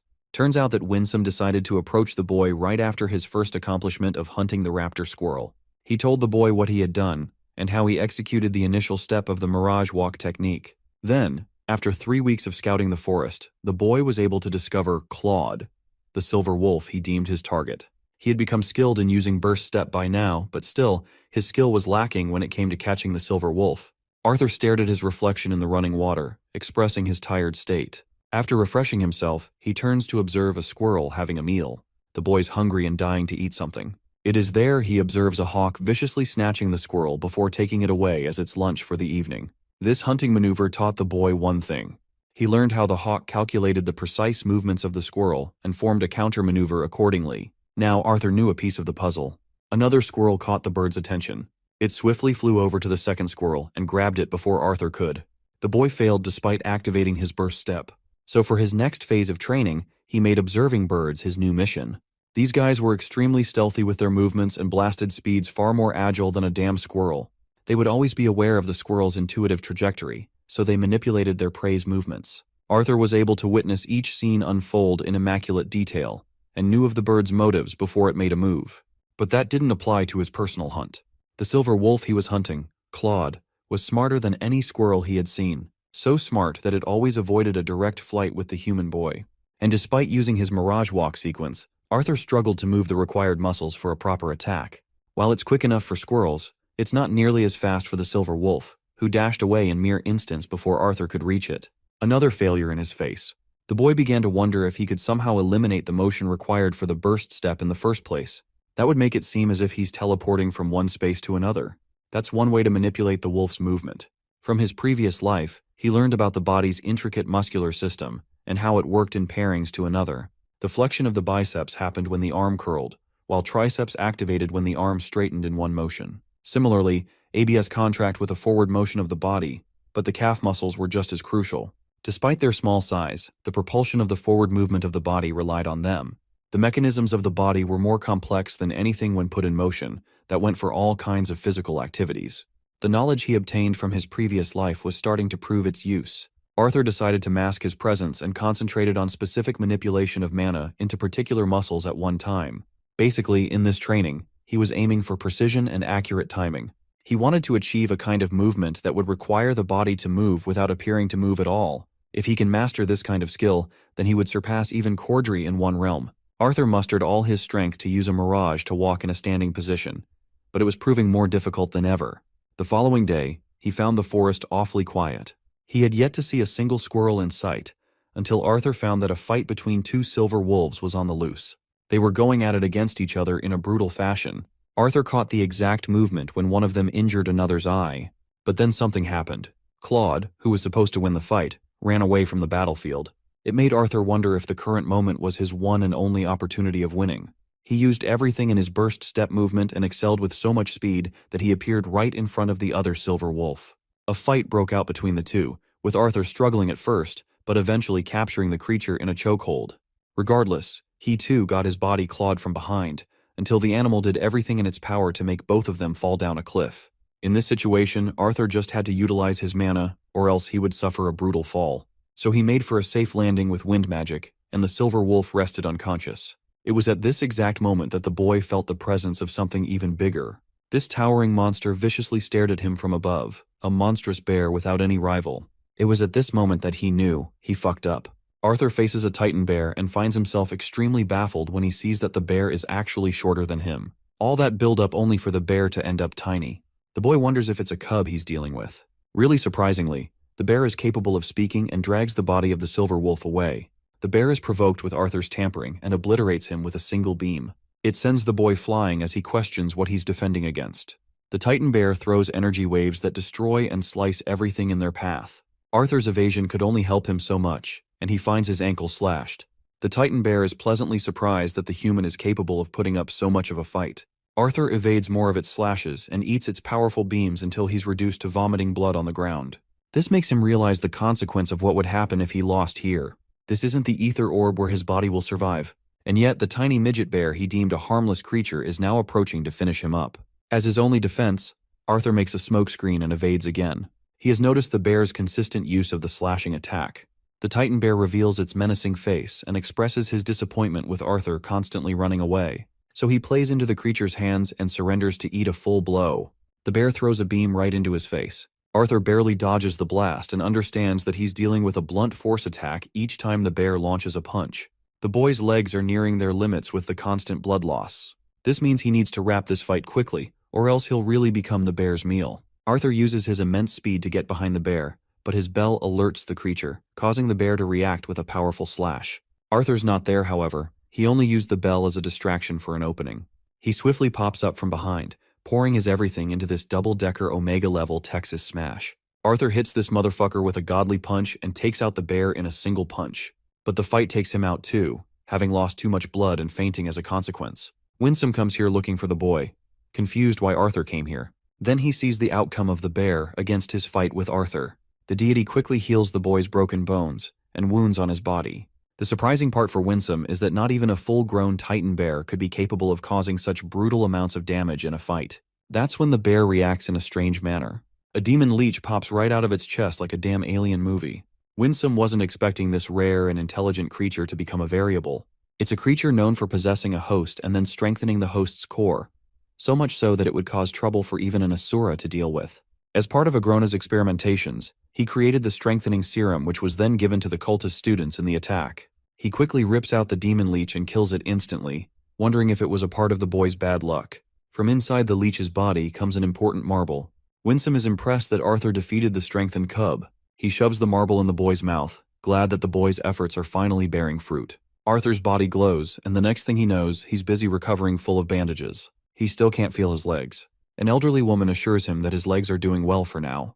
The boy curiously asks if he's still stuck in the land of Ephoitis. The woman introduces herself as Meyer and confirms that it's the only place in the world where he could have healed his legs. While the typical methods of mana healing would have worked, they wouldn't have successfully fixed his bones. 2 full days have passed, and Arthur's more shocked than ever. Meyer requests the boy to rest another night as it took her many hours to just put his legs back together. He needs more rest, and that's the best thing he can do for himself right now. Arthur thanks her greatly for all her efforts. Meyer is happy doing his service, and while she's selective about those who receive her healing, she really wanted to meet the human boy who would one day save the world. After she leaves, Arthur receives a jolt of pain in his body, deciding that meditation would prove to be effective in this situation. Here's the best part. Our boy is stumped to find that he's reached the silver stage with his core. Suddenly, his body activates his beast transformation as bright colors pop out in the room. Arthur stares in disbelief. He's never been able to see the purple particles before. He tries to exert some effort, but it exhausts him out of the state. Micah is glad to learn that he's inheriting Realm Heart finally.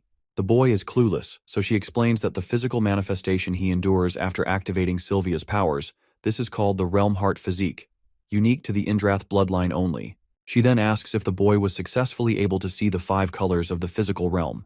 Arthur confirms and learns that the Realm Heart Physique earned its name after the ancestors of the clan. During this state, one's physical prowess is deemed unmatched. It allows the user to gain unique insight that no one else could ever achieve.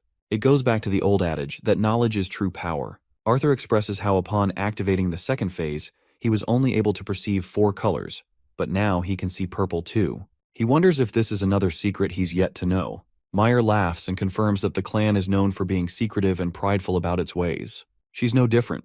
But then again, she's had a long life to not care about such things. Meyer offers the boy some insight on a walk. She takes him on a wheelchair and shows him the beautiful sanctuary. The creatures thriving here on raw mana exist throughout the land of the Asuras. She knows the boy can feel it as well. It's actually unnatural for the lesser beings as well as the Asuras to manipulate raw mana.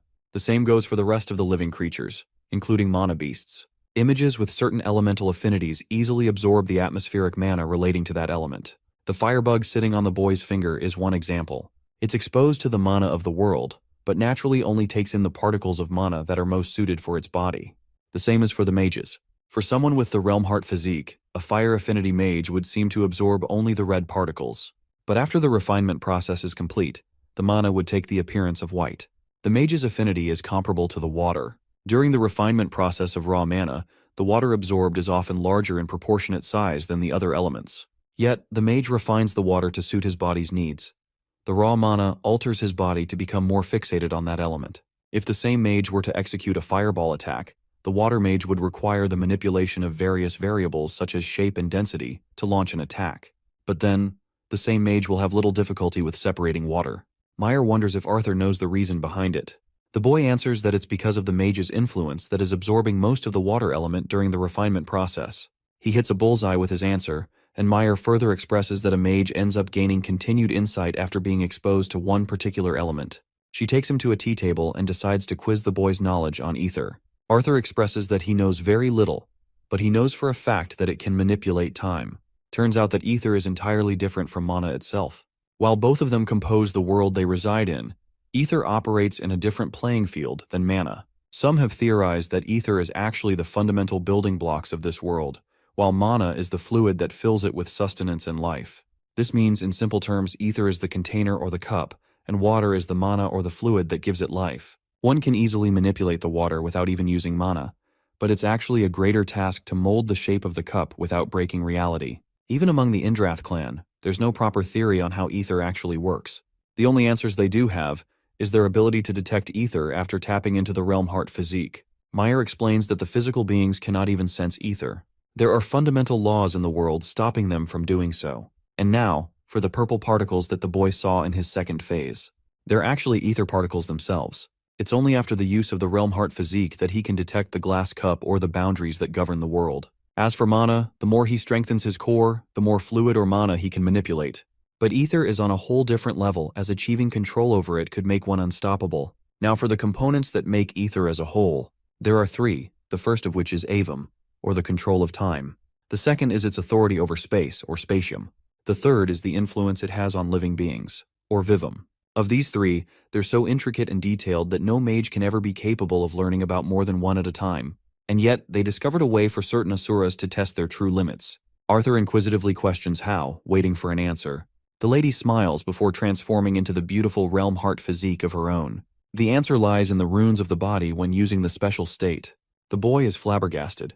Meyer continues that each rune symbol is different for every user of the Realm Heart Physique. Her markings represent that she has influence over living beings, hence she has immense healing capabilities, and did the impossible. So now, she urges the boy to activate his state. Arthur does that on his wheelchair, causing his body to glow all over. She was only able to catch one glimpse of his state before, but now she's even more impressed by what she sees. The boy plays around with each element one by one before he's able to see the ether particles again. He's never been able to notice them before. Meyer believes that it's only natural for a human to not understand the true purpose of the form, which lies in studying the imperceivable matter. Ether is virtually different from mana, and the boy won't see any success if he tries to manipulate it in the same way he does with mana. She tries to paint a picture of a cup filled with water. With this cup, one can drink and spit water out so long as they know the methods, but it would be stupid to do the same thing with the cup itself. Ether is like that. It's quite different and binds the limits of reality. Vivum, or the influence on all living beings, allows nurturing of the impossible. The boy is shocked to see her playing with the ether particles while he's clueless of it. He has so many burning questions. Meyer slowly answers him, explaining how she studied Vivum in intricate detail for centuries, and yet she still is limited in her answers. The boy expresses his desire to learn, which is reason enough for her to talk. She explains the key difference between mana and ether. Absorption can be done with one but not the other. Arthur wonders if it doesn't depend on one's core, as the core merely connects their body to the physical realm. But the core is crucial in this case as well. Meyer explains that he'll soon materialize his path over time, but right now she wants to focus on the basics of his cultivation. After reaching a certain point, cultivation doesn't require refinement of mana, but rather the knowledge of the things that can never be passed down.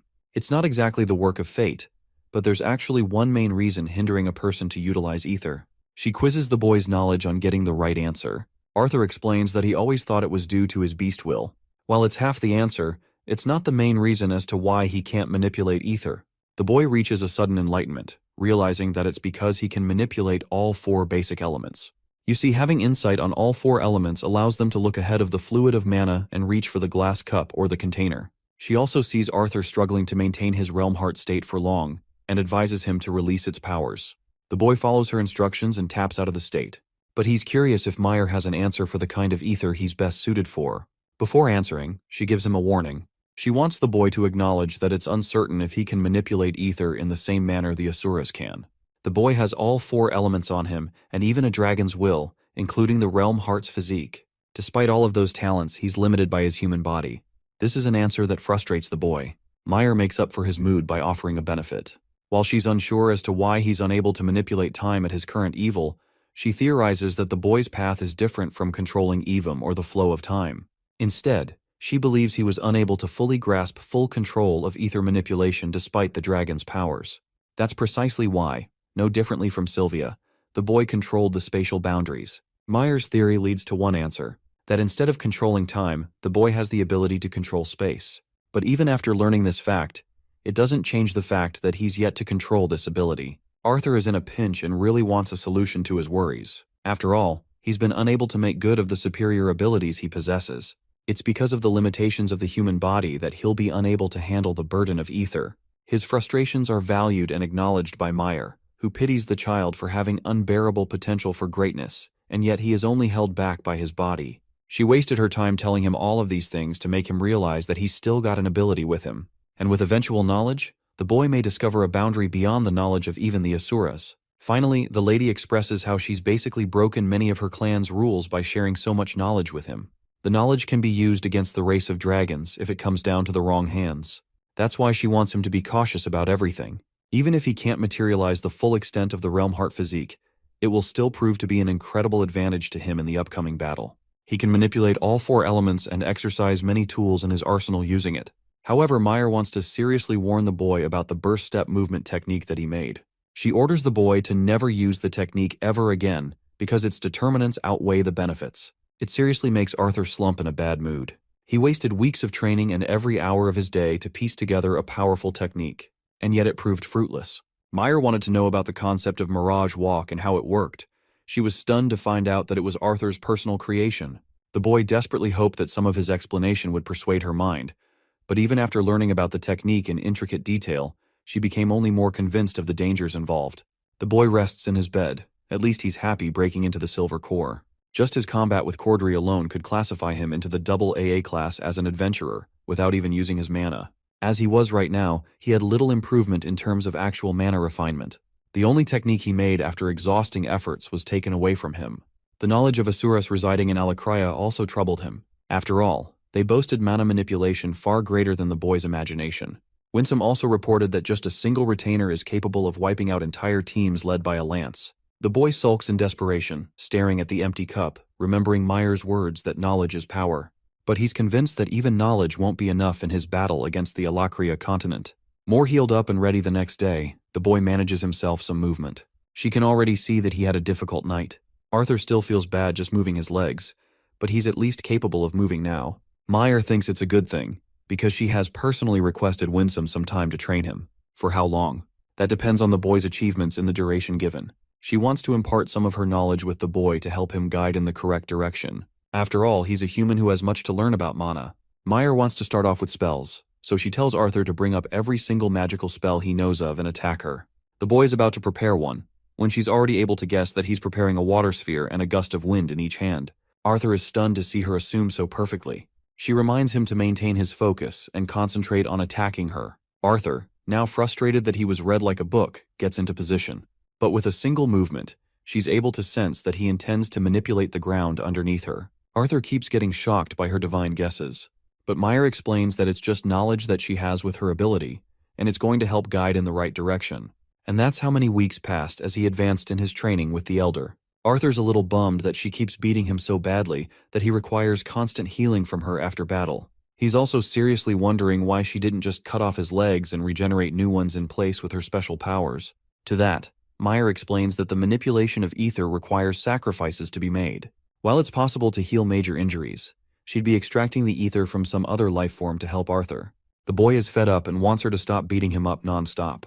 Meyer laughs at his youthful little remark and recommends that he start avoiding her strikes. She wants him to remember that it is the imagination that mainly affects the focus of the spell. The boy's going to encounter many enemies that will either use incantations in an effort to trick him. But Arthur's annoyed that she's drilling this exact concept so many times in his head for weeks. Meyer argues that it's only because he's getting overconfident in his replies and countering the spell before it's even manifesting. It took her many decades to perfect it, which is already pretty fast for people like her. Arthur gets up, once again ready to give it a shot. He enters the Realm Heart state and sees her manipulation of ether particles with wind. The boy understands what's coming and protects himself against the wind bullet strike. An excellent response to her attack. Then he evades an earth spike from underneath his foot. Then a blast flares from nearby, which he deflects.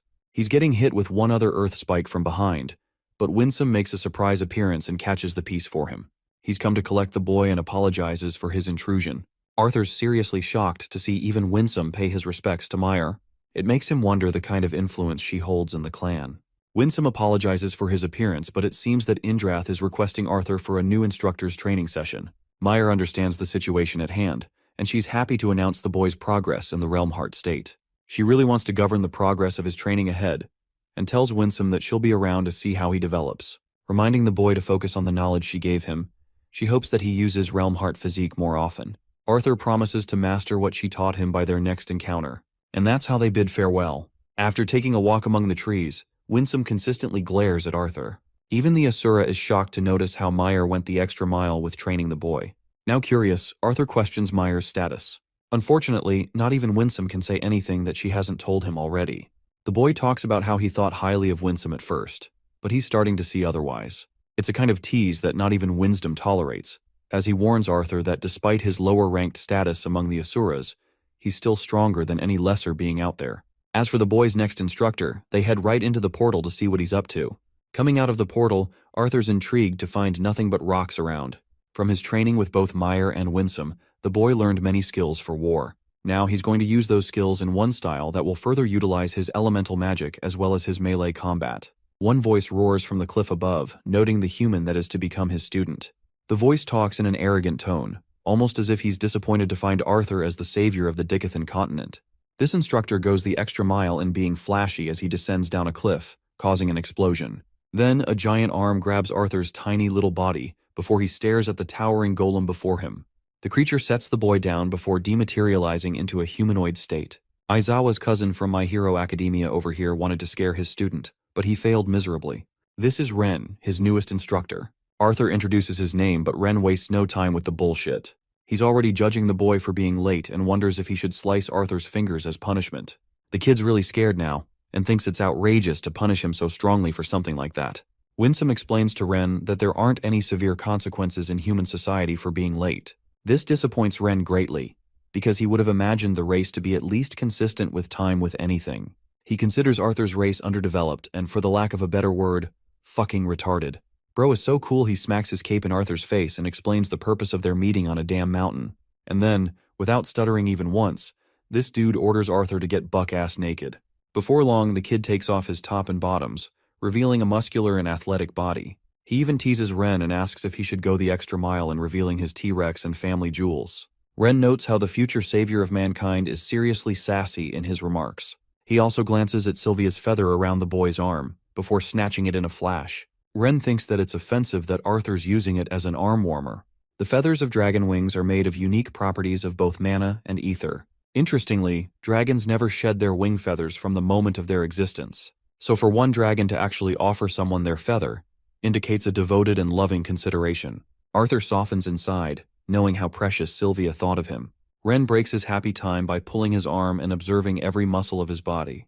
Bro is seriously the Diddy inspector or something, because what the fuck is the purpose of that?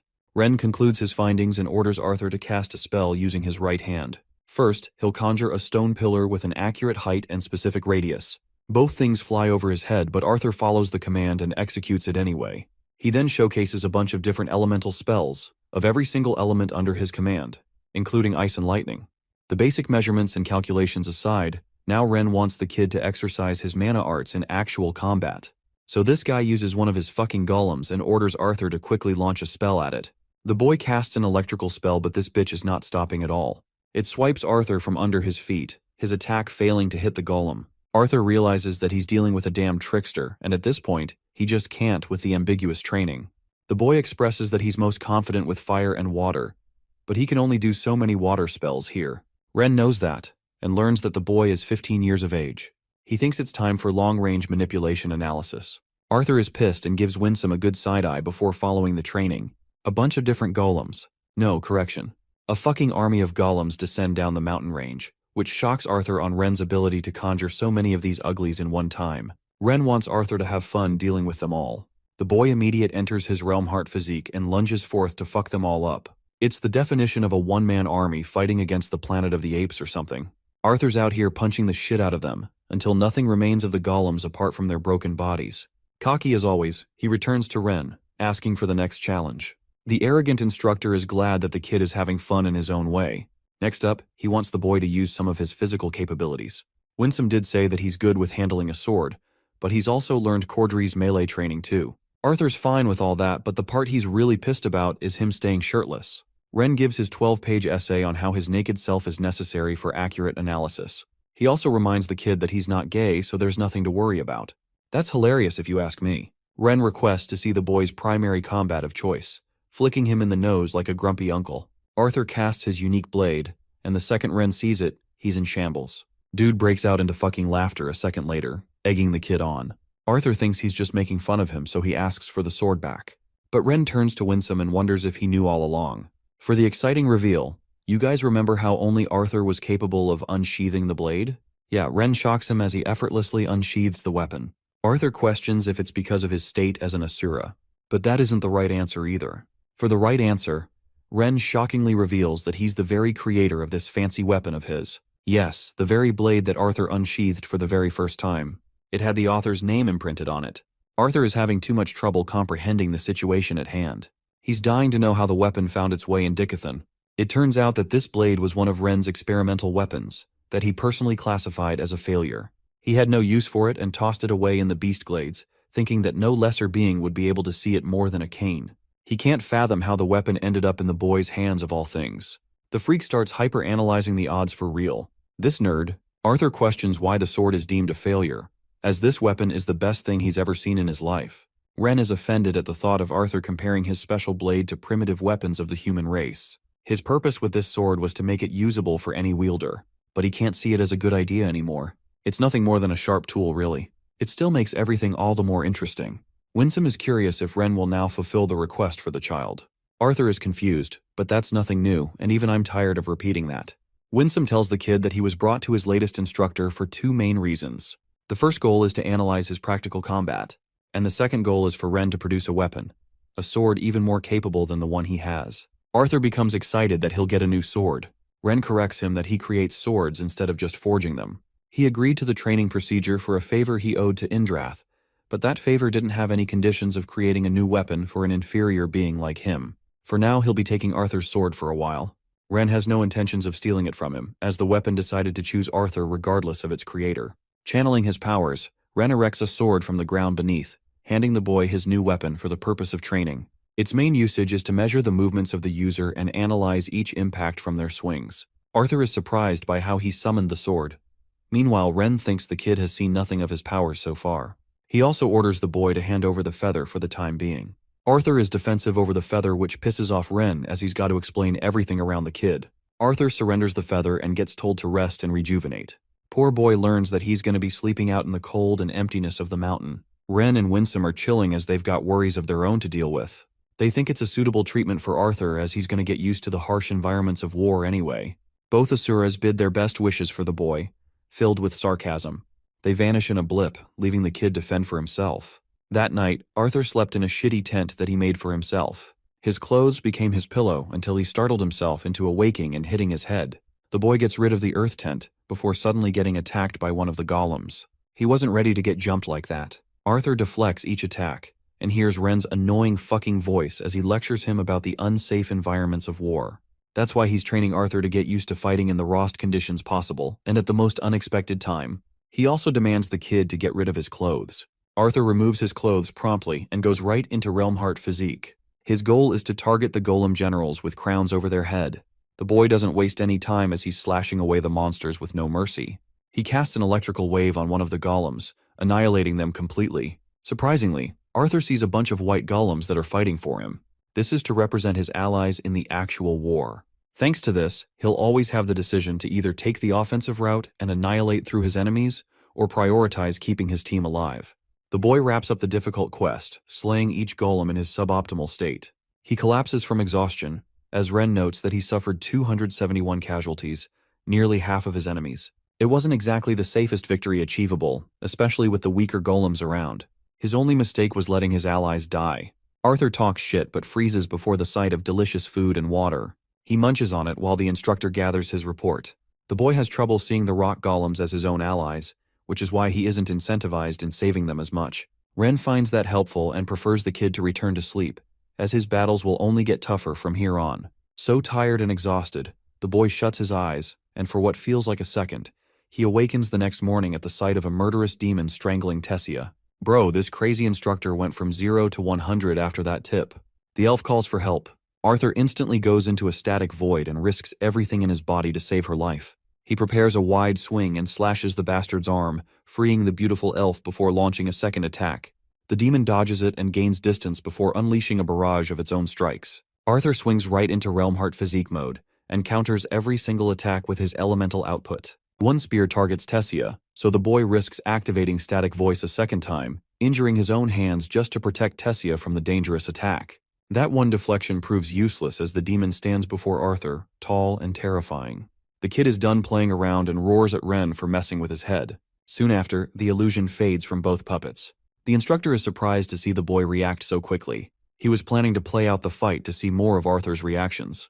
But the boy's hardly surprised after knowing the kind of instructor this bastard is. Ren explains that he adopted this harsh method for the boy's benefit, as in his current state, he used too much of his powers to prioritize saving one elf. It could cost him his actual life on the battlefield. Arthur understands that while it wasn't the best option on the table, he only did it because he prioritizes certain people's lives over his own. Ren criticizes his reckless decision-making even if the boy did it for a partner. The word mate makes the kid embarrassed as he explains that Tessia isn't anything like that. It surprises Ren, who was thinking that she and the boy had already done the deed by now. Arthur becomes a beaming ball of embarrassment, denying anything like that. He switches the topic and realizes that Ren has immense control over the earth and can form anything from it. The chair is one example. The only limitation that comes to his mind is that he can't mimic properties of water using the earth. Also, he's really curious about wanting to know how Arthur was able to detect the demon being a fake. The boy explains that he could see fluctuation of yellow particles around both puppets, and the rest he pieced together by deduction. Arthur wants to know if lesser beings will ever be able to reach this level of mana manipulation that only Asuras are capable of. Ren argues that it's extremely unlikely for that to happen, But the boy shouldn't be worried, as the kid himself is the definition of impossibilities. He's got the ability to perceive 4 main elements and some deviations. Then he's got the power to perceive ether, which only Sylvia managed to grant him. Every single thing about the boy is peculiar, unique, or different. Not even the best of deities have that kind of broken luck or talent. Arthur finds himself very happy to hear those words, and asks for the next mission. Ren takes the boy's hand and explains what an achlorate mineral is. While it's a rare mineral, it's also kind of useless on its own. But with the correct synthesis, it can create something extraordinary. He calls back to his words regarding how he can create swords instead of forging them. It's actually using this tiny gem. It's kind of like growing a tree, but not at the same time. Under normal circumstances, Ren would have preferred watching Arthur train for many years and then come back with proper feedback. But right now, he's going to have to take a gamble considering their specific circumstances. Just as Arthur is about to question his ridiculous words, this dude presses the sharp mineral in the palm of his hand, making it bleed. Ren explains that he's synthesized the mineral with Sylvia's feather, making it a part of Arthur now. Each thought, action, and change in his body will matter when it comes to the manifestation of his new weapon. At its current level, even Ren has no idea of what will become of it. The boy grips his head, questioning why they must take the uncertain route. He's also surprised that Ren is actually following through with the weapon creation process. The instructor reasons that it's clear he's gonna need a better stick to fight against literal incarnations of gods. Also, they're low on time. Arthur reaches a horrific realization when he learns that the war will be coming within 2 years. Winsome has just learned stuff from Aldir on what's going on with Dickathon. Unfortunately, the achlorate mineral is unpredictable and takes sometimes 5 years before manifesting into a weapon. Still, the boy needs to strengthen himself for the war to come. Ren seems more troubled than usual, and Arthur can sense that. It's because, and here's the plot twist, the war has already begun. Arthur's body quivers at the thought of what he's just heard. To his knowledge, 2 more years were left. But as it turns out, it's here already. Arthur immediately senses the need to return to his continent. After all, he's required to fight for Dickathon. But suddenly both his legs are restrained by a golem's hands. Ren explains that the only conclusion his fight will lead is death. Arthur argues that he's done a lot of training to face the monsters. It's the sole reason he came here in the first place. But Ren knows, and even the boy knows, that his training is incomplete. He's no challenge for even a retainer. Ren requests 1 year from the boy. In this 1 year, he'll train him to become strong enough for the continent to stand a fighting chance. Gritting his teeth, Arthur accepts the condition, hoping for this 1 year to pass. It's been a long time since we visited Dickathon. Tessia is sitting on the council, and she wants to fight for the war to come. But Virion rejects her strongly, and Aldir is in support of that. Putting Tessia on the front lines is way too risky and unnecessary for now. The princess argues that her inaction could result in multiple lives taken. Despite her evolved strength, she's not powerful enough. The fact frustrates her, and Tessia angrily leaves. Virion is having a headache and wonders if this is their best shot. Aldir has to remind the old man that Tessia is critical to Arthur's performance. If they send her out on the battlefield, the boy's performance will hinder even after his training. In the hall, Tessia walks right up to the gate guards, requesting them to open the doors. However, they strongly oppose her, as only Aldir could authorize such a command. Tessia gets insistent with her word, so Lance Varay decides to back the girl with her authority. The guards imbue their powers as Varay and Tessia are asked of their destination. The princess offers Ediston City as her coordinates. The teleportation gate is ready, but they're both reminded to authorize properly outside. Tessia asks if Varay's presence is really necessary, but it turns out that she's fine with it after wrapping Kathleen's training. Now, Ediston was once the capital of the humans in the country of Sapin. In school, they learned that it was built out of reach of both Dwarven and Elven countries as well as the Beastglades territory. However, with all the fighting right now, it's the safest and most secure city from war. The best location for defense. The war was announced 1 year ago, and King Glader had the city reworked from the ground up. It was rebuilt to last a war against the other continent. We get a glimpse of the cadets getting ready for war. Varay instructs the girl to keep her sword prepared, but Tessia doesn't understand why, as she's protected by a lance and in the safest city too. Varay, being an expert in combat, understands that war is unpredictable, so they must be ready at all times. They pass by a shop where Tessia stops to ask Varay how the Glader siblings are holding up with their training. It turns out that Curtis is extremely diligent, but his progress is fainting. He's average to the likes of Kathleen, who is progressing sharply as she's the more gifted of the two. Even the lance admits to her talent. Tessia corrects Varay, alluding to Arthur's enormous talent. But the lance argues that he's not even in the league of the children, as he's in a different category of his own. She's wondering how monstrous he'll become after his training with the Asuras. Tessia wonders if their enemies will ever be able to step foot on this side.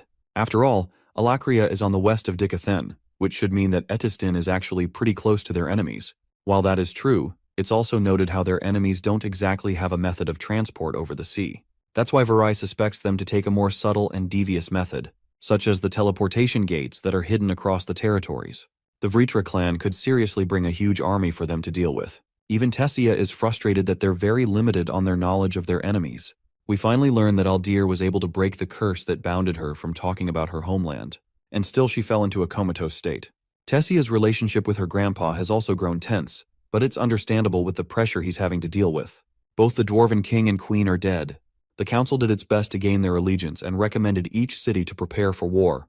While she's busy in thought, Tessia bumps into Emily, whom she assumes is an enemy, and immediately points a sword at. Nerd Girl is happy to see a classmate and hugs Tessia, also greeting Varai. Tessia collects her papers and apologizes for attacking so suddenly. Emily realizes that she's actually in a hurry and gets back to her stuff. She's supposed to send these papers to Gideon, who is in search of Alance's help. Varai and Tessia figured that it's a nice way to join them. Tessia spots Emily's worn-down reaction and asks what Emily has been up to these days. The poor girl refuses to call her professor a professor because of how insane this guy actually is. She's already lost her mind many times taking care of his mess. Emily teases the elf with her princess name and learns that it's been suffocating for her hiding inside the castle. Emily teases her for being a rich, spoiled brat. It turns out that both of them are hating their damn lives with their own struggles. Emily wants her to take it easy on Virion, because she remembers what happened after the Xyrus City massacre. They're worrying about Tessia for a good reason. The past year has been unforgiving for all of them, and the only way to assure progress is training. Tessia has been having it rough, but with the latest attacks of the enemy, she wants to go out and help in the battlefield. Emily inquires about Arthur, and learns that Aldir has been parroting the same 2 lines about him for the past 2 years. He keeps telling them that the boy is training and nothing more. Finally, on the subject of Elijah, Tessia fidgets because she's genuinely got no clue on how he's holding up right now.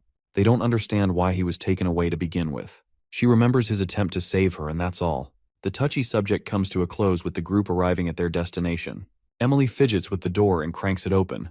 Inside, there's foul stench of minerals and materials being refined. The workers are having a field day yelling at each other, right until Emily hears her beloved master's voice. Their assistant had been anticipating Emily, as Gideon is one of his sour moods again and he's pissed.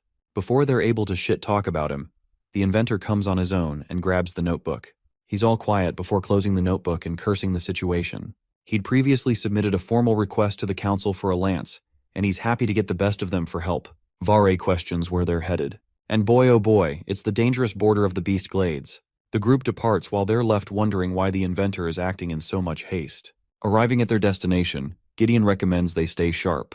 From above, they spot the Decatheus ship. Remember when Arthur came up with a plan to travel across the sea using a steam engine-powered machine? Well, that led to the invention of the ship in its fullest. It now rests in the ocean, or so they thought. Tessia is shocked that this isn't just Decatheus, but an even worse abomination. The shitty inventor is difficult and refuses to be direct. They see the condition of the ship and spot a bunch of bite marks. There's nothing human on the ship. It's completely empty. It worries Tessia because she's curious what this ship is, if not for their own. After all, besides the great inventor himself, who else could craft a ship so giant or leave it out in the sea? She spots the Vare who claims that everything inside has been destroyed, which also means that someone intentionally wiped it clean. Which means the person who used the ship probably didn't want anyone to find out about its existence. Emily wonders if one of Gideon's competitors managed to get a hand on his blueprint for the ship and built it in secret. But even that's impossible, as this ship was fully submerged in the ocean just a while ago. The only reason Gideon came to know of it is at the hands of random adventurers. As for the crew members, Gideon explains that there aren't any remains of anything. The crew who boarded the ship definitely came with a plan and emptied its contents completely. All roads lead to one possibility, a possibility that Varai wants to confirm. After reading the report, Gideon was hoping to God that his guess was wrong, but it wasn't. He was hoping for the lost crew of the original ship to return in one piece, but after examining it properly, he knows for a fact that this ship isn't the original. That means this very fact will change the entire dynamic of the war. It means that Alakria has now found itself the capability to create ships carrying entire battalions across the ocean. Virion sits at his table, tired to accept the fact that the war is upon them much sooner than they anticipated. The human king and queen are both frustrated to find out the inventor's discovery. He's just confirmed about the ship belonging to the Alacrians, and has no doubt in his mind that it wasn't produced in the Decathan continent. To give his credibility, he talks about how the Decatheus ship was their one and only prideful piece of invention. That's why he placed markers all over the ship. However, those markings were not found on the ship they just stumbled across. Even the frame was constructed differently, and the materials used were different. Blaine gets up in frustration, but it's not like much can be done right now. The Human King can't maintain his calm after hearing how their enemies have a fleet of battleships prepared. Now the war will be even more damning, as they can easily send thousands of soldiers across the ocean to wage an attack. It's terrible for them already that some of the Alacrian spies have shown up in the Beastglades territory too. Aldir sits among them as the general and asks Lance Foray for her thoughts on the matter. Lance explains her agreement with the genius inventor and concludes the same result. Aldir amuses the possibility of the Alacrians attempting to divide the Dicathan forces by making them believe the ocean is where they will launch an attack. Then again, this theory doesn't carry much weight because of the strong ocean currents which could have destroyed the ship. The only question to consider is for them to gauge the risk. Aldir talks about Goodsky's understanding of the situation.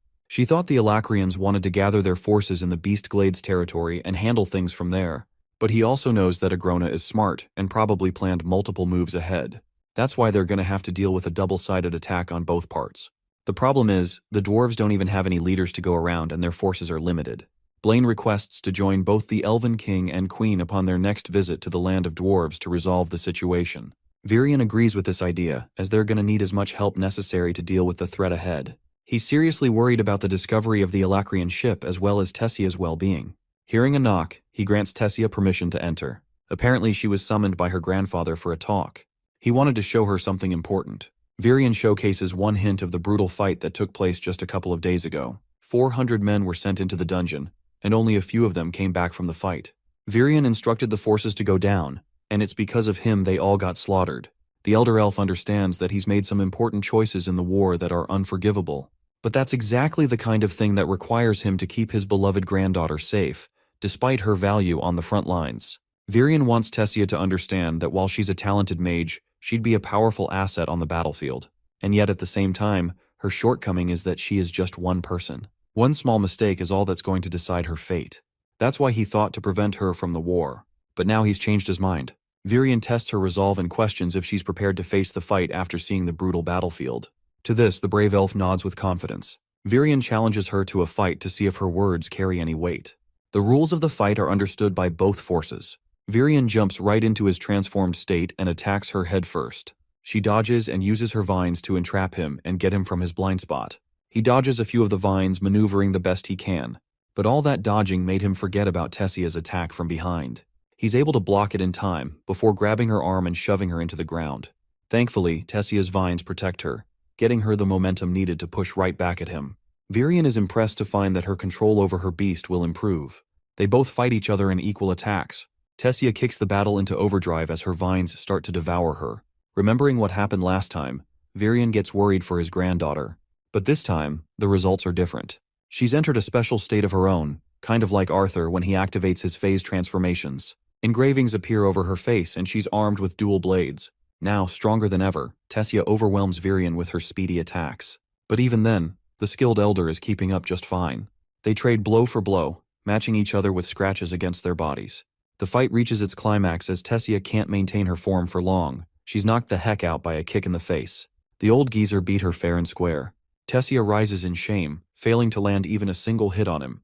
But seeing her like this, Virion wants her to remember that he'll be her commander on the battlefield. This basically confirms that she's passed the test in his expectations. She's happier than ever and thanks him. But the old geezer's got his own conditions for that. First, he wants her to get consent from both parents. Then, he wants her to do her best not to become a liability to her team. Finally, she will be removed from the team if she can't take proper care of herself. Tessia blindly accepts everything in excitement. Virion taps her head and warns her to stay away from her second phase because she's yet to master her form fully. Aldir's already told her that the Elderwood Guardian she's assimilated with is different from others, but it's yet to be mentioned why. Still, Tessia intends to avoid using her second phase until she really needs it. Virion calls her and reminds her that he's stopped being her grandfather. He's going to treat her like a soldier, and because of that, she must understand here and now that she'll have to follow every order, no matter how difficult it seems. It's his final warning to the girl to back out from the war. But Tessia rushes in to hug him instead, confirming to her commander that she'll be a reliable asset who supports the continent. With their salutations wrapped up, Virion is still afraid for her safety, but he doesn't tell her that. In the next scene, the old elf makes his way to the lower levels of the castle. Here he meets Anna, who is treating the director in her comatose state. Anna gives a general review of her condition. While Good Sky is doing well in her unconscious state, they still don't know if there's a way to bring her back. So Virion decides to do his thing, the same as always. He greets her and talks about the recent update of the Alacrian army, how they've discovered a battleship. He's confident that Good Sky wasn't aware of the ship either. But apart from that, he's come here to tell her about something special. He just gave Tessia permission to enter the war, a decision that is very much unlike him. Virion laughs at the kind of reckless things he said, but this poor old man is really afraid. He understands the stubbornness of his granddaughter. That's why he wanted to take part in the war under strict supervision. But poor old Virion collapses in his emotions. He stepped down as the Elven King, and now he's been placed with an even bigger responsibility than before. On the daily, he trains with a proper Asura to become stronger and remain in shape. After all, this war is going to require his very best for Dicathan to survive. But at the same time, Virion doesn't want to do this. He doesn't want to be tangled in this mess. All he cares about is to enjoy his final days and see Tessia grow up and become strong. He couldn't have imagined a day where he would be sending his own granddaughter to war. The Royal Council members are doing their best to play their part. But even after that, they're all dependent on Virion for orders, as Aldir deemed him the most fit to lead the three races. Virion shivers under the incredible pressure, the weight of becoming a leader, having lost and outlived his precious wife. He deeply grieved, and now he fears that a day will come where he will have to outlive his children and even Tessia. That's the future he wants to prevent. Embracing her gentle hand, he apologizes to Good Sky for not knowing sooner. He could always tell that something was wrong. The curse placed on her wasn't fully removed by Aldir. She risked her life to leak the information regarding the Alacrian continent and the Vritra clan. He failed to stop her and became responsible for reducing her to such a state. Virion crumbles because he deeply, deeply regrets having done that to her. He's reminded of all the good times they shared together as friends. While many despise her for being a spy, he never thought of her that way. He thinks she's the strongest person in her heart. The war will begin soon, and he knows that this may be his very last visit. But Virion wants to promise her that after the war, he'll exhaust every living breath to make sure she wakes up. With the emotional roller coaster coming to an end, let's see Tessia's performance on the battlefield. Her team is doing its best, and they want her to remain in one piece so that her grandfather doesn't berate them. But this girl is a powerhouse and carries her own weight with little to no trouble.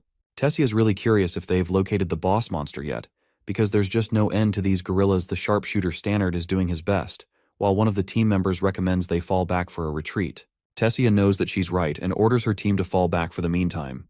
But make no mistake, they're not in the mood to leave these bastards roaming. Tessia instructs Stannard to go all out while she pins the creatures down. Using her vines, she catches all of them in one spot. An ability called Ivy Prison. Next up, Stannard loads his propulsion blast and fires an incredible laser that annihilates the entire field. The monsters are all cooked and Tessia's team has just become the victors. Stannard is coming up with new spell combinations, but the recoil is painful for his body. Caria teases him for not training enough, but it's all in tough love. They laugh with each other as Tessia orders them to focus on the next initiative. Unfortunately, these guys are hungry as hell, and they've set their sights on Tessia's lunchbox. Darvis gets slapped by Caria for harassing their leader, but this guy's way too chill and calls her a shorty. The teasing is strong with this one, as he even calls out Stannard for his short height. While they're flaming each other for height, Tessia wants to remind them that none of them are exactly looking like a supermodel in a dungeon like this. At the same time, she'd kill for a shower. The team advances ahead. A gate opens as they return to the safety camps. Tessia tells everyone to freshen up. She does the same and comes back to group up with her buddies. Tessia is really glad to see them progress in their relationship and getting comfortable with each other after 3 months. Suddenly, she's called by Helen. Both hug each other in good memories as Tessia introduces the rest of her buddies, including Jasmine's team. Darvis, being a fucking playboy, goes right up to the beautiful blonde and shoots his damn shot, enamored by her two very big personalities. Tessia's out here watching his spoiled character come to life, despite his talent as a mage. Then there's Caria, who belongs to the Reedy family, known for their gauntlet techniques and amazing mana control. Darvis and Caria both had their fair share of tragic pasts with their messed up families, but this allowed both of them to relate to each other well. At the same time, Darvis over here is a Chad who only likes flirting with women and secondarily protecting Caria. Caria is notably optimistic despite her terrible past. According to the elf princess, Caria is the glue that keeps the team blended together. Seeing them mingle around reminds Jasmine of both Arthur and Tessia, which of course makes her flustered the most of all, and the others roar in laughter. Spannard's special-looking crossbow is an object of interest. Turns out the kid got it made for the use of his deviant powers. Stannard can actually store spells into beast cores, which is insanely cool and expensive all at the same time. Stannard's assessment was unique among all. He was introduced by the inventor Gideon, known as a dark yellow stage conjurer with dual affinities. The kid had a deficiency in his own mana core which set him back. Yet he loved his uniqueness and worth with his deviant powers. Tessia admires that her team is among the youngest soldiers all around, and they're fighting for the country's safety at such a young age. Their entire division had been doing okay for the most part, but it really made her wonder what Helen's team was up to all this time. Turns out that she's disappointed to mention how they just returned from the borders. It was a tough battle there, so they were sent here for the purpose of scouting, and that's exactly why she wants to warn them of the danger that is to come. Stannard curiously asks what they witnessed at the wall, but it was so tragic and discouraging that the entire group fell silent. Tessia is horrified to ask if they went ahead in a fight against the Alacrian mages. It turns out that they did, as they've been fighting for a few months there, and the wall is the base of their operations. The mages aren't exactly the main issue there, it's the monsters keeping them trouble. The higher-ups wanted this team to be dispatched to take care of a mutated S-class mana beast. It turns out that this mana beast is under the Alacrian army's control, and for some reason they're able to manipulate thousands of mana beasts under their command. It's required to quickly defeat this monster and kill it before the Alacrian army can tear through the wall. The mutants who were controlled and corrupted by the Alacrians were actually rulers of their own dungeons, which is how by using these corrupted beasts, several hundreds can be used underneath their command. With the existence of these mutant creatures, other mana beasts would continuously become hard to deal with. Dozens of squads were dispatched deep inside the dungeons in order to locate the mutants and kill them. This started happening even before the Alacrian army started their attack. The dungeon she and her team were dispatched just so happened to encounter the S-class mutant beast. It was necessary for them to win that fight. Tessia grows interested and wants to know more about the fights happening at the wall. To that, Adam is annoyed to remind her that what they witnessed wasn't just a simple tale. It was war, and it was gruesome for both sides. Tessia glares at Adam in anger, confirming that she understands the consequences of war. The only reason she's interested is because she wants to be prepared for the fights ahead with her own team. Adam's confrontation is broken apart with the hot blonde, who recommends they all set up camp for now. Helen advises Tessia not to take the guy's words to heart because they've been having a rough day out there. While Tessia's team is getting good at fighting the mana beasts, the Alacrian soldiers are much more menacing than any beverage beast. The creatures here fight for their own survival, but those monsters out there are tasked to kill and kill alone. Stannard inquires what that means. Jasmine expresses that information is possibly the most important thing in any war. Either side is trying their best to scavenge information out of one another, and that also means suffering through imprisonment and torture to get what they want. The battles here are easy to fight, because you understand the singular objective to kill monsters, and that's all.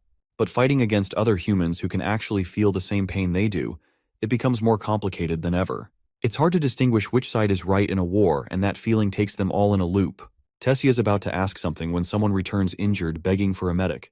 Helen asks if they're failed in these types of situations, but apparently Tessia denies such a thing. Later in the treatment camp, Drogo greets Tessia and wonders if she's injured by any chance. He also spots Helen and greets her properly. Seeing her appear here, Drogo is curious if something happened. Elder Albreda already knows that the princess has come here for information, a fact that Tessia confirms. Helen understands and apologizes for her rude interruption. She just wants to send updates back to her own seniors at the wall. Helen thought the fastest possible way would be to come and talk to the slumbering prince, but as it stands, he's out unconscious, and it may take a while for him to wake up before they get their answers. Stannard wants to know what happened to this guy. The medic tells him how the kid suffered from a dehydration problem and didn't have anything to nourish his health for days. His feet are a mess, indicating that he's been running for his life nonstop. But the curious question on the table is, from what was he running? Suddenly, this guy wakes up grim. He questions how long he was knocked out for. But it had only been 10 minutes, so it's not a biggie. Albreda gives him some water to get replenished. Drogo knows that this is tough, but they've got to know about his side of the situation, about what happened to his team. Sayer grips the sheet in anger. In pain, he grieves the loss of his teammates. The only person who survived was himself. The guy had a short disagreement with his teammates and ended up staying behind. But then, feeling guilty for leaving them, he decided to catch up right after they left. However, the moment he got there, what he saw was horrifying. The team had walked into an ambush of gnolls, monsters that were even deadlier than anything he'd seen up there. Some of them were even equipped with man-made weapons. Poor guy saw his team utterly ripped to shreds. He had nowhere to run and tried his best to mask his presence. Luck was the only thing that saved his life. He tried to hide for many days before, eventually, he took a chance and set up a teleportation gate to exit the location. However, the risk was too heavy because the gnolls could have destroyed it, so he ran for his life. Drogo wants more clarity regarding the teleportation gate he set up. Sayer is terrified to reveal that there was a giant door behind the monsters, as if they were trying to protect something strongly. He's horrified to express the news of his finding, that they've finally located the S-Class mutants' den at last. Moments after that, Drogo's voice roared across the cavern, alerting them the message of the location. Everyone there, hundreds of soldiers prepared themselves for the battle to come. The kid, Stannard, had done his fair share for the time he was here, but now this fight was the real deal. The actual target, a real mutant for them to fight. He could tell that all of his team members were clearly nervous. But their team leader, Tessia, looked composed and confident despite being the youngest of the group. The princess adjusted her here, making him gaze at her for an unusual period of time. Lil Bro knows that she's out of his league and already in love with Arthur, so he tries to shake his feelings off. Stannard focuses on the fact that the beast they've fought is seriously nothing compared to the monsters out there. He goes out all geek mode when Caria comes out and startles him. She suggests to him that it would be nice if he started stretching. Stannard understands that she's just caring for his safety and accepts. The Vanguard teams are all lined up for their orders. Drogo, as the leader, warns them to get ready for the arrival of the true battle. They have no understanding of the dangerous monsters that are on the other side of the gate. Tessia takes charge and emphasizes to her team that they'll have a delicious meal after they clear this dungeon. Now, I don't know about you guys, but that just seems like a death flag to me. Anyway, the Vanguard teams are put into position before they rush ahead into battle. Right upon entering the gate, it's a massacre. Stannard is horrified as he witnessed the brutal slaughter of many soldiers. Darvis is doing his best to keep up while Korea is sickened to find that they've lost another ally. The fight is hard, but they're holding on. Stannard catches himself blindsided, so Korea alerts him for the monster nearby. He's busy reloading, so Korea swoops in to protect him in the meantime. Stannard also shoots down 3 monsters on his own. Darvis impressively teases the kid for not being useful enough. Caria is in deep trouble and requests backup. Darvis goes ahead to save her while Stannard is busy with his side of the monsters. Korea manages to go on the offensive with her gauntlets and pummels her way through. As for Tessia, she's using her ivy prison to cage the monsters all down. Tessia bursts ahead as an unstoppable force, slashing past all of the monsters like butter. Then, she instructs Darvis to corner the creatures in one spot. On her command, Darvis casts a crossfire spell, separating the monsters from the soldiers. The rest of the adventurers do their best to erect earth spikes. Then a combined wind and fire spell destroys the monsters underneath. Tessia is holding on with her vines, Caria with her gauntlets, and Darvis with his flames. Drogo sees this and allows the long-range shooters to finish the job. Stannard is one of them as he prepares a cannon while the rest of the mages shoot their projectiles from range. He orders his men to step aside for Stannard to take his shot. The boy prepares a gigantic orange blast and releases that son of a bitch like a Kamehameha beam. The red blast erupts into an explosion upon impact against the monsters, destroying everything in its path. Drogo observes the aftermath of the attack, which has left a crater in the ground. Next, he orders the healers to get into position and raise their flags. He wants the rest of his men to collect the injured soldiers to the medics. Darvsu is really proud of Stannard's progress.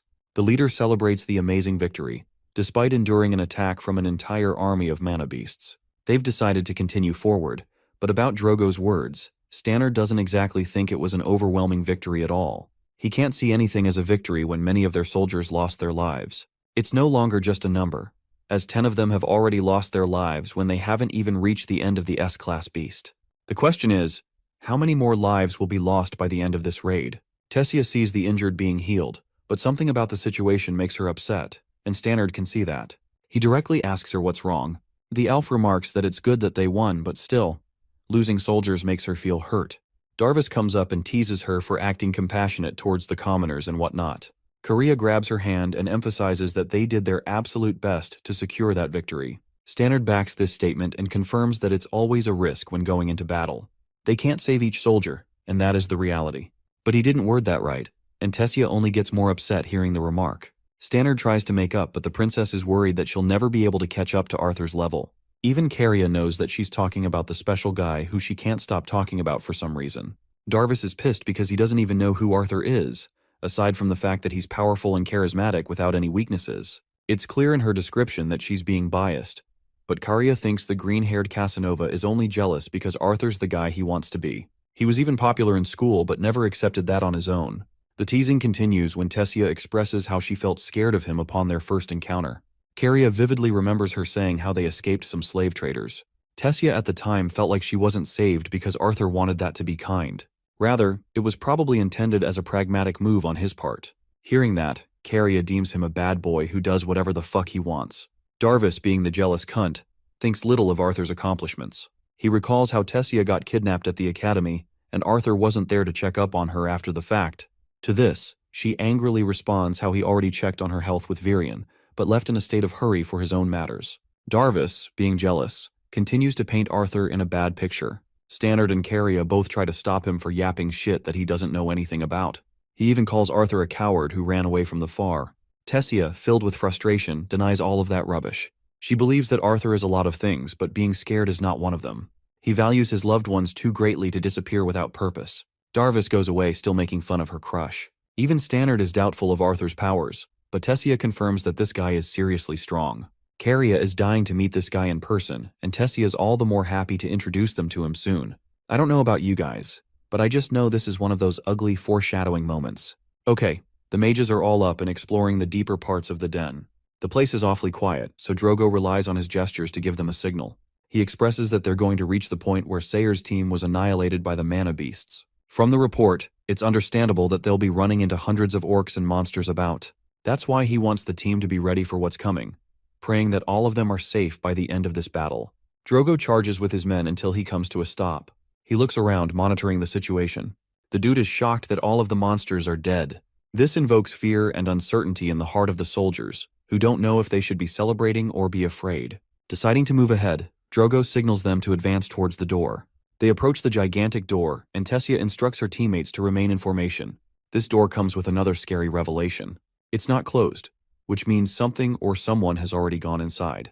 Dorog orders his men to open the thing as Stannard prepares his weapon. Inside, hundreds of monster corpses remain slaughtered, their oozing blood leaking out the gate. The adventurers freeze to make up for the situation. Tessia moves ahead to observe what's going on. Taking a closer look, she sees the sight of one man above the army of slaughtered creatures. Arthur Lewin, the unstoppable Goliath, the Chad of all Chads, is sitting there looking cold as hell. The princess can't fathom seeing him here. The adventurers are prepared to confront anything that comes their way, but it's our little Sylvie who jumps to reach the princess. Drogo thought that Sylvie is an enemy until Tessia explains that they've got nothing to fear. He roars at the man sitting at the top of the monster corpses, demanding his name. Arthur pulls his blade out before making his descent. His mere presence provokes Tessia's team to remain on guard. Even Drogo is suspicious of him, until Arthur declares himself an ally of the humans. Seeing the boy, Helen and her team are happy to greet him. Stannard sees the man of the hour, the one that Tessia never stops talking about. However, she's the one in shock the most. For some reason, she hasn't greeted him at all. Drogo becomes a party pooper and explains that they've got a mission to execute. He wants to know what happened as he wasn't told beforehand of Arthur's contribution. The warrior confirms that he only informed 1 hour ago and wasn't really expecting to land amongst a swarm of mana beasts himself. Drogo is utterly shocked to discover that Arthur single-handedly annihilated the mana beasts, including the S-class mutant on his own. One boy matched the strength of what an entire battalion had been preparing itself for weeks. The adventurers all come to question the strength of this child. Stannard wants to know what became of the beast cores. Arthur explains that his bond took her time devouring them. The little furball they see before them somehow devoured hundreds of beast cores like it was nothing. Drogo and his men are having a field trip when one monster attempts to strike Arthur from behind. Tessia tries to alarm him, but in mere seconds the fight is over without Arthur even moving from his spot. He apologizes for leaving one out, and explains that he's fine with talking as long as he gets to eat something worthwhile. Tessia and the Twin Horns group all know this guy, so they want Drogo to feel assured. Helen agrees. Arthur smiles, seeing them in good shape, and catches up with the rest on their way back. While this guy was her childhood friend, Tessia couldn't help but feel off about him. For some reason, she was expecting a different kind of reunion than from the one she got. After all, they met each other after years. Back to their base, Arthur maintained his own secrets and explained what was necessary to talk about. Drogo was unsatisfied among them all, but the information was valuable enough for the battalion to plan its next course of action. Jasmine left both Arthur and Tessia on their own. She saw him, now alone in person. Her heart was racing like crazy. Words come out of his mess as he looks at her with an innocent smile. The boy missed her, and it weakened Tessia before his eyes. She embraced him in love, confirming that she missed him just as much. Arthur grabs her gentle face, calling her a crybaby as he wipes away her tears. Tessia acts like she's all grown up now. Arthur dedicates this moment to hear everything that went down with her. Outside, Stannard is having a moment with Darvis. The team's a little unsatisfied that their major battle was hijacked, but Carria's out here seriously happy that none of them were injured in the brutal fight. It's like a miracle for one person to take down a fleet of high-ranking monsters, along with an S-class beast. Darvis doubts him greatly, and gets even more jealous than he was before. Stannard grills them both, describing the difference between envy and jealousy. Darvis gets all fired up, wanting to challenge the new hotshot to a duel. It's a stupid idea, and both his teammates can agree. Korea fails to understand why he's so angry after all. It's not like Arthur can solo the war on his own. But this green-haired chump thinks that something isn't making sense about Arthur's accomplishments, calling him nothing more than a snobby jerk. At the same time, Stannard defends Arthur for his stance, as the people didn't treat him any better either. He thinks it's really childish of Darvis to conclude Arthur's personality without knowing what he's even like. After all, Tessia always speaks positively of the boy, so it's not like he's a villain or anything. Deciding to pull the trigger, Darvis teases Stannard and thinks the kid finally has a shot with the princess, since Arthur's treating her like a bitch. Both get up against each other's necks, flared up and mouthing insults to hurt each other. Darvis stops the fight, realizing that he's no different from his prideful father if he continues. As for Tessia and Arthur, they both come out after catching up too. Darvis sees an opportunity and steps right up to Arthur Lewin, challenging him to a duel right off the bat. With little to no time wasted, people gather around for entertainment, supporting Darvis greatly. Tessia's team, on the other hand, is watching with worry. He readies his axe, confronting Arthur, who wants to inquire the purpose behind the duel. The green-haired chump calls it a matter of his pride, while Drogo the referee reminds them of the rules of the fight before they start off. Both fighters are restricted to use mana to bodily augmentations. The first person to surrender or unable to fight will lose. Now Drogo understands just how powerful Darvis really is, so he thinks Arthur out here is going to have a tough time. Even he's curious about Arthur's true strength. The fight begins with Darvis bursting with so much speed that he gets right up in Arthur's face. The first attack was a feint before he went behind to strike from his blind spot. But our boy isn't just an amateur. He sees this guy coming up and easily eyes him down. Sensing the threat of Arthur's attack, Darvis leaps away as if he felt afraid. This wimpy advance is met with confusion by the crowd. They berate him while Carria and Stannard look at each other in confusion. They've always seen Darvis easily cutting down mana beasts like butter. He's even seen him defeat adventurers among his own rank with satisfaction. But in this situation, it's almost unreal to see Darvis feeling fear for the first time in battle. Still, the green-haired freak show goes on ahead to strike while Arthur gently sways his body, evading each swing. Darvis tries to go faster with an aerial attack, but Arthur merely blocks his axe before releasing just a single punch against his abs. Darvis is sent on a retreat, unable to believe that he's facing such monstrous reaction speed. He tosses a giant piece of earth, but Arthur merely crushes it with a tap of his punch. That attack was yet again a tactic for Darvis to catch Arthur from his blind spot, but he easily dodges without any trouble. Arthur is merely toying with Darvis, tapping his body from the front and back, before unleashing his furious jabs all over his body. The strikes only connect right when Arthur's walking away as the victor. With his arms rendered unable to be used, Darvis releases his axes before collapsing on the ground. None of the spectators even saw what happened. Carria is the only one who could see Arthur activate mana flow rupturing, blocking the channels of mana with his bare hands. It's an impressive feat, especially since augmenters strengthen their channels after reinforcing their bodies. But what Arthur did here, it was precise and fast, as if he were a veteran. Stannard admits that they've just witnessed something amazing before their eyes. Poor Darvis can't even get up because his body's all fucked up. Out of the blue, General Virion himself arrives to meet Arthur, and he's brought Aldir alongside him. In the camp, Virion, being his grandpa's self, chokes our boy for not informing them of his return. Arthur sees Aldir too, who is glad to see that much has changed for both Sylvie and Arthur. Turns out they received a message from Winsome about Arthur's departure. Though Aldir wasn't expecting the kid to pop up at Tessia's battle station right away, it turns out that Ren is the one who wanted things to happen that way. That cheeky bastard. Tessia remarks that she felt great seeing Arthur instead of an S-class monster beast behind the gate. Arthur confirms that they didn't even have a second to spare as he was getting jumped by so many monsters right after arrival. Tessia is amazed to hear that Arthur's story was the reality. He really did take down those monsters by himself. She's got a ton of questions to ask, but Virion stops her, explaining that he's got matters of his own to discuss with the boy before anything else. Tessia is told to stay here for now, but Arthur will be going away with them. She's annoyed that he's being taken away from her right after coming back. It's important for Arthur to tell them what's going on.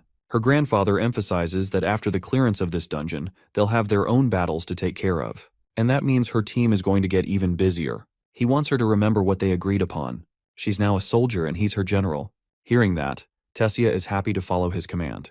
She remembers his advice to level up from her fights slowly and build her strength. Aldir wants them to head out at once.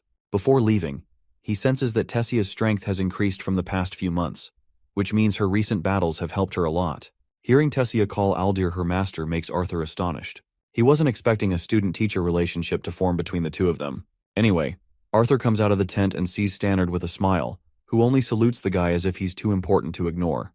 The three of them move their way up to the teleportation gate. Sylvia intentionally didn't speak to Tessia because she's all grown up and keeping her little secrets too. She wants to surprise her on their next encounter. The three step inside the gate, only to meet a giant fucking bear greeting them outside. From behind the bear's head pops up little Ellie.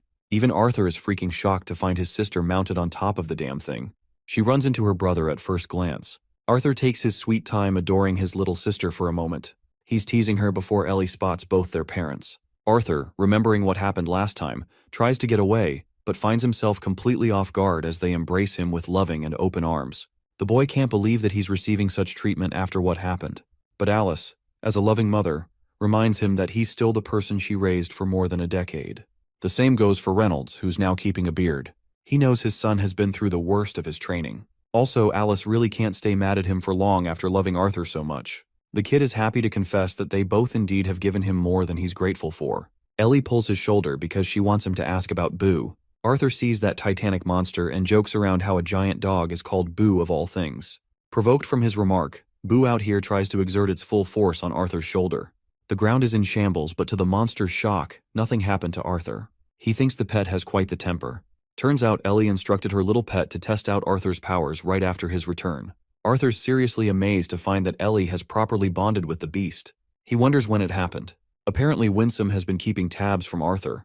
He's the one who left the mana beast with the boy's family before leaving. Turns out it wasn't Arthur's doing at all. He just gave this monster as a gift.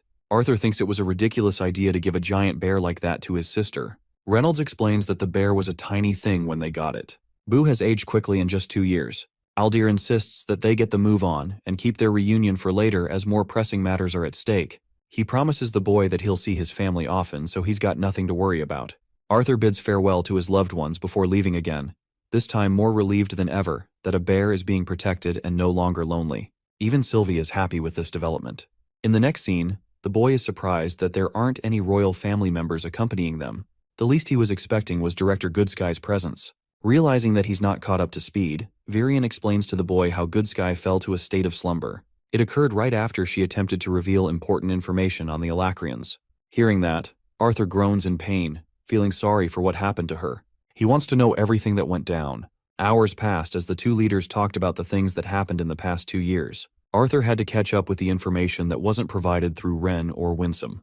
From Virion's information, the Human King was currently focused on refining a relationship with the Dwarven Kingdom, hoping to get them on their side. As for Curtis and Kathleen, they both took Tessia's path and formed their own teams to gain personal experience on the front lines. The boy's own family stayed at the castle for protection. As for the Hellstay family, they went elsewhere. Vincent did his best to assist with the war. Arthur asks Virion if his parents showed any interest in fighting too. Turns out that Reynolds was ready to go, but the elf recommended that he stay out of the fight until Arthur's return at the least. The boy is very much grateful that Virion handled the situation well, as he would have suffered much pain if his father died before his arrival. Next, it's finally time to address the main point of the meeting. After all, Arthur understands that he wasn't just brought here to catch up to speed. He knows that something serious is going on, so serious in fact that Tessia's involvement was considered unnecessary. Virion shakes his head, as if to deny that, but Arthur cuts the old man off, claiming that he knows that he cares about his granddaughter. Arthur knows that the war is a threat to everyone, after all. Their defensive maneuvers won't matter if the hidden teleportation gates have all been set up by the Alacrian spies. Something about this is too suspicious. Arthur mentions how the Beast Glades territory is the perfect place for the Alacrian army to gather. After all, they've already acquired the S-class mana beasts. But that strategy would be too obvious. That means the only reason they haven't made a move yet probably indicates that either Dickathan is actually stronger than Alacria, or the other side is intentionally stalling for some other reason. And judging by Virion's grimacing face, the boy can tell that it's the second thing of the two. Virion confirms that they've just discovered something like that. Aldir starts off by saying that it's okay for Arthur to doubt them after he reveals this information. Then he spreads a blueprint of a battleship. A ship that isn't Decathius, but a ship built by the Alacrians inspired by Arthur's design. The boy is furious and crumbles the paper. Right as they're about to talk about the next subject, a soldier barges inside to inform critical information. They've just sighted the Alacrian armies, who are approaching through the western coast. The man shivers in fear as he declares the arrival of the Alacrian ships. Horror sets in the room and Arthur's expression is proof of it. Without a second wasted, Arthur blitzes past the guard with incredible speed. Sylvie tails him, worried about what's about to happen. The boy is so fast that not even the guards can keep up with him. Arthur is so impatient that he wants to open the door without the guard's permission. The guard reminds him that they can't do anything without either of the general's permission. And since they have yet to hear a word from either, they can't allow him to go. Arthur expresses that he's just had a meeting with both of them and he's received permission to head out. But these guards are on a whole different level of arrogant. They don't want him to cross no matter what he believes. They also want to remind him of the dangers of the situation outside. Arthur's done playing around and exerts a pressure so menacing that their senses snap shut. Arthur warns them not to take him lightly at a time like this. Aldir comes up to catch up with the situation and authorizes Arthur to leave at any time.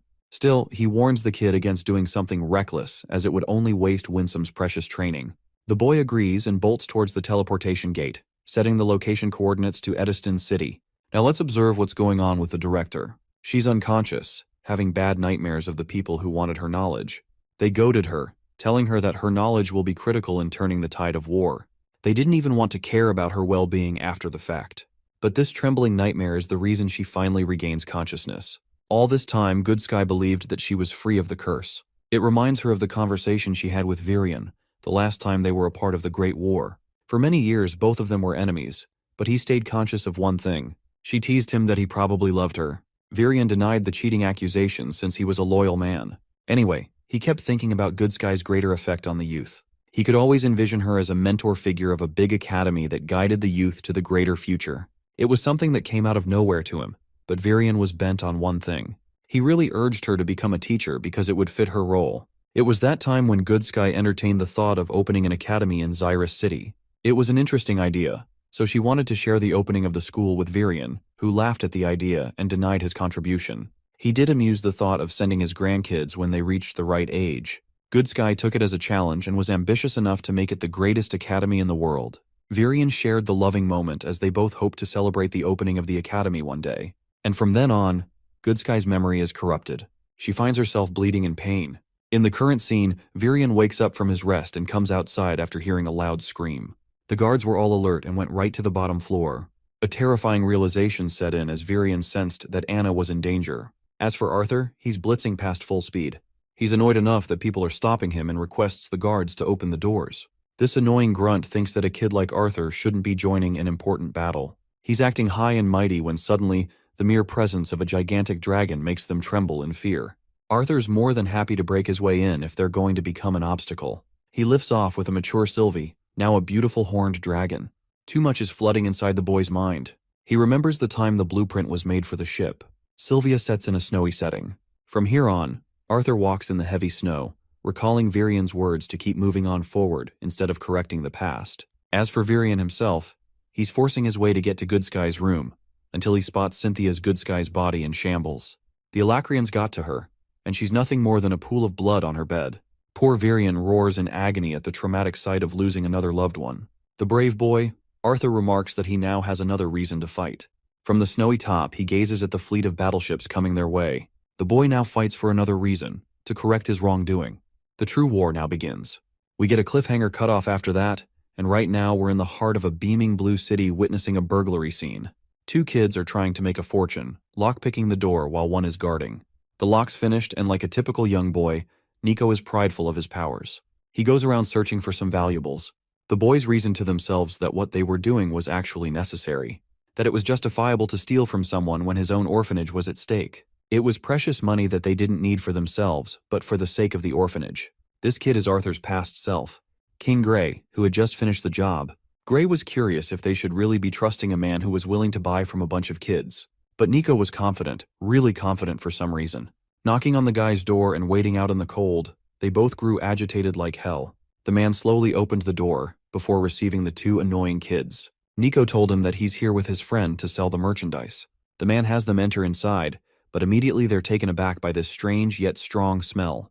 Nico tells Gray to look around while he's done talking. Gray does exactly that and makes his way around the warehouse. He checks on a book while the man is inspecting the quality of a gemstone. This was the first time the boy found an ancient instruction manual on controlling Kai. Nico startled him by creeping up from behind, but Gray reasoned it was just nothing. The man offered the book to the boy as a gift. After all, none of them could read or learn from it. Nico was chill with the whole fling. The boys left that night, and now Gray was sinking in the rain, questioning why he was even tasked to come here. After all, Nico pretty much handled everything by himself. Nico remarked that at least Gray got to keep a book if nothing else. That is when Gray alarmed him of the two creepy men at the shop. They were tailing the boys from behind. He signaled Nico to turn right and then make a run for it as fast as he could. So they did exactly that, both boys bolting with the best speed they knew. They climbed over a wall and Nico crashed, so Gray had to help him out.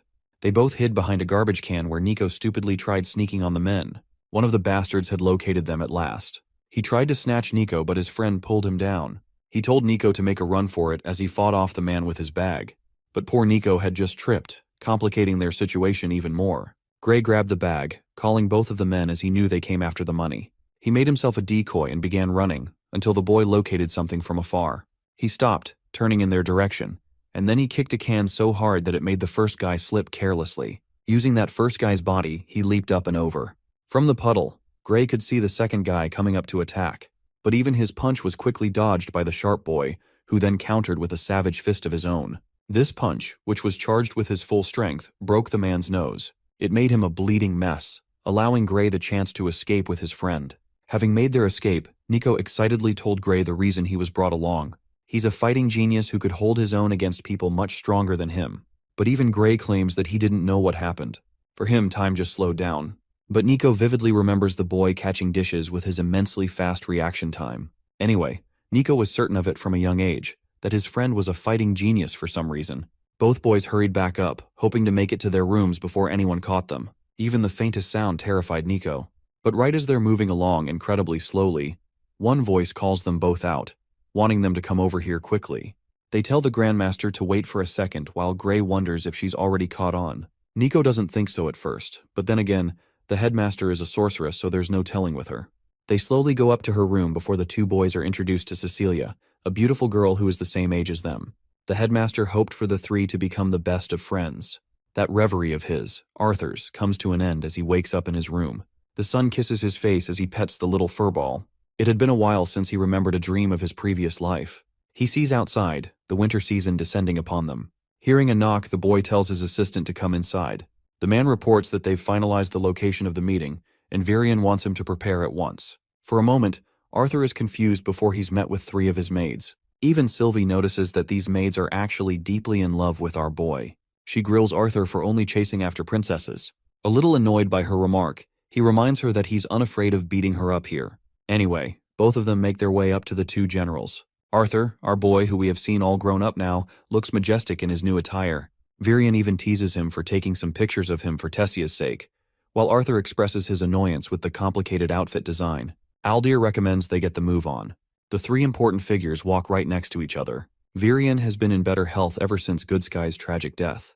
Even Arthur understands that in this situation, the man has no choice but to remain strong on his feet. He trails them, busy in thoughts of how the Vritra clan actually got to Goodsky in the first place. He understands that it must be eating away at Virion from the inside out.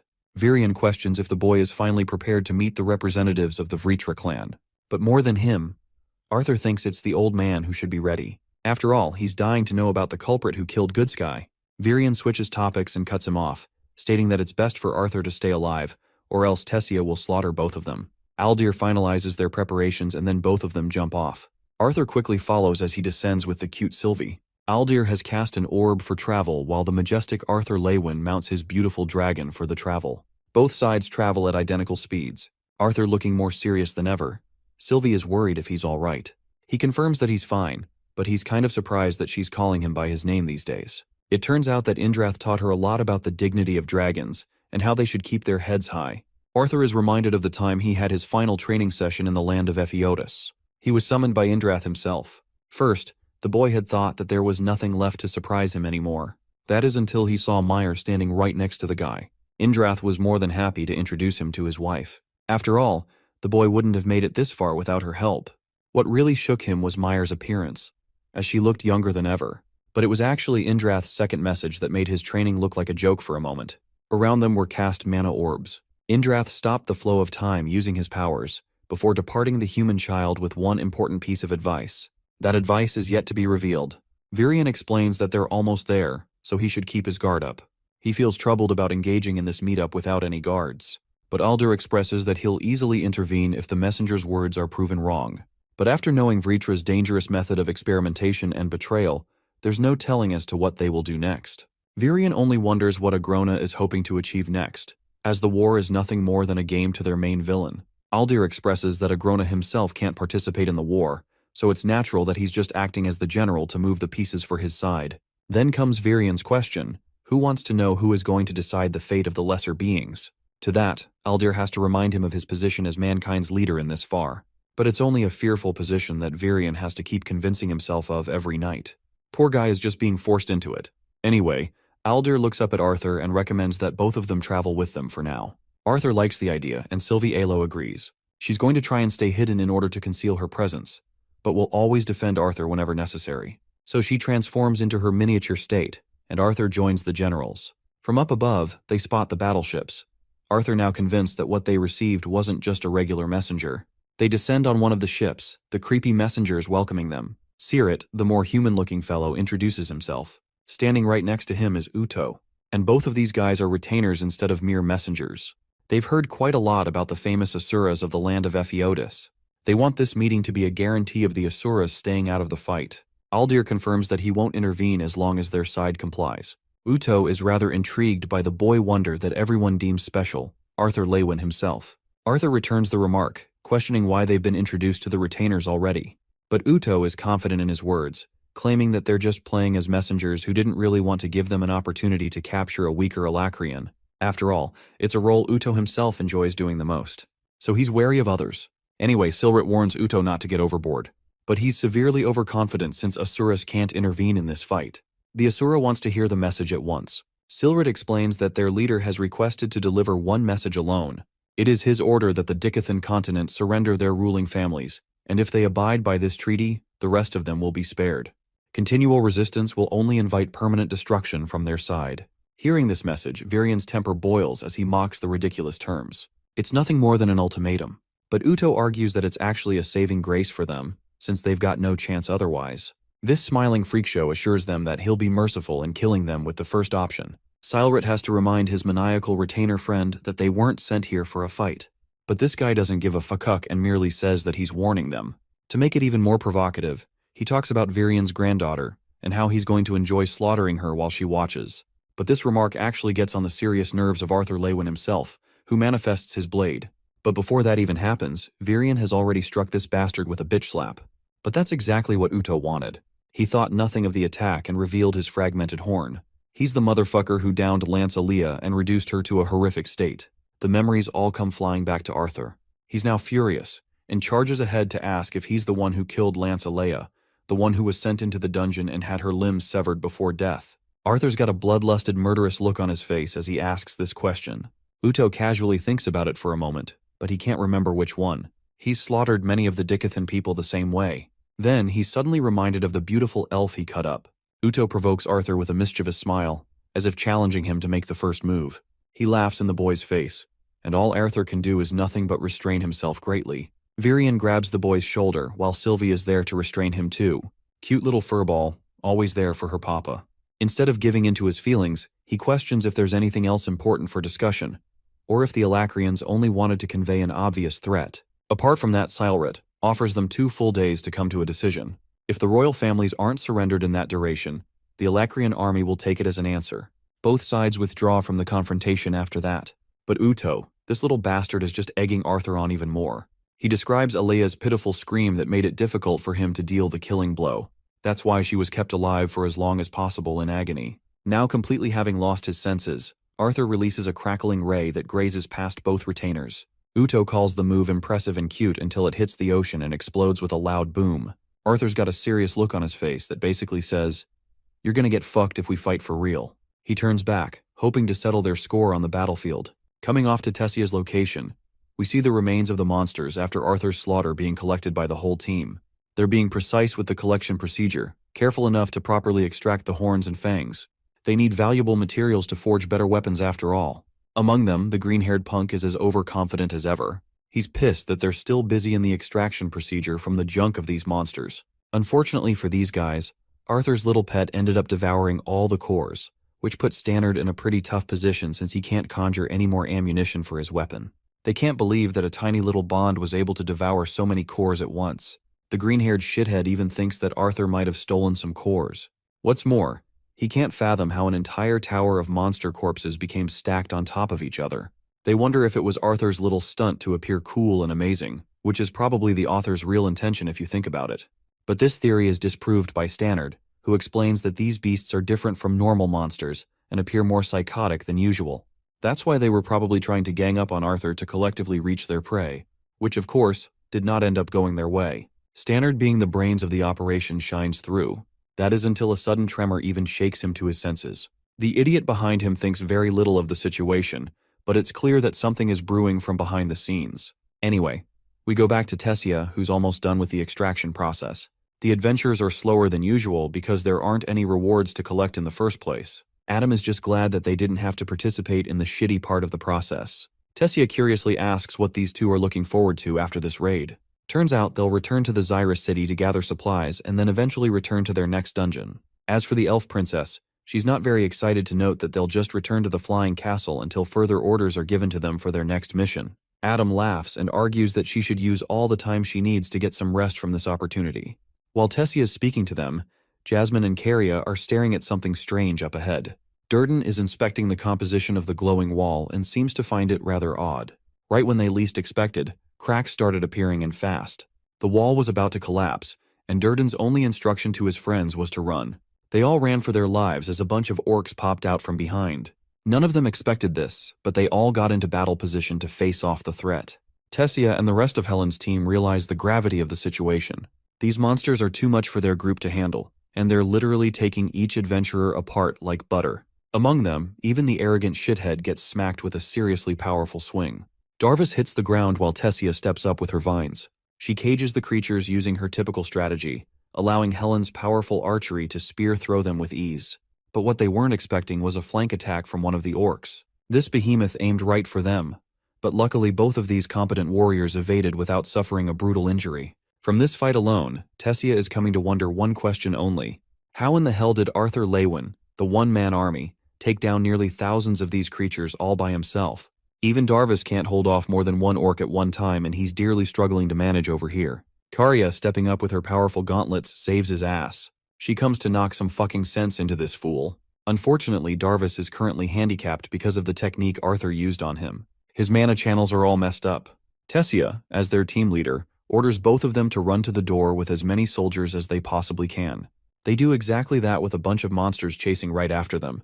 But this is when the graceful Jasmine comes around to cover for them. She leaps away, and by herself easily slashes a group of orcs without much trouble. As for Darvis and the other adventurers, they're being safely escorted out while Stannard and Helen's team are keeping them cover. Even Adam is shining his best with his spear strikes, though he's also finding himself panting from the fight. Suddenly, a giant explosion is heard from behind. He recognizes that it was Durden's doing to save his ass just now. Durden recommends that he focus on the bigger threats ahead instead of worrying about repaying favors. But they're both surprised when a barrier of vines erupts to cover for them. It's Tessia and Helen's doing. The girly pop duo just saved the clown duo. But it's not like the barrier is worth it or anything. The orc easily rips it apart, allowing for other monsters to enter inside. Adam whips out his damn spear and stabs the shit out of one of the orcs, before Helen swoops in with her burst shot, knocking down 3 monsters all at once. Adam's really impressed by Helen's kill count, and I have to agree that this girl is seriously popping off in this fight. But while they're having their peaceful chat, my man Durden is getting stepped on by Gorlock the Destroyer over here. Both Adam and Helen quickly jump in to save their friend. The spear cuts through the monster, allowing them to rescue the wounded Durden, while Helen defeats the final hit on the monster. Durden then sees Helen in serious trouble, fighting off all on her own in a really risky position. Adam tries to warn her because yet another orc is coming to flank her while she's pinned. It looks like the worst possible case does end up happening as the monster's claw reaches for her face, before Tessia screams in worry. From here, we get a cliffhanger moment, jumping back to the flying castle. From the teleportation gate, emerge both Arthur and Virion after their encounter against the retainers. The boy is seriously hoping that the old man isn't considering their offer right now. However, Virion is struggling with the weight of the decision at hand, because he thinks that the prevention of war and an immediate surrender could really save innocent casualties in the long run. Still, Arthur thinks that's a huge miscalculation and a giant sacrifice that even his family may have to offer. Aldir interestingly expresses agreement with the boy. He believes that the land of Epheotis will also be threatened in this case, as the rest of the generations will eventually strike against the other Asuras. Virion is aware of the gravity of the situation, but he's really worried for the public's reaction that will come of this. Arthur realizes that Virion's goal is to announce the offer publicly, and you guys know how that's going to play out. The people are going to shit on the royal family and devour them alive.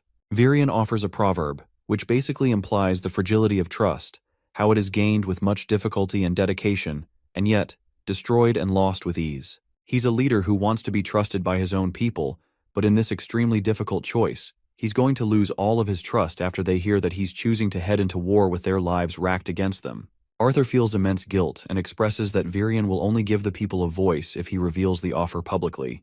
They could very much protest and revolt against their leaders in that case.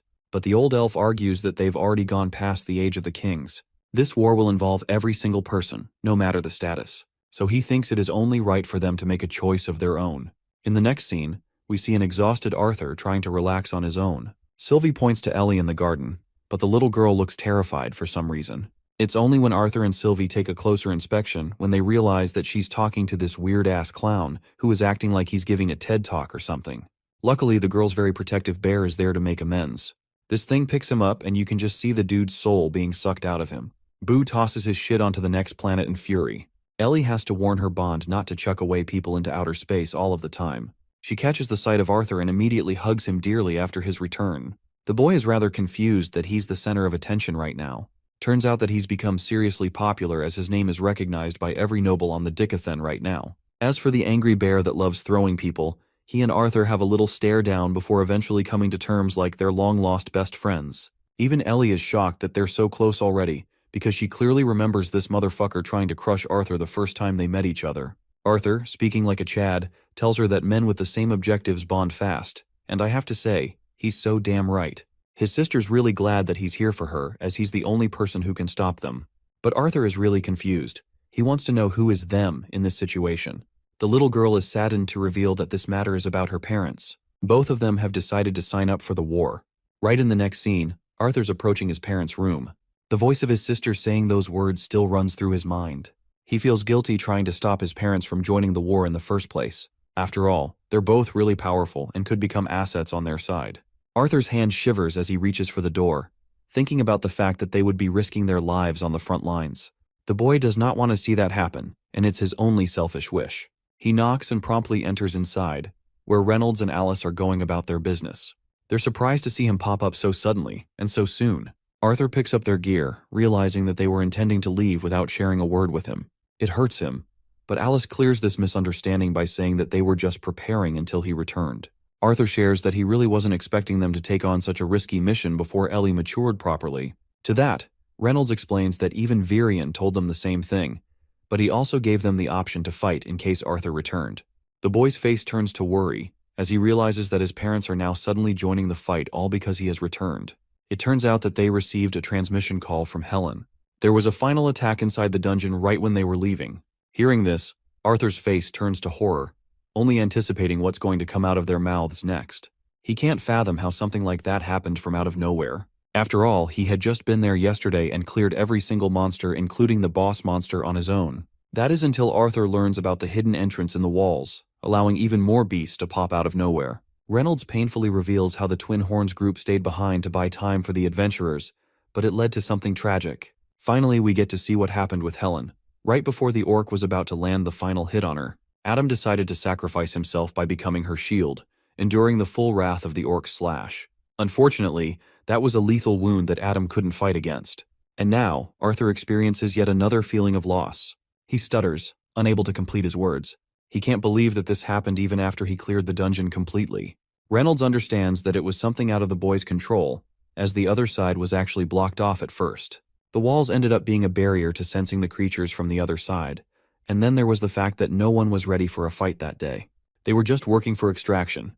The Twin Horns did their best to hold the monsters off, but it still led to an unimaginable number of deaths. The moment he hears this, the first thought that comes to the boy's mind is Tessia's safety. He is terrified to ask who else suffered the same fate, but unfortunately not even his parents know about anyone specific. It was only an emergency transmission, and Helen could at most talk about the core situation. Arthur grieves for Adam's sake, but he seriously can't accept his parents joining the war because of his passing. Reynolds shares that he's misunderstanding something important. They are not participating in the war out of guilt, but of their own volition. Arthur uses a forceful tone against his parents, arguing that it is selfish for him to try and stop them from participating, but it's also selfish of them to risk their lives when it isn't necessarily required. He really doesn't want any of it to impact Ellie's mental state, as either of their deaths could lead her to a terrible state. Alice responds, agreeing with Arthur's words completely. They are choosing to make a selfish decision here, knowing the consequences. However, it's actually her who wants to participate in the war more than anything to help the twin horns. It's not even primarily Reynolds' choice. Arthur is stunned, and he asks his mother again if she's really certain of her choice. But Alice confidently declares that she's sure. Arthur finds himself struggling to reason with his mother, arguing that she stopped using magic in the past because of the trauma she endured. So it doesn't make sense to head right into battle now. Alice and Reynolds exchange a nod before deciding to tell the boy another tale. His mother requests the boy to sit down so he can learn more. Arthur already knows about the history they shared with the twin horns, but the part that they missed out was that they had one other member before the boy's birth. This person was called Lenza, a purple-haired cheery girl who was the opposite of the sensitive and careful Alice. Their chemistry matched, and they got along super well. Now, for Lenza, she was extraordinary in swordsmanship, cutting apart monsters like butter. She was a known augmenter, talented as ever before joining the Twin Horns group. They were all surprised when she was the one who requested to join them. At the time, Lenza became the image of the team as a whole. She was constantly peeving Reynolds and making him embarrassed with Alice. Poor Reynolds had to struggle with her teasing. She could even make Jasmine smile with her forward personality. But unfortunately, Lenza didn't end up staying with the team for very long. Just 2 years, until the Twin Horns experienced a tragic accident. They were ambushed by a pack of stingers, and it resulted in gruesome wounds among the entire team. Alice did her absolute best to heal her team, and for people like Reynolds, recovery became faster. Their wounds were easier to heal, but one person's case was different. Alice realized that Lenza was squirming in absolute pain. The stinger venom that she suffered was close to her mana core, allowing for a painful spread. After being hospitalized, Lenza's state made Alice despair. They learned that she had permanently damaged her mana core and could never practice mana manipulation. Despite her best efforts to close her team's wounds, Alice's efforts to close Lenza's scars made the venom advance to her system. She felt extremely guilty for accelerating the spread of the venom and robbing her friend's one and only joy. As for Lenza, she strongly vouched for a sacrificial death. She wanted to be out there and vanquish in a blaze of glory, but when she couldn't use mana anymore, it was different. She left her bed one day and decided to venture into a dungeon alone. After that, Lenza was never seen again. To this day, Alice is brought to tears, blaming herself for being the one responsible. Lenza could have survived if she didn't heal her wound and closed off chances of venom extraction. She wants Arthur to remember that his life is solely unique and dramatic. But for the rest of them, they endured many hardships, painful ones beyond imagination. Alice and her team loved Lenza, but ever since that incident, she's been afraid to use her magic to its fullest capacity beyond the basic injuries. She understands that Adam's death is different from what happened in the past, but Alice recognizes her team's contribution as a sign to be there and support them. Another reason is the fact that they're afraid of Arthur being out there, risking his life every day while his parents are staying home expecting him to come alive. They don't want that to happen. While this is understandable, Arthur argues the case for Ellie, who will be damaged beyond repair if they don't return from this battle. Reynolds shares a moment with his son, wisely explaining that death is rarely caused by one's personal weakness. After all, death always creeps up when a person's guard is down, no matter how omnipotent they may seem. The same is for their son, Arthur, and that's why Reynolds promises to protect Alice with his life. He has already established this goal for this war, which is to come back in one piece for the boy and his sister, but they also want him to promise them the same. Despite the reveal of him being who he is with his past life, they still want him to remember that Ellie sees Arthur as her brother. That's why they don't want him to just sign up for a risky sacrifice in the name of the greater good. After all, even if they lose this war in the long run, they can always revolt and fight back later. The only real loss happens upon one's death, because after that the game is over and no one comes back. Arthur funnily plays the nerd here and argues that he reincarnated despite that. Both his parents are a little shocked that he's casually joking about something like that. Their family moment is interrupted with Virion coming to say hello. He heard about Adam's passing and came to comfort both of them. Unfortunately, they have very little time to grieve Adam's loss because they've just received new information about the soldiers returning from the dungeon raid. All four of them gather to confirm the situation themselves. Arriving at the teleportation gate, all they can see is blood splattered on the floor and many soldiers injured from the battle. Virion thanks the respectable warriors for their proud efforts. Arthur sees people grieving all around him. Finally, Helen comes out of the gate, the boy's parents rushing to her side. Alice wants to know if the rest are okay. Thankfully, none of the other members were killed, and they were just rushed to the medical ward for now. It was only Adam's loss that reduces her to tears as the boy's parents comfort their friend. Arthur stands there in guilt, when suddenly Helen comes around to hug him in love. He's surprised and happy to find that she's doing okay.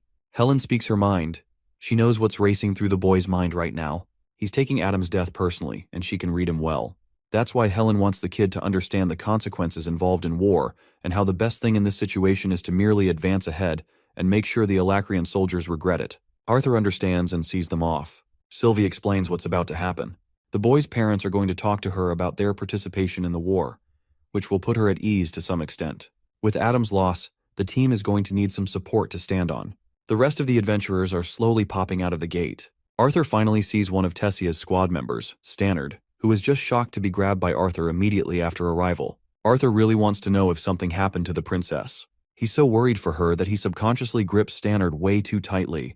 He apologizes to Stannard shortly afterwards, glad to see him in top shape.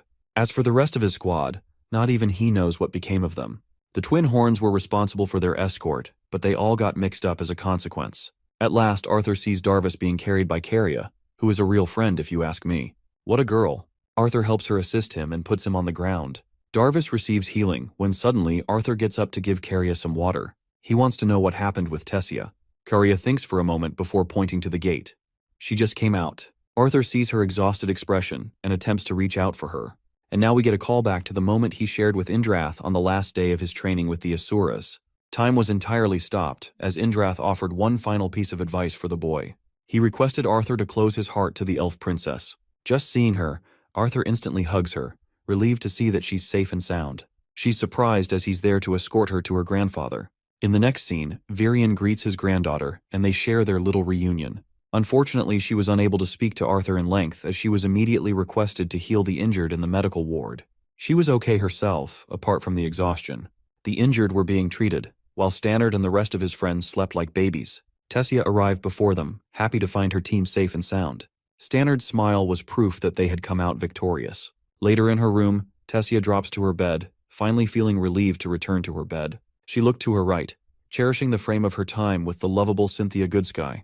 That night, Tessia found it difficult to fall asleep, despite her tired state. She wondered if Virion was up and awake at this hour. So she decided to explore the hall, searching for her grandfather.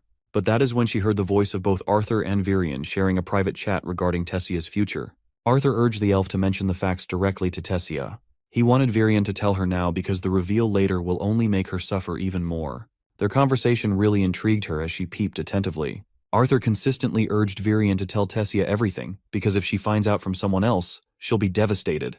But Virion stayed stubborn in his stance. So Arthur became annoyed and questioned what would happen if she decided to go anyways. Arthur argued that Tessia is more than capable of achieving something if she puts her mind to it. But what Virion said afterwards really shook Tessia to her core. He revealed the report of Cynthia's death and how it would negatively impact the princess the same way. Tessia's brain flooded with the memories of her dear master, unable to comprehend the reality that they were just talking about. The conversation ends there, with Arthur leaving for his room, waiting for Virion's call to tell Tessia.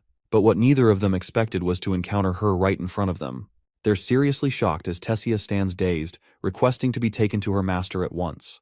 The trio take a walk downstairs, heading for Goodsky's room. Tessia can't fathom why she's being treated in such a terrible place, when these rooms were specifically made for traitors and murdered. Unfortunately, it was the safest place imaginable for now. Virion wants them to offer Goodsky a proper goodbye when the time is right. He arrives before the cell, requesting it to be opened. When the door opens, they see a casket. Tessia immediately collapses before it, learning that only a few people are aware of her death. Even though a woman as brilliant as her should have deserved a ceremony with all of her students and her peers. She did so much for the continent, and yet she died a disrespectful death, only to be placed in a cell. Virion attempts to console her, but Tessia bursts in her anger, roaring at her grandfather for keeping something so precious from her. She questions when she would have been able to learn about Goodsky had she not heard them talk about her. Tessia loses trust and starts questioning everything he's said to her. She did so much to demonstrate her growth, and yet he still treated her like a child. Tessia's feelings come to a stop when she sees Arthur Lewin intervene, directly calling her a child in spite of the situation. She can't believe that he's just said those words, when he should be comforting her in her most fragile moments. Arthur gives her some serious tough love, stating that it was reckless of her to just head right into the front lines, thinking that it will earn her maturity. It's only going to jeopardize her life. Arthur forgets the stops and literally calls her a tantrum-inducing child. Even Virion is fucking shook because he's out here wondering if the kid has lost it. Arthur follows up by reasoning how clueless she is for not understanding her grandfather's intention of keeping Cynthia's death a secret. He's seriously dying to know what the public response would be if they came to learn that someone important to them was killed right in the safest location of the entire continent. His words continue to anger her. Arthur brings up her age, calling her just a 17-year-old. But in response, she's pissed that a boy younger than her is saying all these things. And yet, neither Virion nor Goodsky ever thought of a boy as a child. To this, Arthur counters that it wasn't because he was trying to prove himself as an adult. It's just the impression that was formed of him. Virion attempts to stop Arthur from saying something foolish, but for some reason, he's in the mood to argue and insists on it. Tessia is in shambles, crying her eyes out, questioning if anything is even fair about the situation. Arthur is free as a bird while she can't do anything on her own, always becoming the person that requires rescuing. The boy attempts to counter her, but she interrupts him, stating that it is unfair of him to expect that she'll react like Ellie in a situation like this. Those words make even Arthur shut down, as Virion swoops in to break their heated confrontation. From this, Arthur looks up to Virion in anger, realizing that he was the one who was wrong all along. He shouldn't have taken her side against her grandfather earlier. Saying that, Arthur leaves while Virion tells his granddaughter that it's important to understand how Cynthia would have preferred a few loved ones instead of millions of people thinking about her death. Tessia crumbles before the casket as she and her grandfather offer a prayer in silence, the delicate moment coming to an end. Meanwhile, Arthur Lewin is walking away in frustration when our favorite little furball comes around to bite his damn foot. He shakes her off for being so rude all of a sudden. Arthur grabs the little fucker and questions what she did that for. It turns out that Sylvie read him like a book and wants to know why he specifically escalated the situation. Arthur explains that he said the things that were necessary. After all, the princess is letting her emotions cloud her judgment for what is truly necessary for the continent. He thinks all of it is a calculated and necessary form of action. But our little furball knows that something is up. She understands that Tessia spoke too far when she mentioned Ellie. But at the same time, Arthur's the one who became reckless and projected his personal frustrations upon her. Arthur strongly denies this at first, but quickly realizes that it might have been the case. During this moment, the boy asks his bond what she really trained for in the land of Ephiotis. Sylvie, being the world's strongest cutie pie, only became stronger than she did before, and she also learned something new that would allow her to tease him more often. Arthur slips away, staring at the horizon, reminiscing the joys of a much simpler life. We are then brought right back into one of the memories of his previous life. Gray was sitting against the headmaster who couldn't see herself as a person who could help him with his kai pool. After all, his kai pool was supremely unremarkable compared to other kids. She wanted the boy to understand an important lesson, that if he ever caught himself lacking in resources, it would be wise to save his strength for the most opportune moment. Gray took those words to heart and thanked her. The headmaster is also really curious to know how they suddenly, and out of nowhere, received an immense amount of donations. Gray becomes nervous and tries to act surprised, but the headmaster decides to play with his head by stating that they will no longer be accepting any donations from anyone. This prompts an immediate reaction from the boy, who questions if she's going to close the orphanage. The old lady remarks that her intention isn't to close the orphanage as the government has decided to fund their operations, so they will no longer have any troubles regarding money. This makes the kid worry because of what he and Nico did. He's at least glad to hear the good news. The boy turns to leave when the sorceress asks him how Cecilia is getting along with the two of them. The boy enters a contemplative state, sharing that they have made some bit of progress probing her. Turns out that she has yet to speak to either of the boys even once. The sorceress wanted both Gray and Nico to be the catalysts to help her escape her shell, but Gray doesn't understand why it's required for them to do so much to become friends with a girl like that. To this, she smiles and states that he's going to know the real reason when Cecilia shares her story on her own. Gray expresses how Cecilia looks normal, but for some strange reason, the other kids are intimidated by her due to her accidents. Gray and Nico are the exceptions, so they're not afraid. The issue is, some kids have been sent straight to the infirmary because of her accidents. That's why he's here asking for more information to see if there's anything to learn.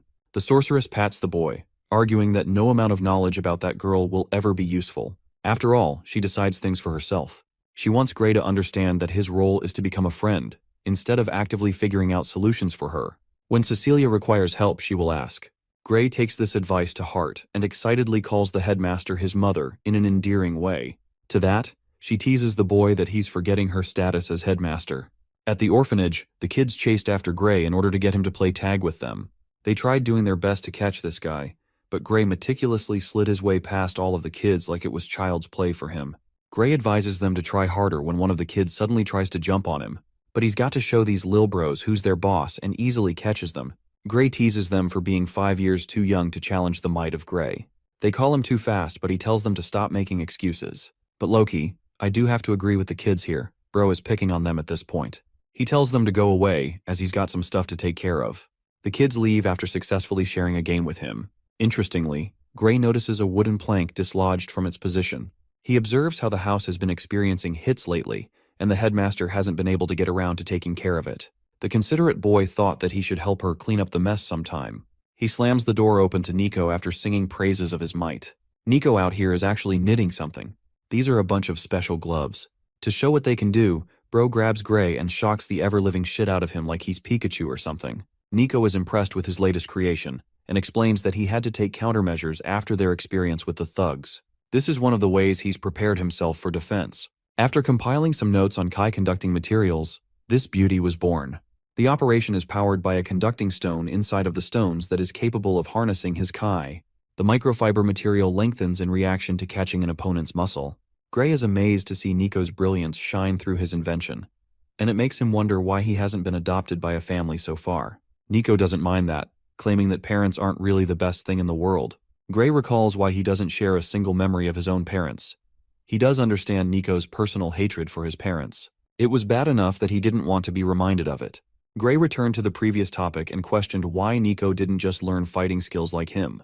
This question was met with a nod of disapproval, stating that Gray's talents don't come from learning how to fight. Also, he requires the use of equipment because he's not as skilled as a dude who is channeling fucking ultra instinct at his young age. He compares his own reflexes to be comparable to sloths and turtles. Because of that, Gray believes that even the gloves won't prove to be of much assistance in a situation like that. Nico confirms this and adds that microfibers are expensive on top of that. He did end up spending some of the money they collected from selling the stolen jewelry. Gray curiously asks how Nico managed to deliver the rest of the amount to the headmaster. Nico's glorious plan was to use a guy of his own to deliver the amount as a generous donation, in exchange for a percentage. Gray is baffled to hear this, because now he's left wondering how much money actually went for the development of the orphanage. Nico struggles to form a response, claiming that he didn't have much of a choice. After all, the headmaster wouldn't just take the amount directly from them without attacking them with a mountain of questions. Gray pinches Nico to remind him to respect her name. Also, he wants to share the good news that he learned from the headmaster. The orphanage is now backed by the government, which makes Nico delighted with the thought of spending all his money on his inventions now. It invites a glaring look from Gray which basically says, "No, the fuck you won't." Nico hands him some of the books he purchased for Gray as a gift with some of the money. It's enough to spare his life for the time being. Suddenly, both of them feel rumbling. It's the work of Cecilia, and it's lasting for longer than it usually does. Nico recommends they check what's going down, which is a crazy idea to Gray, who emphasizes how dangerous it is to do that. The last person who tried couldn't even come near her, and that guy was an adult too. At the same time, Nico really feels bad about seeing her in pain and just waiting for her to pass out on her own. Gray instantly calls out the dude for having feelings for Cecilia, reducing him to a flustered mess. Nico denies the accusations like he's dodging a case, but also confesses that she's pretty. Anyway, the two of them try to make their way through the orphanage, stumbling in their steps. Upon arriving at her room, they see Randall standing there. But for some reason, the adults aren't intervening to help her. Gray quickly grabs Nico's gloves and dashes away to act on his own. He wears the gloves, understanding that Randall simply won't be able to get past Cecilia with this level of an intense outburst. So he unveils the place on his own, where he sees the girl emanating a pool of ki unlike anything else. She was an irregular among the Kai users. Even the best practitioners of Kai couldn't produce more than a gust of energy, but this girl was a monster with her disruptive waves of Kai. The only issue was that she couldn't control her powers. According to the headmaster, Kai outbursts only happened with emotional provocation. Some Kai users described this power as a gift, but Cecilia was a child, and it felt like a curse to her being.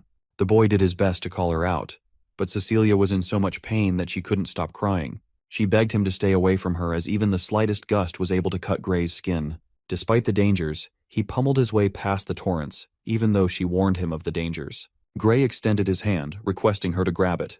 Cecilia reached out for his hand until they finally made contact, activating the special glove. The crackling lightning canceled out Cecilia's episodic outburst as she fell to her bed, knocked unconscious. But even Gray couldn't manage to maintain his consciousness, as this tiny little glove robbed him of all his Kai. The boy fell right next to her, with Nico rushing inside to see them. Let's go back to Arthur's present day. He's out cold with cute little Sylvie while his maids are requesting him to come out as he's gonna be late for Virian's speech. Lance Baron decides to act with his powers and decides to wake up our boy with a nuclear fucking alarm. Bro literally destroys the damn door and reaches for Arthur, who quickly grabs the bolt of lightning to protect himself. Arthur's not exactly pleased to run into this dude again. The Lance is impressed that Arthur's also improved in his own way.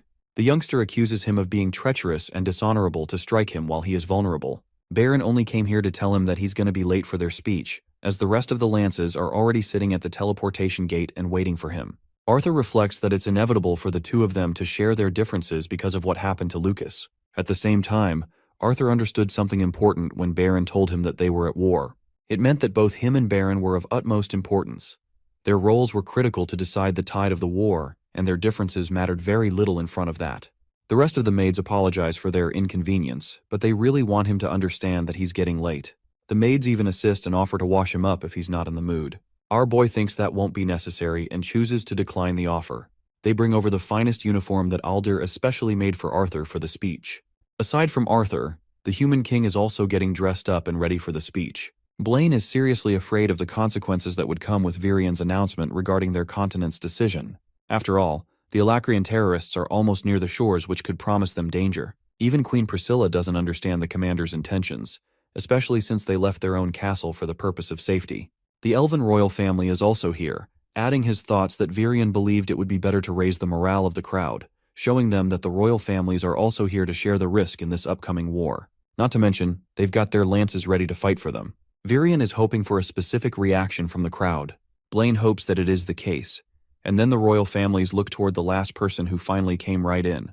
Virian looks at the boy with a smile. Arthur stands before the royal families, looking like a majestic king in his own right. He greets each member of the royal family with proper respect.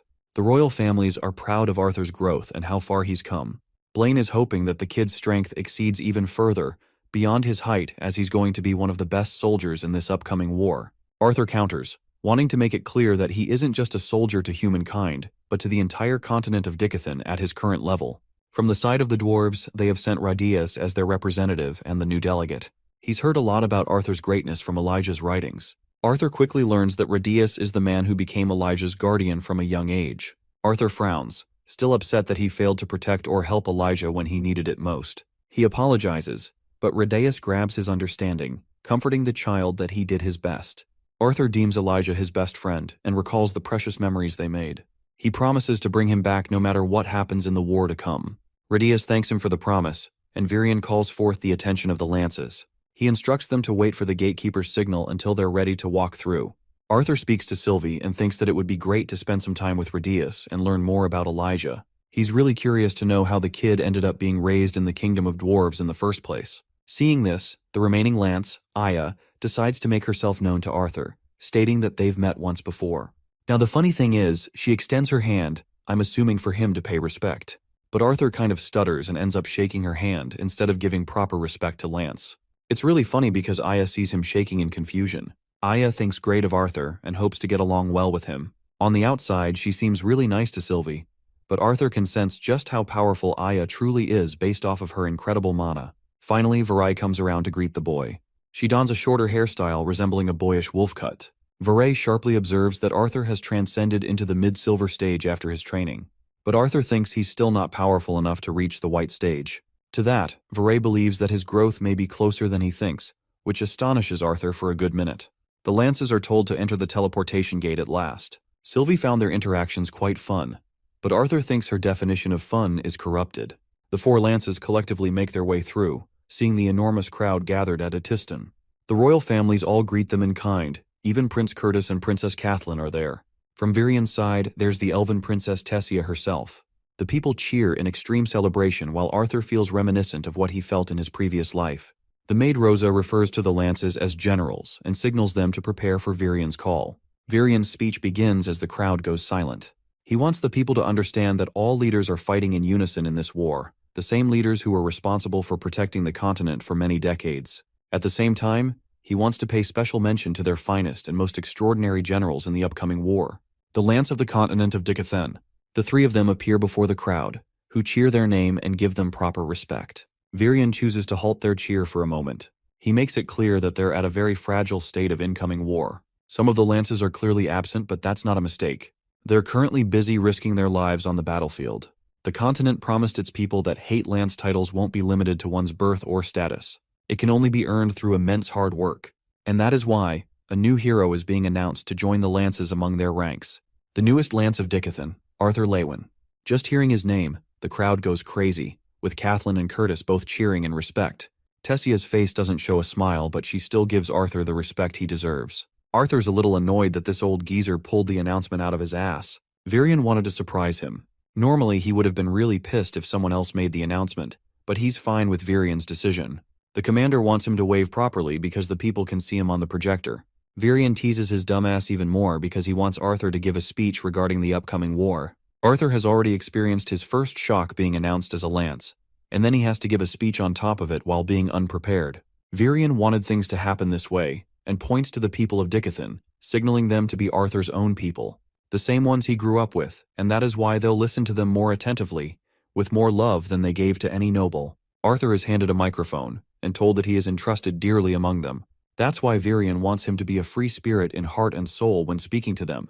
The boy's family is also here to excitedly cheer for him. Arthur gazes at the beauty of Dickathon's people, Virion's words streaming his thoughts. Finally, Arthur uses the device to speak to the people of the continent, thanking them all for appearing here today. He wants them to understand that he's well-versed on the history of the continent and its economy. Of the books he read, none ever explained what it meant to become a loyal citizen. Many speculate that citizens are bound by the love of their homeland, and one author he read argued that there's an effect that starts with the leaders and goes all the way down to the families feeding their loved ones.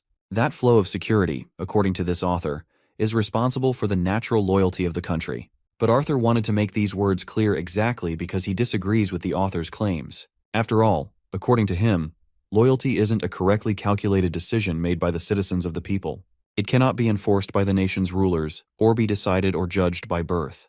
Loyalty is born straight out of one's choice.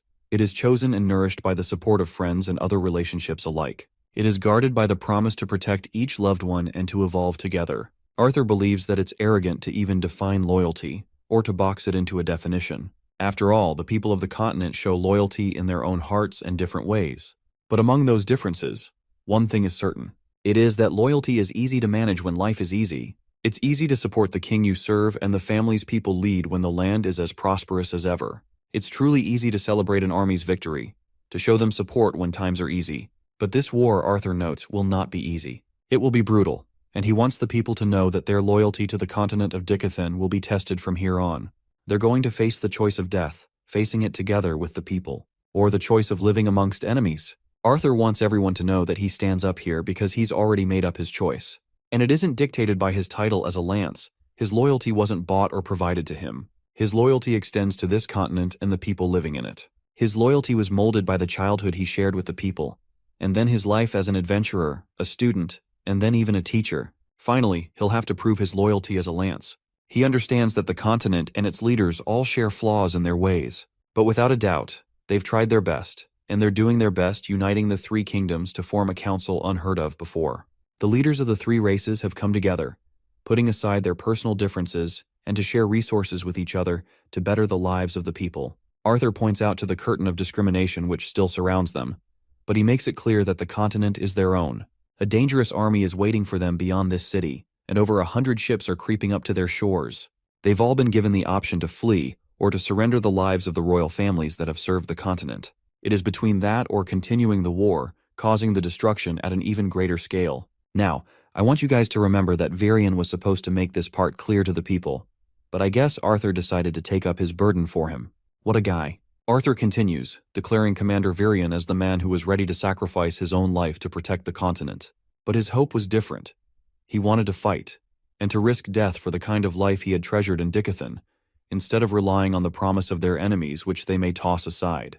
However, Arthur refuses to make that choice for the rest of the continent. He just wants every single one of the citizens to understand that the people up here, the royal families and the lances will fight until their dying moments, in order to protect the continent from the invasion of their enemies. Arthur's speech is met with a bunch of reactions, but the most prominent one is the roar of the Dickathon continent.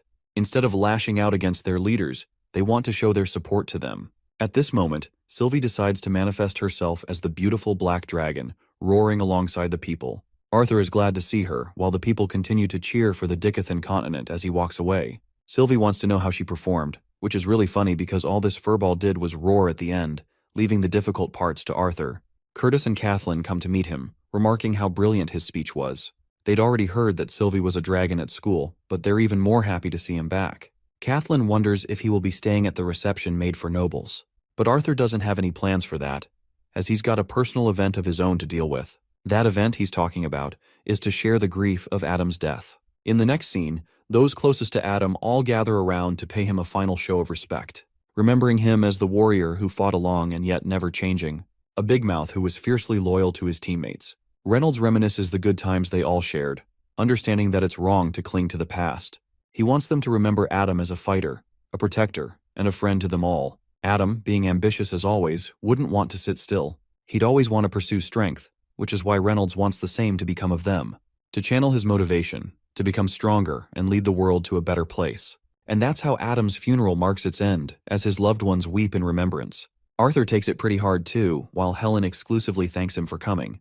Durden and the others are sorry they couldn't make it to his speech.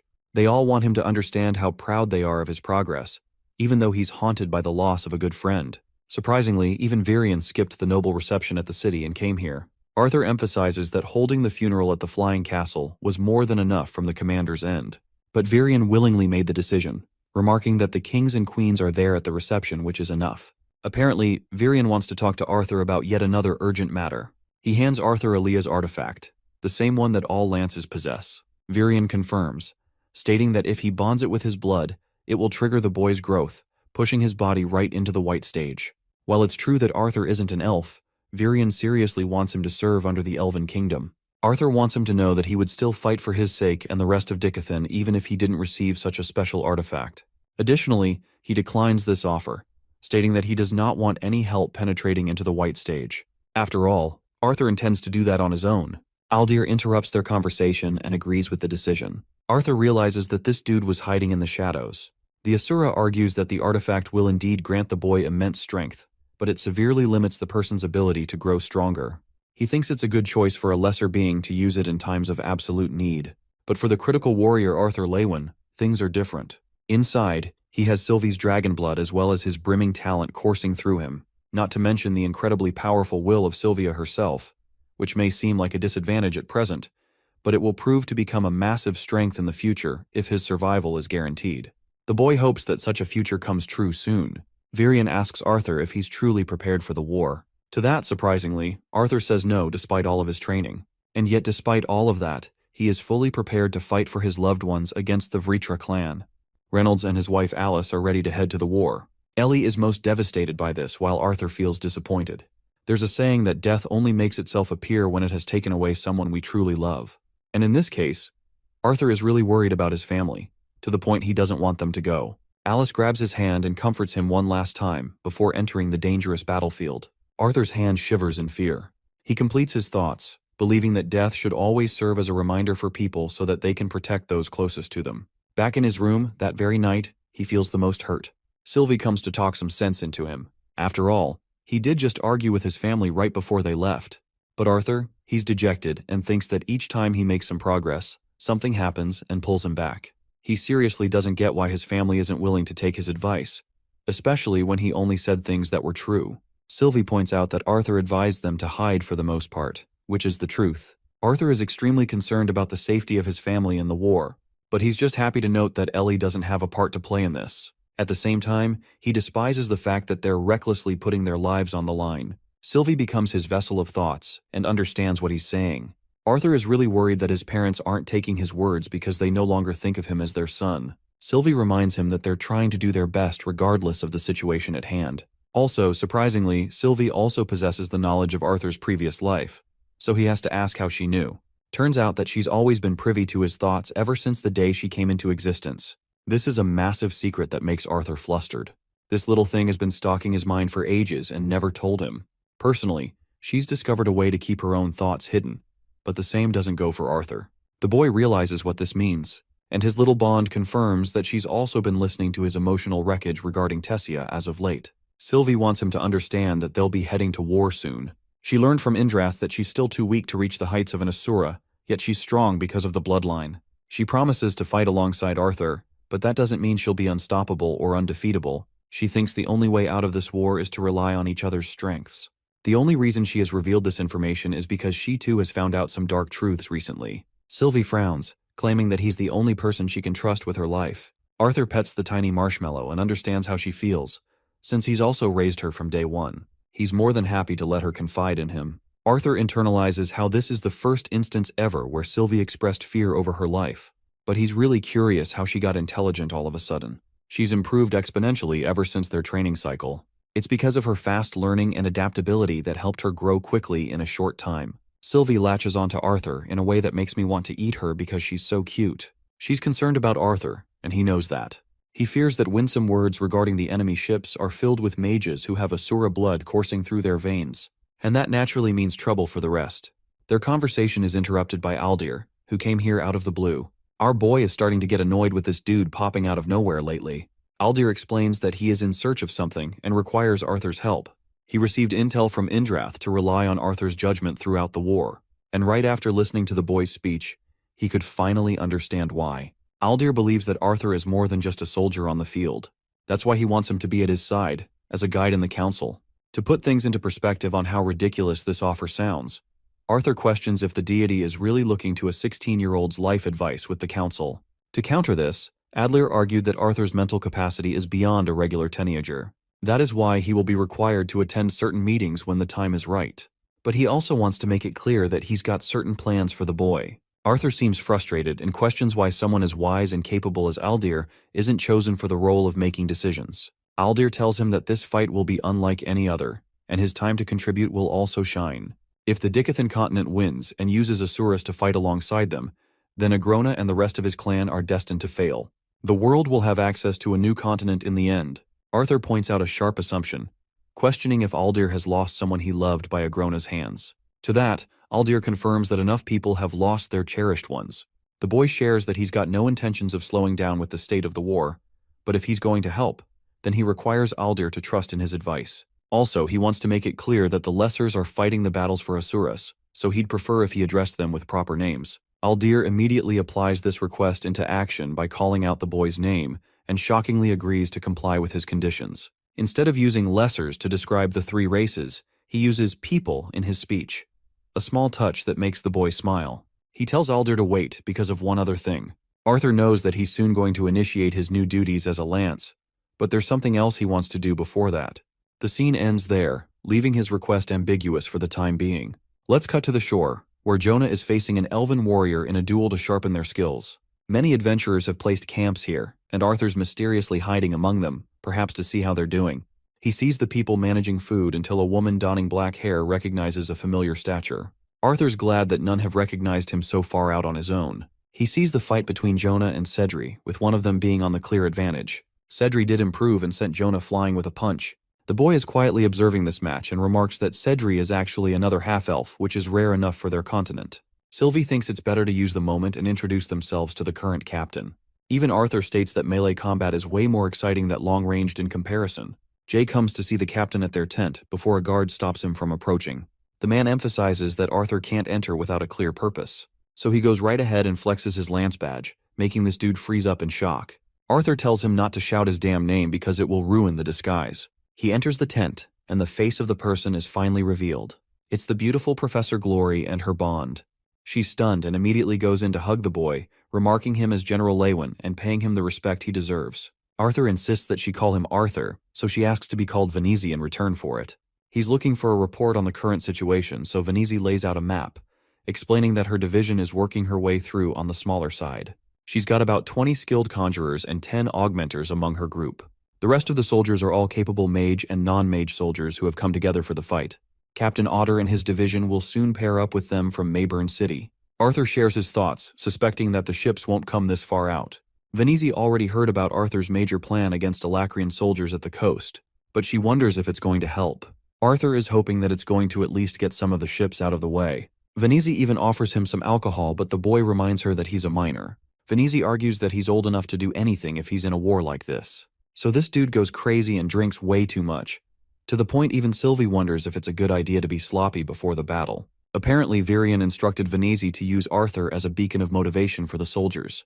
But regarding that speech of his, Arthur doesn't want to make his identity known until Captain Otter's arrival. Sylvie is really worried that he's acting careless and smug in a situation where the very continent's fate rests on his shoulders. Drawing outside of her tent, Arthur has to remind the lousy guard to stay silent about him. He gets rid of his cloak and casually comes around to ask who won the fight between the two. It turns out that Cedri actually won. It was her first victory of the many matches they shared against each other. Jonah introduces himself and casually teases Cedri as the immature girl. They're wondering if Arthur's a new recruit, and he confirms their thoughts. The people here are enjoying fights for the rest of the night, with an audience cheering for Cedri especially. Her training paid off and she's really proud of it. Jonah points out her flustered face, which is a cute interaction between the two. Sylvie remarks how close the recruits have gotten in so little time. But something about these two makes Arthur believe that they're more than just close. One big mouth comes around calling Arthur a country bumpkin, and even goes on to cuss at him. Arthur questions if he really looks like a dude who came from the countryside. Cedri rises to his defense, snapping at Herrick for targeting new recruits. But Arthur's in the mood to fuck some shit up, so he happily takes Herrick on. The fool thinks he's using this time to give new recruits some tips. So Arthur plays along and shakes hands before the guy yanks Arthur in an effort to smack him in the face. Herrick's cheap shot first tip actually lands as Arthur faces the full brunt of his strike. He's really questioning the kind of alcohol Venezi drinks because it's way too strong. Meanwhile, Herrick's a little disappointed that he didn't just send the guy flying from his powerful punch. So he channels his mana and comes to strike Arthur down a second time. You won't believe it, but Arthur gives this asshole the cutest, "I will fuck you up" smile ever, and returns the punch, knocking Herrick out and sending his ass down on the ground. The crowd goes crazy for his attack. Meanwhile, Arthur is wondering how he still managed to toss him away so far despite constraining his mana to a tiny amount. One girl steps up to fight Arthur, sounding cocky as the last guy. She's used to using weapons and recommends Arthur to use one as well. But he doesn't have a sword to play with right now, so that can't be managed. Arthur gets tossed a normal-sized sword to use. Nifia asks if he's prepared and quickly attacks him without stopping. She knows that he's not just any fresh recruit, as he's dodging too swiftly for his size. Arthur remarks how she's got an excellent control over her mana and is clearly on a different league than the last guy. The only thing stopping her is plain experience. He's able to exploit her weak footing and kick her down. Nifia still recovers, but she wants to get really serious this time. She tells everyone to back away as she's going to cage the match. Arthur reminds her that this is just a friendly match that they don't have to get serious about. But Nifia strongly disagrees, claiming that it's her warm-up for the brutal war to come. Remembering that, she uses her earth magic to form a cage, reminding him that anything goes in a war. But Arthur funnily reflects that it's a stupid analogy since there aren't any cages in an actual war. In his previous life, the boy came to understand that people become careless when it comes to fighting with a strong ally above them. Certain soldiers still believe that they're going to win this fight as long as the lances are doing their battles for them. In reality, real wars are decided by the decisions that rest on a single person, that being the nation's leader. The nation, on the other hand, lived powerless as ever, unable to make significant change with their contribution. But that was only the case in his previous life. For this war, he's got hungry soldiers who will only feel even more motivated to fight with a lance among them. Arthur goes crazy on his attack against Nifia and still has time to think about his thoughts. He thinks that the very existence of mana is enough to rectify some of the mistakes made in a fight. But that also proves to make certain soldiers forget about improving their flaws. A mistake that Arthur Lewin made when he entered this world, and quickly got those mistakes annihilated by the Asuras in Ephiotis. The fight between Nifia and Arthur comes to a close and dinner time is just around the corner. Nifia was fully expecting to eat a kick to the face, but instead she found him offering his hand. They shake hands in good sportsmanship, while his new friends urge him to try the delicious stew. Even the cute Marshmallow comes out of her hiding to eat the food. By night, these soldiers are as joyous as ever, as if the thoughts of war weren't even on their mind. Arthur sees Cedri, who is popular and loves to get along with everyone. He learns from Jonah that she joined the war in order to fight for her family, and she's a serious stuck-up who really doesn't like receiving anybody's help. Arthur happily teases Jonah for also joining the war because he wanted to protect Cedri on the battlefield. The dude freezes up and tries to deny the accusations, but Arthur's really sharp and easily gets through him. Cedri, drunk as ever, comes up asking how these two are doing. Arthur tries to spill the tea about Jonah's obvious feelings for her, before he's stopped. Jonah tries to cover it up and acts like he's interested in one of the girls with longer hair. Something about their interaction attracts Arthur, who reminisces how enjoyable life truly is when a person is youthful. The black-haired lady from before comes around, startling the boy all of a sudden. She consistently noticed him entering Venezi's tent. Her comment just now attracts the attention of some of the soldiers. Arthur learns that this woman is Chef Astera, who is curious about him and wants to spar. But for some reason, seeing her ripped fucking arms, Bro is thinking that she's more than just a normal chef. They both get to the dueling site, where Astera recommends they should fight seriously and give these people a show. Shockingly, this woman flash steps so fast that it surprises even Arthur for a second. He blocks her strike with his blade, confirming Astera's thoughts that she's not dealing with the average teenage boy. Her blade nearly strikes him down again, with Arthur reminding Astera that he's just as much of an average boy as she is as an average cook. He means to imply that they're both hiding underneath their disguise. Turns out that Astera's got her own students from around here, so Arthur questions if he's dealing with a former teacher of the academy. But Astera is pissed that he even compared her to that school's standards. He tells her about his experience as a student, and both of them agree that the students there are annoying stuck-ups. Astera explains that she taught at the Lancellor Academy right after the war between the humans and the elves came to an end. That school is known for producing the finest soldiers. But after the war, those elite soldiers weren't needed anymore. Seeing their incredible fight, Jonah and Cedre are stunned. Arthur, now annoyed, questions why she's here as a chef, instead of nurturing students at Lancellor Academy. But Astera doesn't want to reveal that part of her life so soon. Also, she really wants him to stop holding back his true strength. Arthur tries to carve up an excuse, claiming that restricting himself to augmentation magic makes up for a fair duel. Astera thinks he's right to admit that, but she's interested in revealing her own full powers and showing the students a true spectacle. She powers up with an incredible aura wave, with even her students admitting that they'd have simply dropped out if she came at them with such a transformation. Arthur decides to adjust his powers to 40% of mana, and responds adequately by showing her what he's capable of. Just looking at him, she's curious why a brilliant and yet talented boy ended up here, or Xyrus Academy for that matter when he was so skilled with his sword. She comes at him full speed while Arthur stands there, answering that he already knew about handling his blade before entering the academy. He blocks her strike and states that he desires to improve his magic. Both of them have roughly equal exchanges between each other, but Astera's skills are enough to make Arthur admit her caliber as a seasoned veteran. Jonah is stumped to see Astera fight so hard. Cedre remarks that their teacher is bringing up her best while her opponent looks calm and collected, as if he's not even threatened. Arthur notes that her movements are precise and calculated. He can see her lunging forward and dodges preemptively, but it was actually a feint that he didn't anticipate. Arthur manages to block her real strike from behind. Unfortunately, his sword shattered in the process, so he easily accepts his loss. Astera is in utter disbelief, refusing to accept that she had just won. After all, it was just the fact that he used an amateur sword. He returns the blade to the warrior and promises to buy him a new one. But the atmosphere around him has completely shifted. They're all looking at him in awe. Glory comes out with applause, appreciating the battle between the two. As captain of the division, she allows them to have as much time needed to enjoy the night. And that's what happens.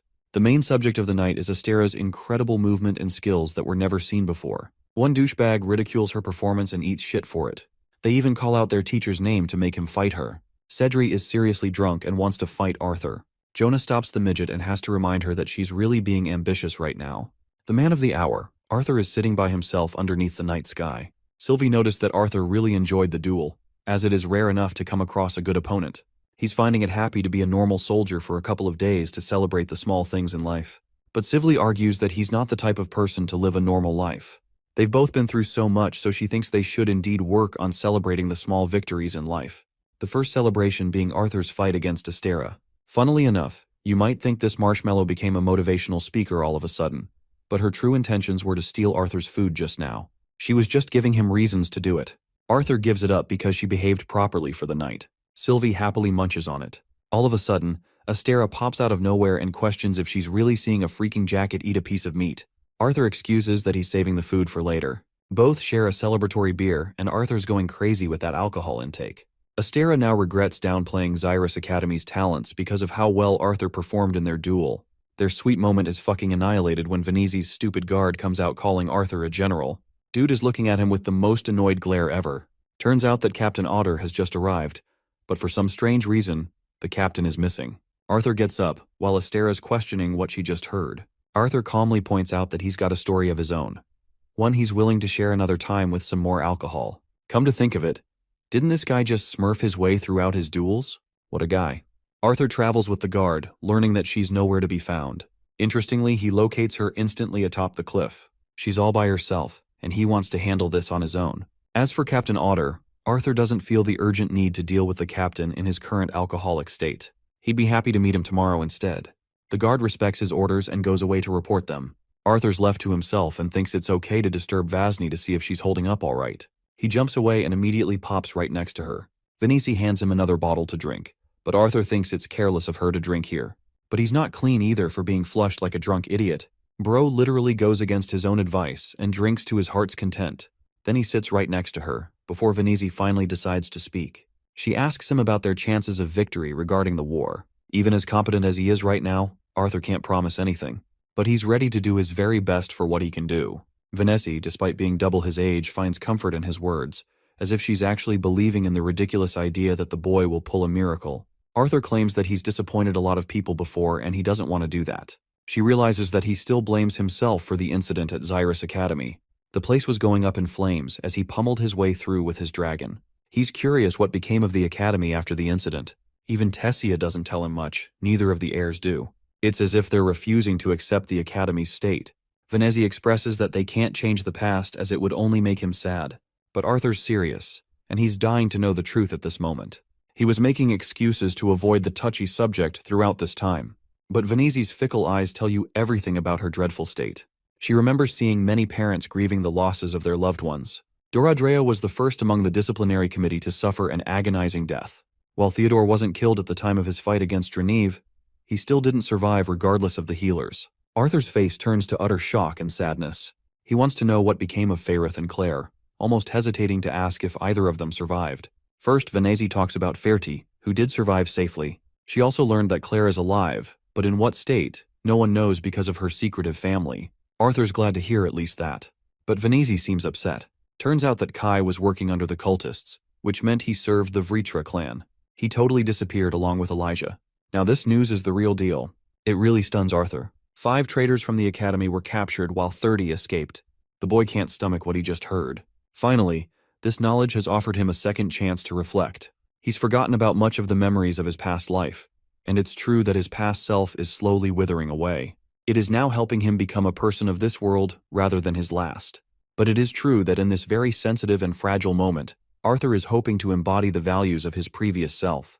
The man who was as cold and calculating, the one who suppressed his emotions, and did not show weakness of any kind. From the encounters he's had today and the people he has known throughout his life, the boy sorrowfully wonders how many of them will be lost in the upcoming battles. Vanessa tells him that he made a difference, even if he didn't save every life that was lost that day.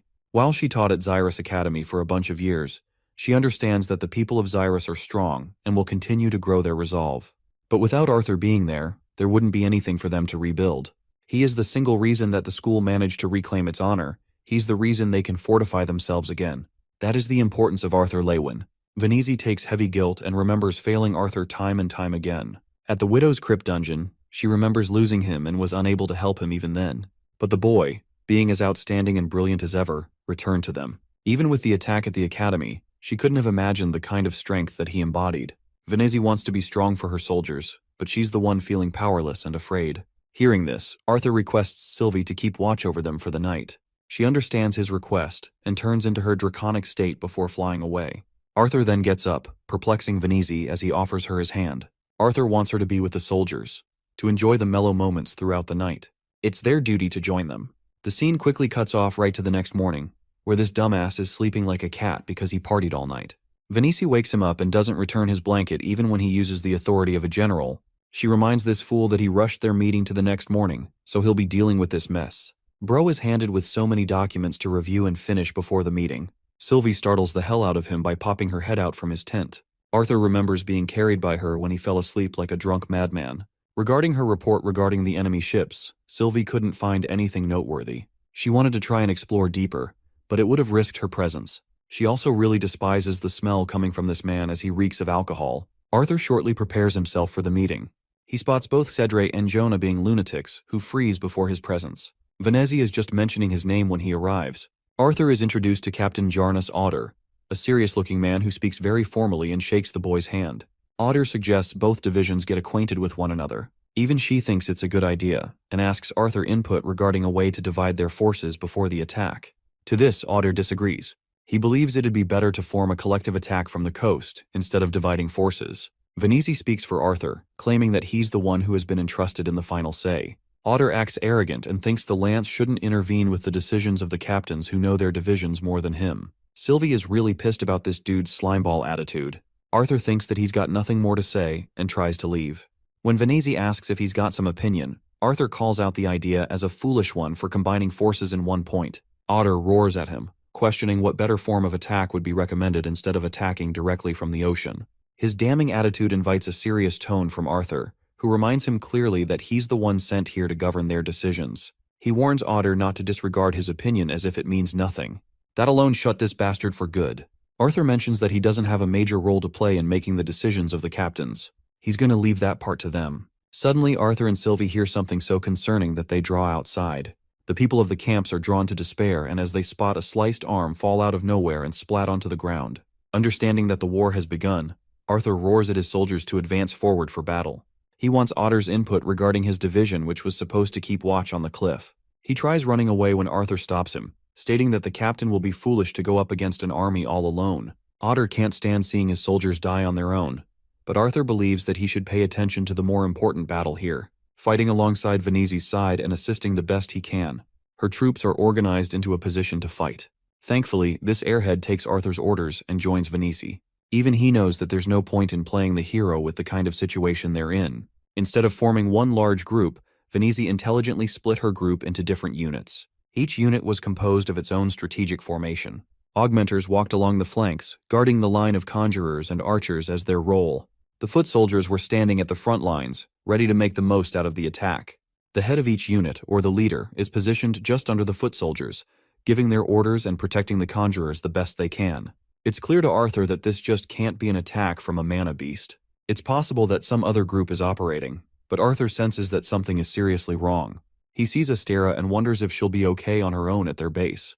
Astera is one of the best augmenters, so Arthur leaves everything in her hands. Before his departure, she wants him to be careful, an advice that Arthur returns for her as well. He tells Sylvie to get ready and give a quick understanding of the situation as he needs information quickly. Sylvie does that and takes it to the skies. The soldiers view the dragon hovering above them, staring at the beautiful creature in joy. Sylvie reaches the top and wants to remind Arthur one last time that she's extremely limited in what she can do in the fight.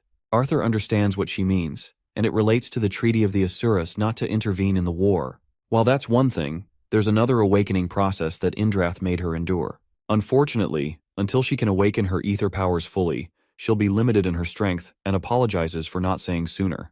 Arthur doesn't mind it, and understands that Sylvie tried her best. As for what's happening at the cliff, Arthur is horrified to see soldiers getting their heads popped off. He could never have assumed that this would happen, and that was his critical error. Below him was a sea of blood as monsters annihilated Otter's division. Sylvie can't comprehend why the enemy forces were able to make it on top of the cliff without any of them noticing. After all, not even their ships were visible. Arthur commands her to soar higher and instructs her to follow the trail of the Alacrians to see the root cause. Arthur intends to join this fight, which can be hardly called a fight as humanity's forces are getting ripped to shreds. Sylvie is afraid that he'll get hurt and she won't be able to help him. But Arthur thinks he's got a terrible feeling about this battle, and understands that unless he contributes, they will lose here. Arthur believes this war is more than just a one-on-one battle. He wants Sylvie to hang tight and see where the Alacrians are coming from. He leaps away, but Sylvie is planning to come to his rescue the moment she senses danger. Arthur descends as both execute their mission.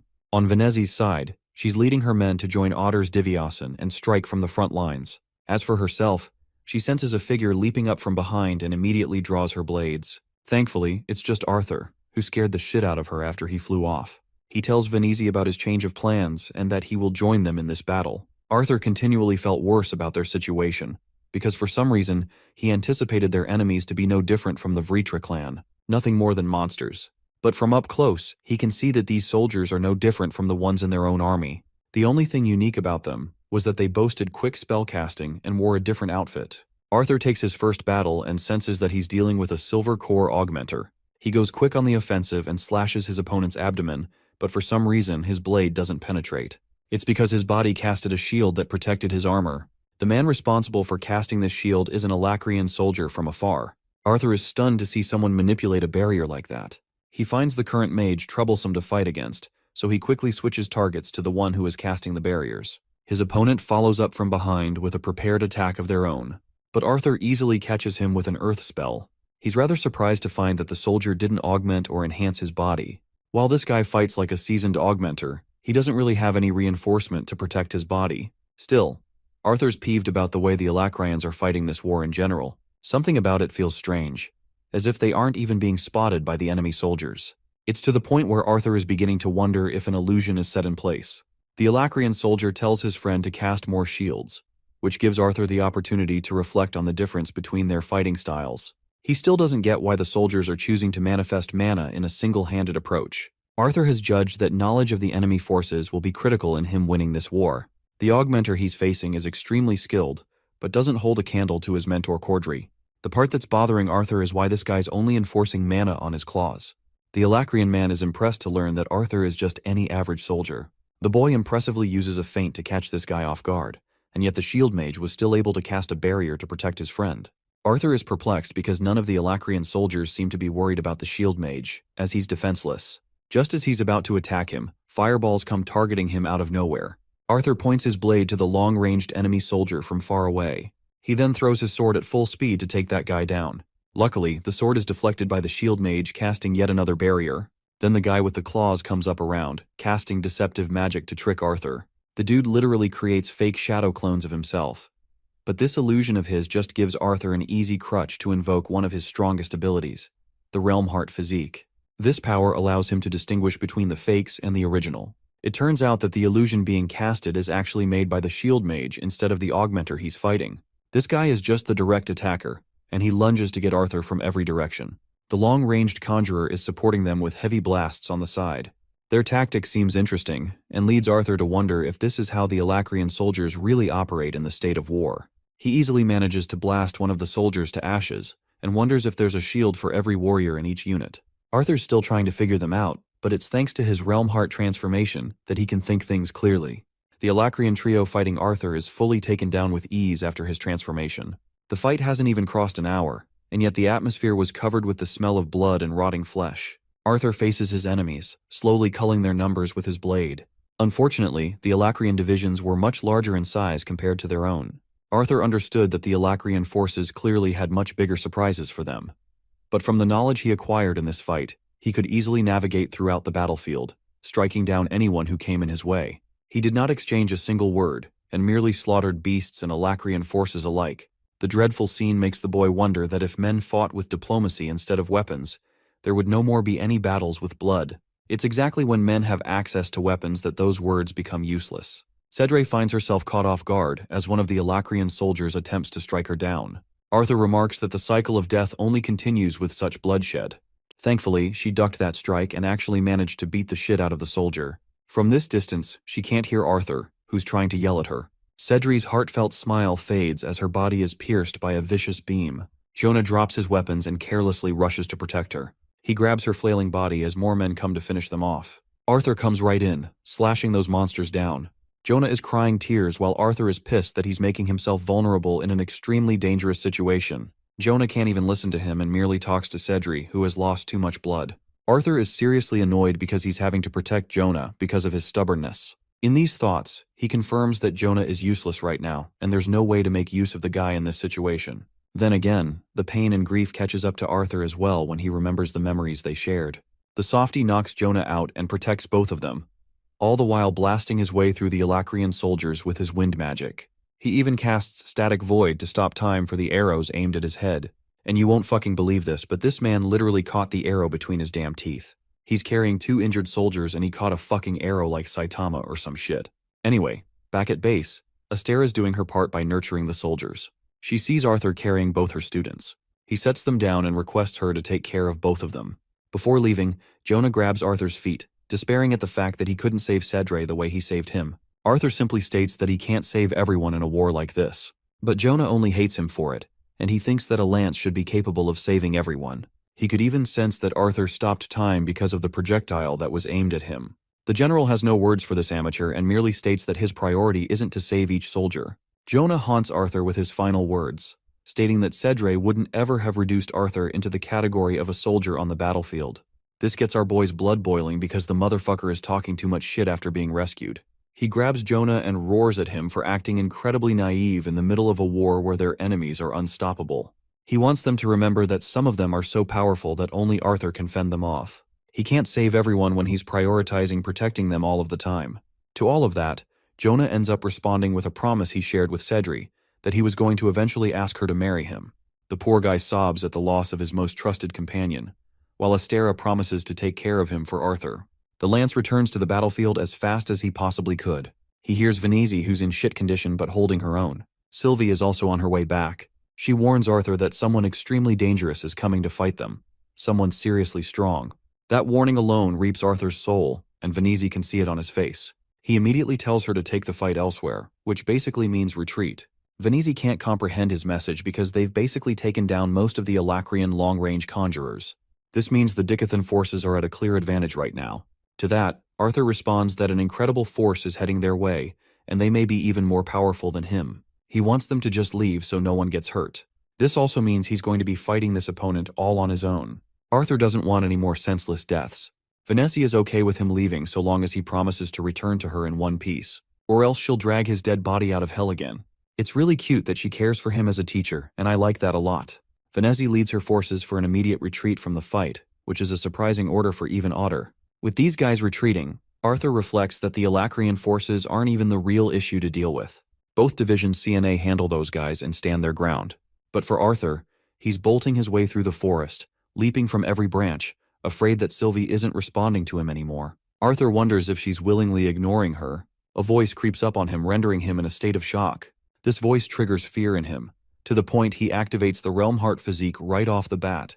His senses get sharper, as he can now manage to see this figure disappearing from many places. The voice is so fast and merely toys with Arthur, showing him the difference between their powers. Finally, the enemy's hand reaches out to grab Arthur, successfully restraining his arm. This cunning woman is someone you don't want to end up in your dreams. She's got Arthur in a pinch and gets the better of him until he's forced to use his ice magic to free himself. She plays with Arthur as if he were a prey, taunting him and asking his name. Arthur, being smooth as ever, tells her that he doesn't get along with strangers as strange as her. The woman remarks that they'll be growing close very soon, but right now she's got a mission to fulfill. She suggests that he voluntarily become her slave, but Arthur instantly declines, so she takes the forceful route of attacking him until he submits. Arthur tries to counter her and goes on to wonder if he's dealing with a retainer or a scythe-level enemy. Since she can block some of his attacks, he thinks it's time for him to use his absolute full power in this fight. It is the very reason he spent so much time training after all. Arthur slashes his way past the vines and uses absolute zero to render her completely defenseless. He thought that it would be enough for his win condition, but she pulled out an unexpected move and knocked him away with a toxic fume. It's so bad that Arthur's having to breathe. He's in deep trouble as even his runes are fading and his mana isn't maintained. Arthur uses wind magic to clear the smoke. It happened because of the desperate situation he was placed in. His mana worked perfectly, allowing him the chance to cast Static Void and unleashing one final slash against her. But to Arthur's shock, his extremely capable blade, the Dawn's Ballad, chipped in his recent attack. The woman's mask shattered from Arthur's strike as she appeared frail and worried to search for it. She tries to search for the scattered pieces of her mask and unleashes an outburst of anger when she's unable to find it. Arthur wants to use this opportunity to slash her, this time with the intention of freezing her. So he activates Static Void again and attempts to slash her abdomen. Unfortunately, he's extremely lacking in his mana to cast a full freeze. This puts him in a critical situation as this witch of a woman turns to him, telling him that she can no longer keep him as a pet after what he's done. Then she unleashes haunting fumes that nearly get to Arthur until he remembers the burst step technique that he created and was warned against by Lady Meyer. Arthur unleashes it in the time of need, appearing right behind her and grabbing her arm in order to freeze her. The smart enemy slashes her own arm clean to protect herself from fully freezing. What's worse is that Arthur's skin is burning from her acid. He does his best to seal his wounds using fire. His enemy is provoked to humiliate her to such levels, claiming that she is a powerful Vritra. She delivers haunting declarations of what he'll do to Arthur's body after he's beaten down and defeated. Arthur comments that she really must be a scythe to say something so bold. But hearing this, the woman becomes even more savage. She talks shit about the scythe of Alakria, who is worshipped by many. Arthur learns that his opponent is of the retainer rank, and yet she's so strong that he's been forced to a critical situation of mana. His runes are dimming too, and his attacks aren't working. If he wastes any more time, it will end terribly for him. Arthur powers up an attack and understands that he needs to cast Burst Step no matter what. So he does that and gets the better of her. It looked like he was aiming for her head, when he was really aiming for his blade. Just one connection with the blade allowed him to release thunderous bolts of black lightning coursing through her body. He's really hoping that this attack is enough to finish her off because she's fucking unkillable so far. After the attack wears off, she looks at him alive and well, before launching Arthur away with a counter. This time, as he's laying on the ground, Arthur understands the dangers of using Burst Step, but he's inclined to use it at least one more time. Thankfully, Sylvie manages to find him just in time. She wants him to throw their enemy in her direction, so Arthur releases a wind spell, causing her to whip into the air, where the mighty dragon grabs her, knocking her unconscious. Arthur casts ice magic one last time, erecting a wall of spikes for Sylvie to land. The mighty dragon goes all the way with a powerful swing, launching this woman full speed into the spikes, with so much devastation that it even launches Arthur to the nearest tree. He's there, barely alive, before seeing Sylvie rush towards him in a hurry and calling him Papa, a name that she said she would never bring up again. Arthur thinks of her words before fainting, while their enemy remains defeated at last. Otter and his men step foot in the forest where Arthur's fight just finished. They went to scout for the boy, and find this current mission boring and stupid. He thinks Arthur's a liability, a weak boy who got lost in the middle of the war. After what happened, Venezi instructed them to aim for a retreat. Otter later came to know that it was the Lance General who issued the order. While he was impressed by the persistence of humans during the time of the Elven War, he really found it disappointing that they were no longer the same ruthless savage bunch that he used to respect. Venezi got injured, and Otter couldn't comprehend why the Alacrians decided to fall back instead of marching ahead. It was strange because Venezi was the one who called for the retreat, and not them. Still, Otter can't come to terms with the fact that Arthur left his post and went off elsewhere. One of his men points to remnants of burning acid on the tree. They're all shocked once the tree burns open and completely crashes on the spot. Those same acidic traces are left up ahead. Recognizing one of his soldiers' screams, Otter issues the order to march ahead. But they can't fathom why a strange fog lingers in the forest. It makes it difficult for them to see, to the point that Otter would have fallen off the crater if not for one of his men rescuing him just now. They decide to clear the fog by using some of the wind magic. Then, inside the giant crater, remnants of the fight are made clear. A brutal witch rests defeated on top of an ice spike. They can't even comprehend the horrors taking place before their eyes. Ulrich, the soldier who went up ahead first, carelessly ventured inside and lost his limbs as a consequence. Otter sees the unconscious Arthur resting right next to his dragon. The captain is beginning to realize that the boy must have dealt with the nightmarish foe, and even wonders if Lance is dead. The selfish bastard is thinking about the rewards he'll receive for retrieving the monster's corpse. He issues an order to retrieve Arthur's body, so one of the soldiers quickly dashes in, safely maneuvering against the crater. Things seem to be looking great for a while, until that persistent fucking witch uses one of her acidic vines to slice off the guy's leg clean. His basketball career is ruined. Her vines drag the soldier, painfully sinking him deep into the acidic pool just underneath her. We see an agonizing bloodbath as the man's body is reduced to stinging burns of red. Ulrich advises them to stay clear of the monster's corpse, as even Arthur told him to stay away from it. Otter is perplexed and questions what the hell is happening because the monster is still alive. Arthur's voice reaches out and confirms that the monster is dead. Otter continues to pin the blame on the Lance General, only for Arthur to confirm that he's the one who defeated the retainer-class creature. Unfortunately, the witch has automatic defense spells activated after her death. That's why her body is still functioning without consciousness. Otter takes offense to the report and accuses the Lance for not warning them beforehand. Our sassy king replies that he couldn't exactly put up a warning board in his condition, especially since he's having trouble sitting still. Otter continues to suspect Arthur, going as far as to state that he'll bring him back to the council for a proper interrogation. But Arthur has different plans and intends to return when he feels like it. After his continued disobedience, Otter recklessly jumps inside the crater, once more taking offense to the general's lack of input regarding the situation. His weapon is restrained by the powerful vines, causing the captain to struggle until he slashes them all down. Otter bursts his way past the vines, taking forceful means to get information out of Arthur. But Sylvie, being protective of her papa, reminds this snob bastard that he'll be losing his head if he advances one step further. Every single one of the soldiers, including Otter, are shocked to learn that the dragon is capable of human speech. Arthur collects energy to stand before diving inside the crater, slowly approaching Otter and then walking right past him, as if the captain is unworthy of his respect. The moment the vines try to attack him, they get frozen solid. Arthur makes sure to take care of the mess by using his ice magic to shut down the defensive spells. Then he retrieves his blade from her body, ordering Otter to send Captain Glory to retrieve the retainer's corpse immediately. Otter, this time in no mood to fuck around, obeys the order of the general. Arthur flies off, still injured as ever, but unwilling to rest. The perspective shifts back to Gray, Arthur's previous life. The three orphans were shocked to one day learn the news that they were able to secure their spot. Gray was surprised, Nico was chilling while Cecilia was crying. The headmaster was really proud to learn that the kids made it. Both Gray and Nico fought over her embrace, while Cecilia was pulled in as the family embraced each other in joy. Gray still felt bad going to school and offered to take care of the headmaster's orphanage alongside her, but his caring and sensitive ass gets flicked in the head for being naive. The headmaster wanted him to attend the academy no matter what happened. She was frustrated that he even entertained the idea of staying at the orphanage. Gray pins the troublemaker accusations on Nico, while Cecilia, the usually sad and quiet girl, couldn't help but let out a hearty laugh. Her smile was as pure as ever, and there was actually some tension between Gray and Cecilia, signaling their feelings for one another. The headmaster wanted to celebrate the occasion, so naturally, she whipped up a nice cake for them. Gray was unsure about the situation overall. He feared the academy's expenses because the headmaster already had to deal with money problems sustaining a bunch of kids. That's actually why Gray decided to take a different route. The route of exploring a military institution to get better at key control. The benefit being there's no tuition costs. Nico thought his friend had lost his mind as he wouldn't exactly receive the best education. It was more like a scouting camp for brainless kings and whatnot. The students were always grinded to the bone and kicked out if they were unworthy. Nico understood that he was trying to repay the headmaster, but just couldn't grasp why Gray had to choose this path. Seeing him get all jumped up and worried like this, Gray smiled before letting out a laugh. It's as if Nico didn't want to be left alone by himself. Their banter continued for the day.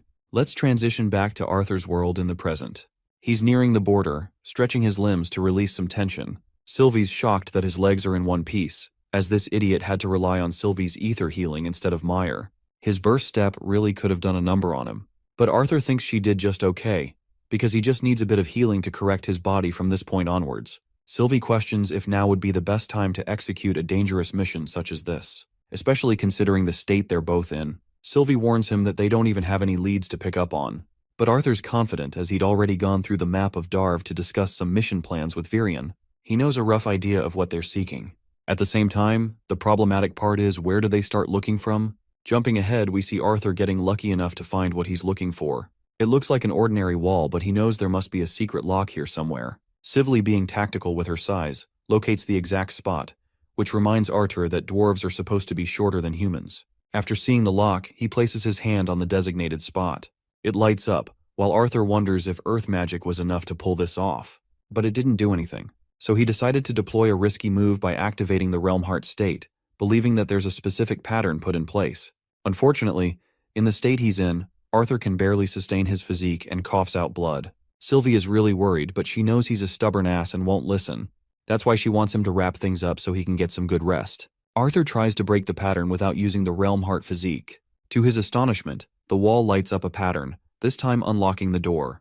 The boy is really proud of his application of the Realm Heart physique. Anyway, he stumbles inside the tiny space, while Sylvie feels embarrassed calling this clumsy fool her papa sometimes. Arthur reminds her that she only came into existence because of him. This little sassy furball gets on his shoulder because Arthur intends to use a mirage walk from here on out to mask his footsteps. Venturing deep inside, he sees an endless amount of Alacrian soldiers teleporting from the gate. And now they know for a fact. They know for a fact that the dwarves are secretly betraying them by giving the Alacrian army access to their portals. One of the soldiers actually becomes suspicious enough to peep his way through the tiny gap, but Arthur hides just enough for him and Sylvie to remain unnoticed. The soldier is called, so luckily there's no deeper inspection. From their conversations, Arthur has learned new unfamiliar words, but he's surprised that they talk similarly to the Decathan continent, even when neither initiated any contact. Sylvie believes it's because of the intervention of Asuras, as the Vritra clan was once a part of the Great Eight races of Asuras. So they secretly sent representatives to cultivate advancement in both continents. It's similar to the logic behind the artifacts. It happened even before that, but the artifacts were known to be a major change. They were single-handedly responsible for preventing the extinction of the three races. Arthur feels a chill go down his spine, acknowledging that it's only because of the deities that they even survived the wrath of mana beasts. They conclude the investigation and attempt to leave, when suddenly Arthur hears the Alacraean soldiers submit before the presence of a great woman.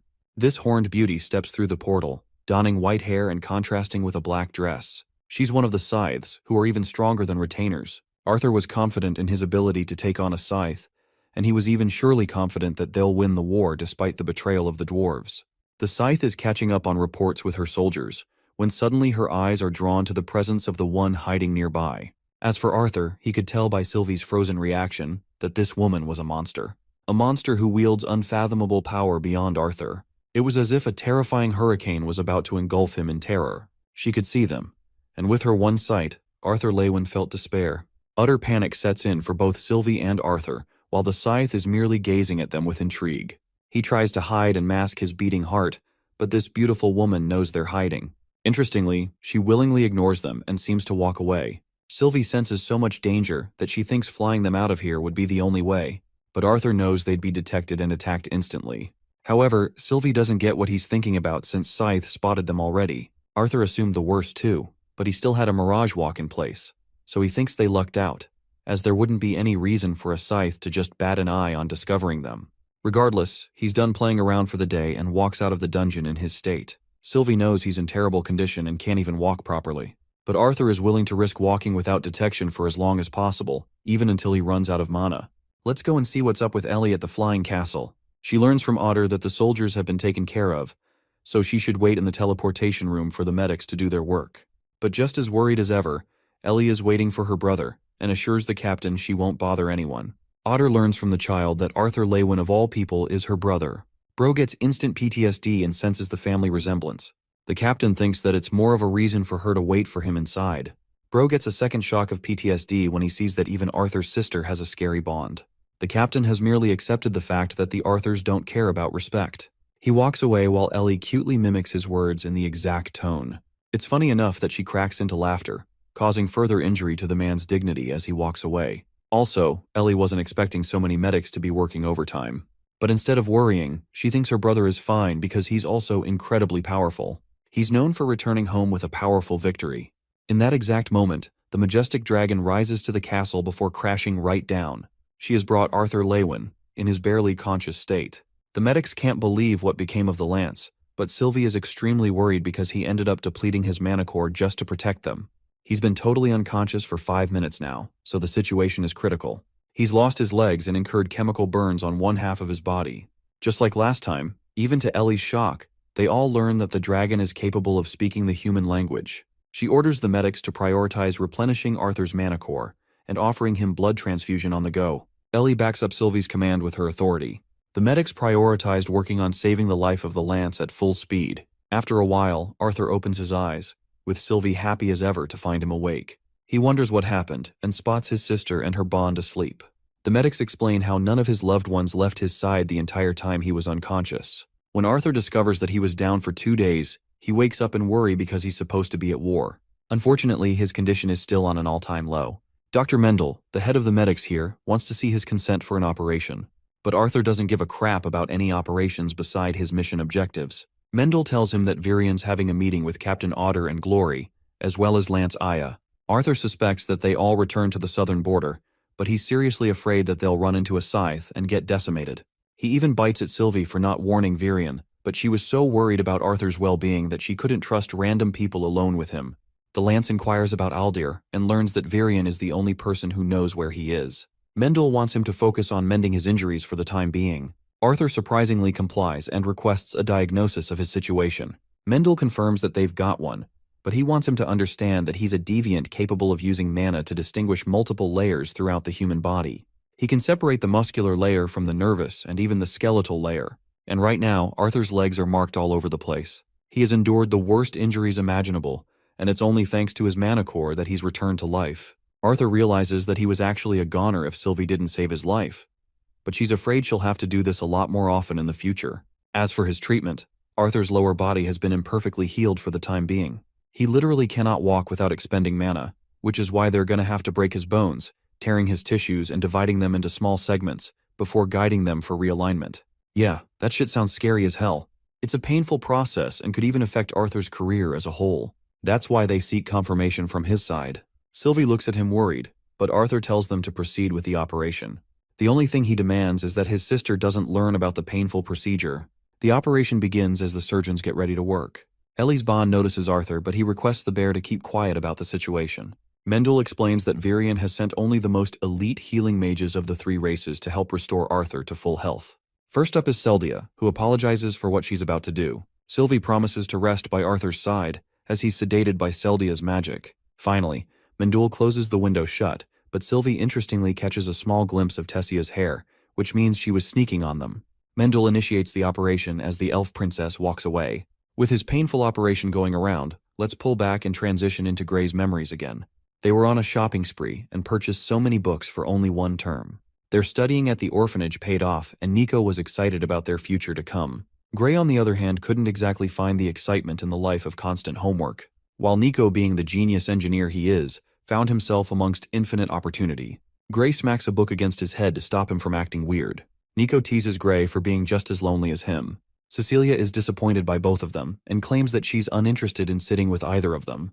They took the subway because trains existed in this world. Here, Gray reflected that the city of Arkestead never really appealed itself to him. But as he was sitting in the train, leaving for the station, he could find it a pleasant place. Nico was running down the checklist of what they should be purchasing next.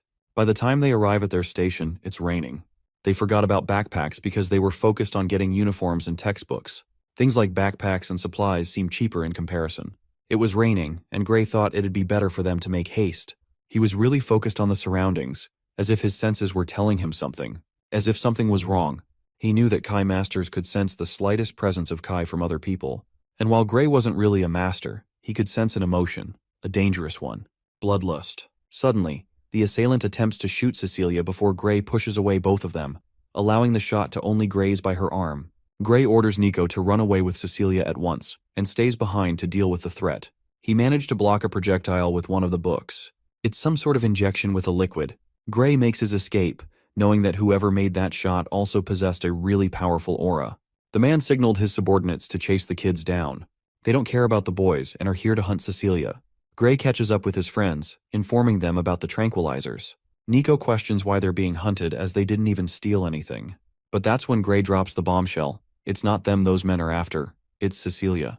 The kids make a run for it until Cecilia loses energy and tumbles down. The dart that grazed her weakened her body. Cecilia wanted both of them to run and leave her behind, as those men weren't allowed to kill her to begin with. Gray understood the situation and tried to run with Nico, who left her with something useful. Unfortunately, poor Cecilia was abandoned just like that, frightened and all alone. The men caught up to her, realizing that the boys must have escaped. They could see that the tranquilizer did its work. The green-haired punk tried to retrieve her body, when suddenly Cecilia turned around with the special glove, electrocuting the living crap out of him. It was their plan all along, as Gray jumped in and targeted their leader with Nico. But this guy was good, easily dodging their attacks and kicking away Nico. Gray still managed to get an elbow in, but it's not like he coil damaged much against a trained fighter who pinned him to the ground. He admitted that the boy possessed some potential, but his life was soon to end.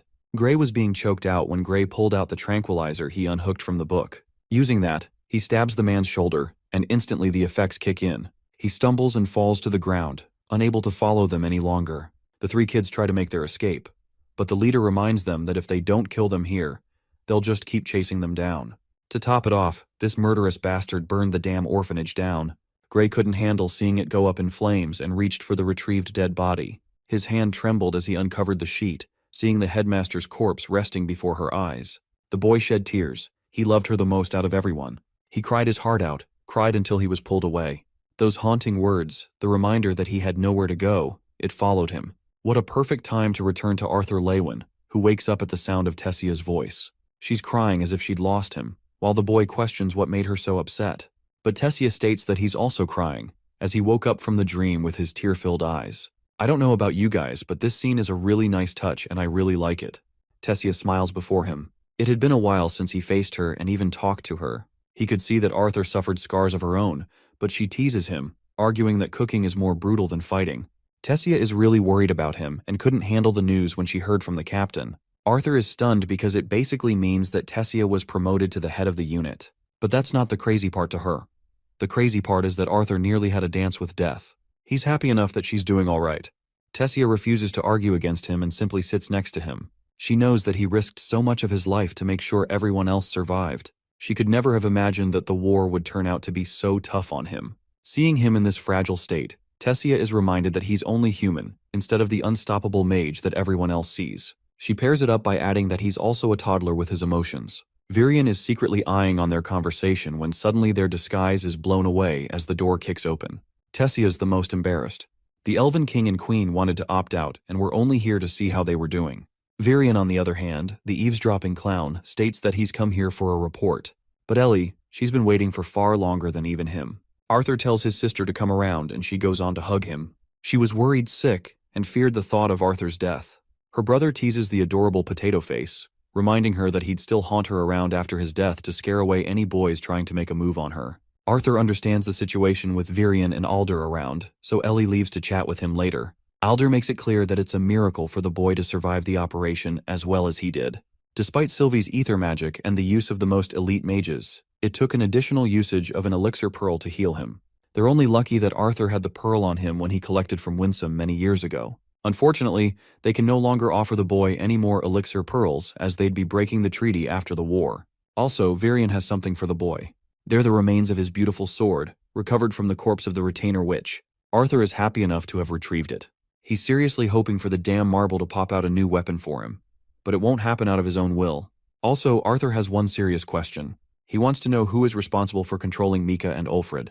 Because from what he's noticed, Arthur is confused if it's Aldir or Radius. After the talk, Arthur uncovers the bandages around his body. The right side of his body is engulfed in burn scars. He looks like a mess all around, but Sylvie thinks he could be worse with how much he endured. Still, Arthur knows that his parents will worry too much if they see him like this. He decides to take some time off to chill with Ellie, who remarks that many people constantly remind her of her brother's greatness. They're all jealous of him, because he's a lance and talented at most things. He's got recognition from the leaders too. Ellie expresses a sensitive moment. There was once a time she despised her brother, blaming him for being the reason her life was a mess. She couldn't ever have a normal life with her friends.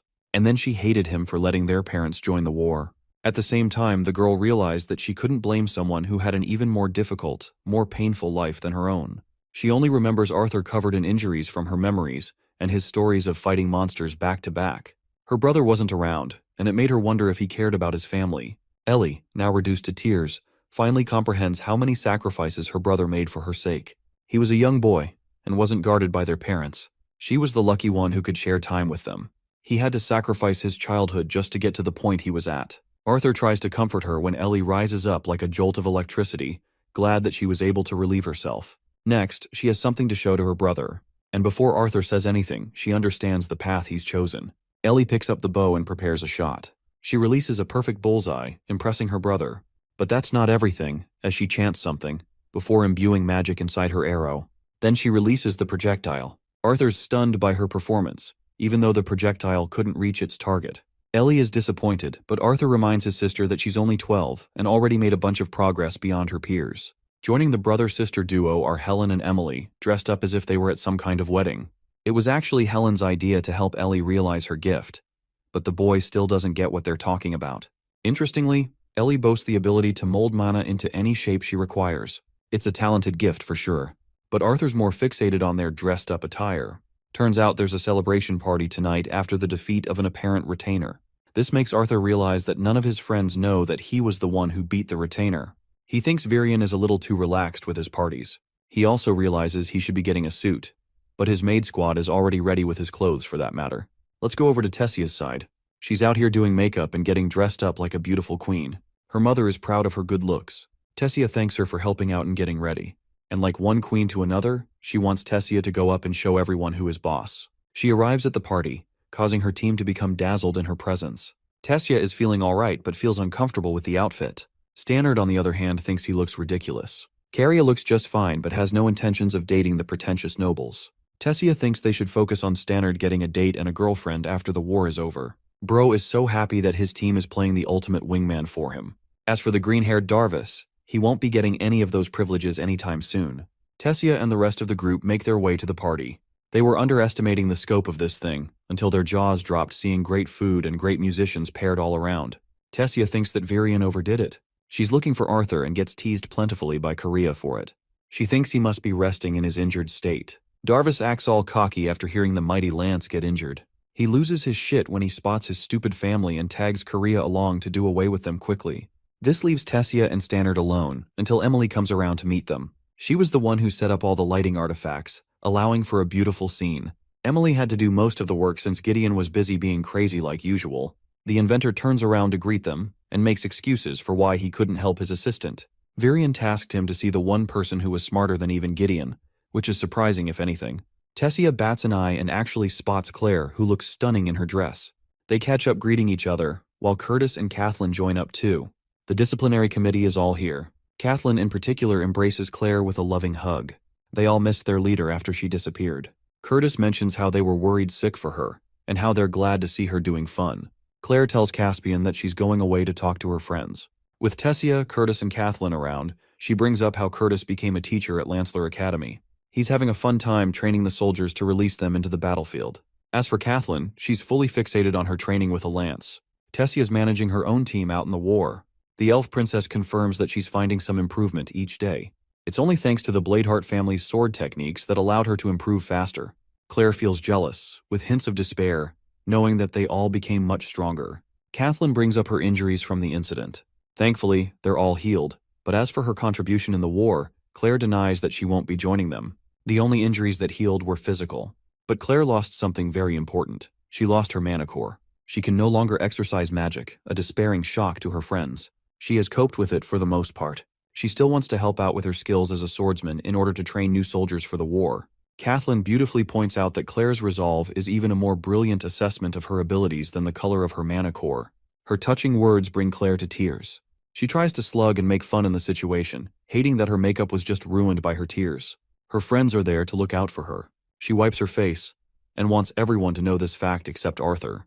The only thing she regrets the most is being unable to fight by his side and repay him for his actions. They promise not to tell him, but it's not like they've been seeing him lately. Tessia claims that he's just grown up. Curtis and her friends continue to tease her for knowing Arthur a little too well. Claire makes it all the worse by adding fuel to the fire and bringing up Kathleen's feelings for Arthur. This makes Curtis shocked because he's out here questioning his life's decisions. Tessia, on the other hand, wonders if Arthur's type is Kathleen instead. Suddenly, Claire feels a chill down her spine. Lance Veray appears in her rather unique outfit. I already know she's going to birth an army of simps from this one panel. Veray has come here to escort the three of them. She's fine with Claire coming alone, who feels shivers down her spine even after feeling Veray's suppressed mana. They enter the main hall where Virion gives his speech, being the center of the attention among the crowd.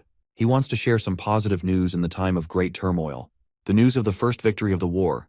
They've all come together to celebrate the man responsible for destroying one of the most powerful soldiers amongst their enemies. The Alacrian retainer's frozen remains are put on display.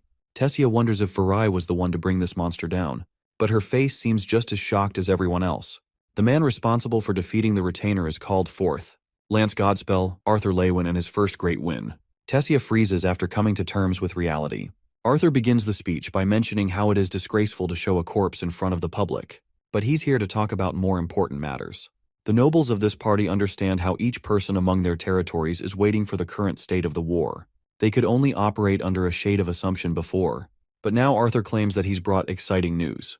He brings up how he, as the newest and most weakest lance among the generals, was able to defeat a retainer on his own. These were supposed to be one of the strongest soldiers of the Alacrian forces, and yet Arthur actually lies to the public, stating that he incurred no injuries from the fight. This exciting news is a gift for everyone to share among their people. But Tessia is really stumped to see him in this state. The fact that he's recovered so quickly is ridiculous. Arthur allows the nobles to closely inspect the retainer and enjoy the evening. They draw near the corpse of the witch, but Tessia thinks the resemblance matches a human. She spots Arthur leaving with Virion in another room. The door closes with Arthur crumbling down. He had to put on a tough act out there as if he wasn't injured in every part of his body. The old geezer just won't stop handing him ridiculous speeches. Thankfully, they got what they needed from the event. Gideon recorded it whole. He plays it on the projector to see the reactions of the people. Rhadeas, for some reason, felt shocked and even troubled when he heard that Arthur sustained 0 injuries. Interestingly, Rhadeas is fixated on observing Veray's reaction. That's actually why Arthur intentionally froze the corpse, to make Rhadeas believe that only the strongest lance was capable of defeating the retainer. And only then did he drop the bombshell that it was him who defeated the retainer. Rhadeas' face is full of unhappy expressions, especially since the weakest lance managed to deal a brutal blow on a strong retainer. It's not enough to prove Rhadeas' loyalty, but they now understand what he's doing. Arthur surprisingly bumps into Tessia, who managed to hear just about everything. Meanwhile, Sylvie is having the time of her life devouring meals left and right. Arthur comes out to see the festive mood spring to action, but even the slightest of bumps causes him pain. He's having trouble standing as he can, so Tessia grabs him, stating that she's doing it so no one else invites her for a dance. At the same time, she doesn't want the chicks to get good with Arthur either. They walk around as Tessia introduces Arthur to a bunch of different people across the room. Their status made it impossible for the two of them to be ignored. Tessia had a solid understanding of the politics of this world, and knew what was more important than anything. She could create personalities and handle people well. The same happened to Arthur in his past life, but he was meant to appear strong and indestructible in comparison. He didn't care about getting on anyone's nerves as the mighty king. And yet, in this life, he's a general, so he has to be more careful. Tessia makes it all easy for him to handle. Arthur smiles at a bunch of elven beauties, immediately causing Tessia to get annoyed as she wraps him tightly. Ellie waves at them from a distance. Arthur sees a bunch of dudes approaching his sister and signals to his homie to do what's necessary. His stern expression causes Tessia worry, but it's a calculated move to gesture Ellie's bond. The bear has locked its target and scares the shit out of the two guys. The couple arrives at the same balcony as before. The happy occasion makes Tessia rethink about life. It really paints the picture that there isn't any war out there. She frequents this spot to see the beautiful clouds and the ocean. She thinks it's childish of her to imagine something like that. But Arthur believes it's only right to be childish sometimes. Now that she's the head of a unit, she's responsible for handling some lives under him. It's going to be tough for her to manage that, going forward. Tessia reminds him that while he may be a general, it's not like lances get to lead an army. Arthur confirms that lances mostly excel in one-on-one combat, taking down the strongest threats on the battlefield, which makes him want to discuss something important, something he discussed with Gideon and her grandfather. The princess understands that he's not the sentimental type unless there is reason attached.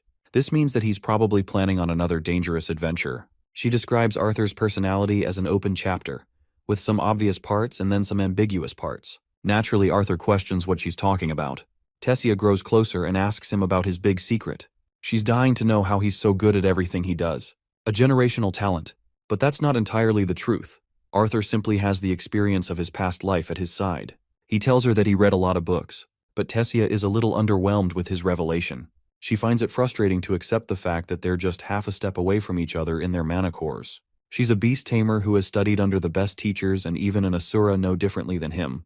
But the more she tries to reach out to his level of strength, the more she feels that he's drifting away. Tessia places her fingers on his neck, begging him to promise that he'll come home safely. She just wants him alive, no matter his injuries. After a pause, Arthur worriedly asks why she's so bent on catching up to him. To that, Tessia reveals that it's only then will she muster the full confidence to express the three magic words, "I love you." The following day, all lances as well as the royal families and important representatives share a meeting at the council. Arthur requests 2 divisions under him for the mission ahead. Radias explains that they're keeping their soldiers tight on the western coast. If they send 12,000 soldiers north, then they'll be rendered completely vulnerable. The Elven King agrees with Radias' input, highlighting the coastal battles. Even the lack of a single division could flip the balance and favor their enemies. Queen Priscilla confirms that they've yet to fully evacuate civilians from the important cities. Adding the withdrawal of coastal forces will reduce everything to shambles and cause harm to the cities. The Elven Queen offers to send 2 divisions of the Elven troops stationed near the border for the task instead. Commander requests the opinion of the generals. First of all, Baron harshly criticizes Arthur's intel and believes the sacrifice isn't justified. Micah agrees with Baron's view of the situation. She believes that moving troops like that will take a long time even with the teleportation gates. Ulfred agrees the same. Even Aya disagrees and apologizes to Arthur before mentioning her opinion. Finally, the most sensible and astute of the group, Lance Veray offers a different perspective. She believes that if Arthur's information is on the dot, then the correct choice would be sending more than 2 divisions up north. Arthur's surprised because he wasn't expecting her to speak up for him. Still, it may work against their plan, if anything. The commander agrees with Veray's input, knowing that a retainer and scythe could lead the next invasion and cause disastrous levels of damage. Consequently, he believes sending 2 lances by Arthur's side should be the more reasonable approach for investigation. Blaine strongly contests this decision, emphasizing the importance of lances in the battles they're having. If lances leave for too long, or if a retainer shows up behind their backs, it could be devastating. Commander Virion counters that as leaders, they need to prioritize the most important task at hand. Most lances can't exactly contribute in large-scale battles because of their destructive output. It renders their own soldiers useless and makes the lances inflexible. That's why sending 2 lances to prevent a large-scale battle in the first place seems like the right idea. The council agrees, so Virion requests the 2 lances to volunteer. Radius raises his hand, offering his 2 lances in Aldir's absence. This is exactly what Virion was hoping to achieve. He confirms that Ulfred and Micah will both be sent up north with Arthur for investigation. Since this is a reconnaissance mission, their top priority is to stay clear of enemies. The council meeting is dismissed and so far, everything is proceeding smoothly. The rulers were stubborn, but it worked out. Mika is happy to join Arthur on a joint operation. He pays them proper respect as the senior lances. Ulfred is impressed to find that he's got some manners, despite his odd behavior. Arthur insists that he needs rest for the night. The two lances are left with a positive impression of him. Ulfred wonders if it truly comes from becoming a lance. And now for some exposition dumping regarding Radius and the starved boy he found among the caverns. The boy couldn't trust anyone and displayed fear at first. Ulfred learned how to read and write from his mentor, but he always suspected that he would be betrayed someday. But that never happened.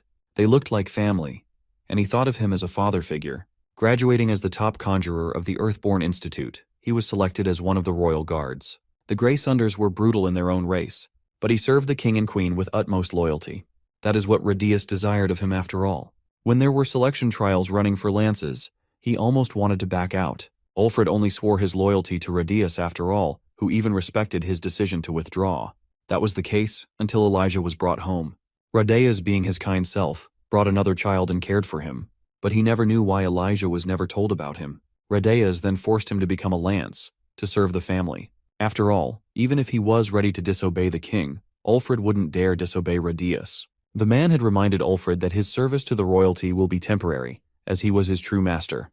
That's enough to tell you the kind of man this guy is. Let's revisit Arthur, who is a flustered mess after Tessia confessed those words before his face. He can't even compose himself, and Sylvie is enjoying him getting embarrassed. This almost makes him want to spend another day in the castle just to enjoy time with his loved ones. After all, he was brought to his knees and nearly got crippled from his most recent fight. Thoughts of having done enough for Dickathan cross his mind. Arthur has been loyal and ruthlessly fighting for his people in both his lives, and that promised his suffering in both. In reality, it's the fact that Arthur is truly afraid of what would happen once he allows Tessia close to his heart. He fears that his selfishness will overcome him, and he will no longer care about the whole of the continent, focusing only on saving the loved ones he cares about. It's time for him to leave, so he embraces his dear sister one last time, promising that he'll be back. Arthur gives her a peck and tells her to take care of her for him. Mika is really excited to go on a mission with the famous Arthur Lewin, who is often talked about by the other generals. Arthur notes how she's got a cute personality with how she refers to herself in third person. She thinks he's hitting on her and reminds him she's way older. Radius comes around to see them off. He understands that Arthur's tired from his previous fight and hopes that the boy's suspicions prove to be false. He just wants him to come back safe and sound so he can rest more. On the inside, even Arthur's hoping the same to happen. He's dearly, dearly hoping that Elijah's one and only father figure doesn't turn out to be a traitor. Arthur rides his dragon while the other lances fly using their own powers. They've been traveling for a while, so Mika recommends setting up camp, but Arthur suggests they still go ahead. Suddenly the beast roars so suddenly and alarmingly that it catches both of the lances' attention. Arthur becomes embarrassed because it's basically the dragon's way of telling him that she's tired and needs rest. Poor guy makes an excuse in front of the generals that he needs a break, so they set up camp for the night. Each lance is going about their own business. Ulfred is reading a book, Mika's being Mika, and our boy is meditating like a Chad. As for the furball, she's asleep.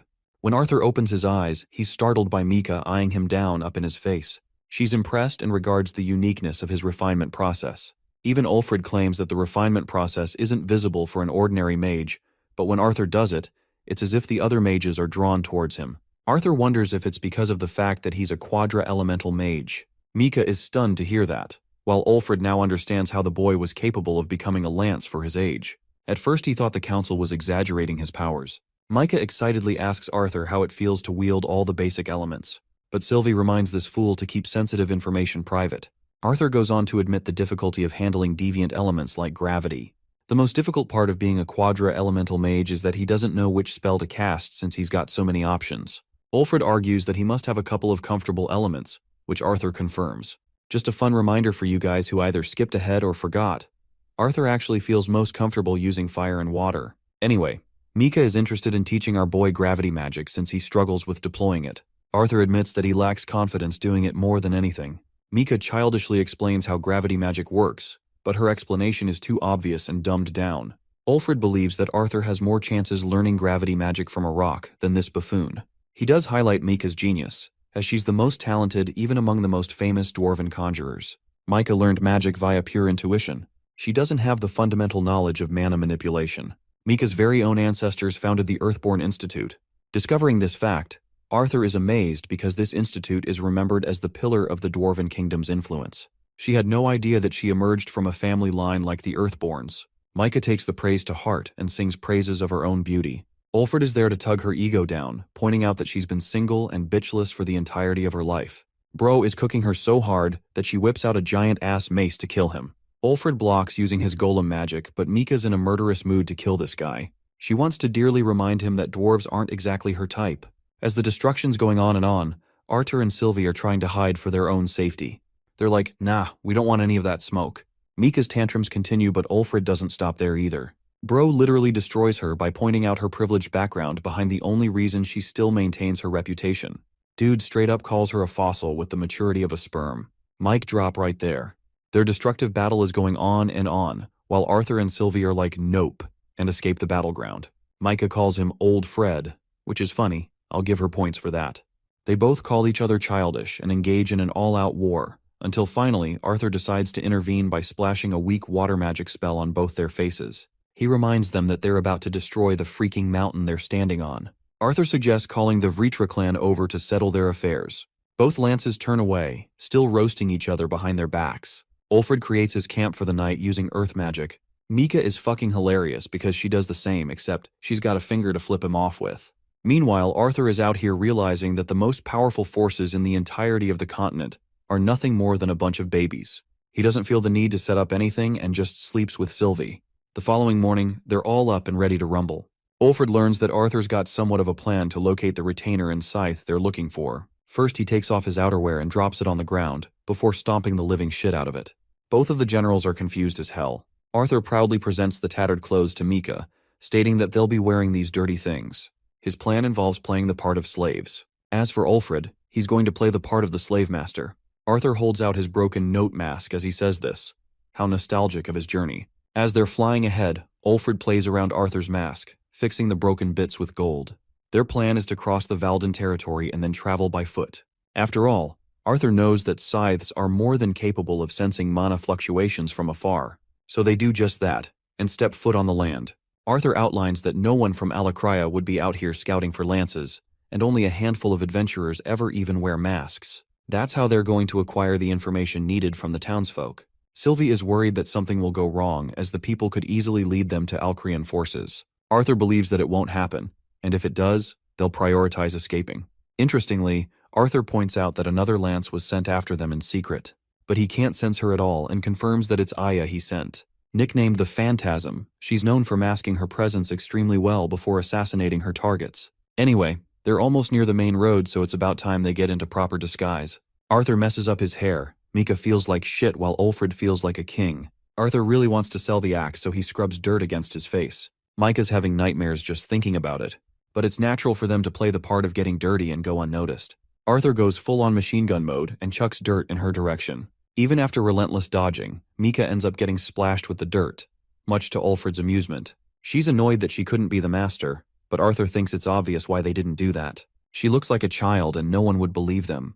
Anyway, they've made it and their disguises are ready. Now the plan is to follow the road and head into the nearest town. So they walk for a while before Ulfred calls out a bunch of dudes riding by. He tells them that they're heading north after their carriage was attacked by bandits. As for his mask, Ulfred perfects an excuse for that too, saying that he's hiding his identity to stay safe. The dwarves take pity on him, but still turn him away as their horses can't handle the extra weight. But you know how it goes, money talks louder than reason. So these chumps easily persuade themselves at the sight of silver coins. Mika's really happy at first, until the carriage owner expresses that both slaves will have to travel by foot. Poor girl is once again demolished and has to walk for at least an hour now. Mika is surprised that Arthur knows this part of the world. It's only natural he would know, as he grew up in this humble hometown.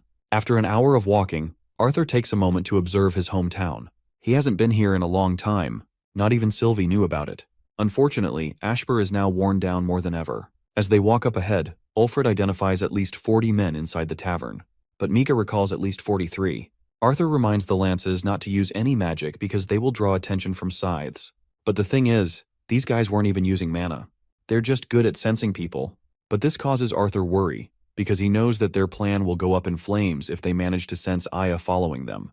They enter the tavern, with Arthur warning them of what not to do right off the bat. They're seated at the table as the waitress comes to take their order. Ulfrid finishes up the order, and the hottie leaves. Mika is annoyed that she had to wear a promiscuous outfit and doesn't get the point. Even Ulfrid agrees, funnily stating his idea of a good-looking woman. The people of the tavern are enjoying themselves, but Arthur's drawn to a man in the corner.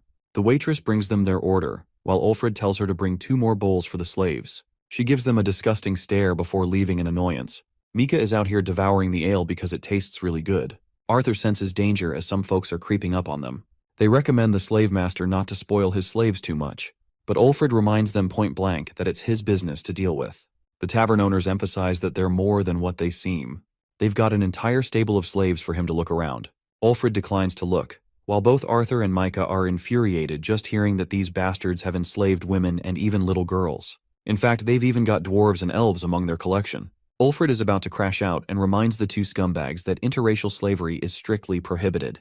These lunatics laugh in his face, stating that it's exactly why their slaves sell so high. Sylvie wonders why there's a value difference among humans, dwarves, and elves. Arthur explains that noble families interbreed with their dwarven and elven slaves to allow their children to become powerful. That's exactly how Lucas Wykes came into existence. The forest around the Elven Kingdom and the Kingdom of Darv, both are hard to navigate. This makes elven and dwarven slaves extremely rare, so the fact that these bastards have numerous foreign slaves must mean they're the worst of the worst. Ulfrid decides to switch up and plays along with them to see what they've got. The tavern owners are interested in taking him to their boss. He requests keys to his room and orders Mika to prepare his room before his return. Arthur understands that it's because Mika's emotions were spiraling out and could have jeopardized the investigation. Also, this isn't their main mission, so she's supposed to stay behind. Arthur goes up to meet the man. This guy, this son of a bitch, is actually Sebastian, the once royal mage of Blaine.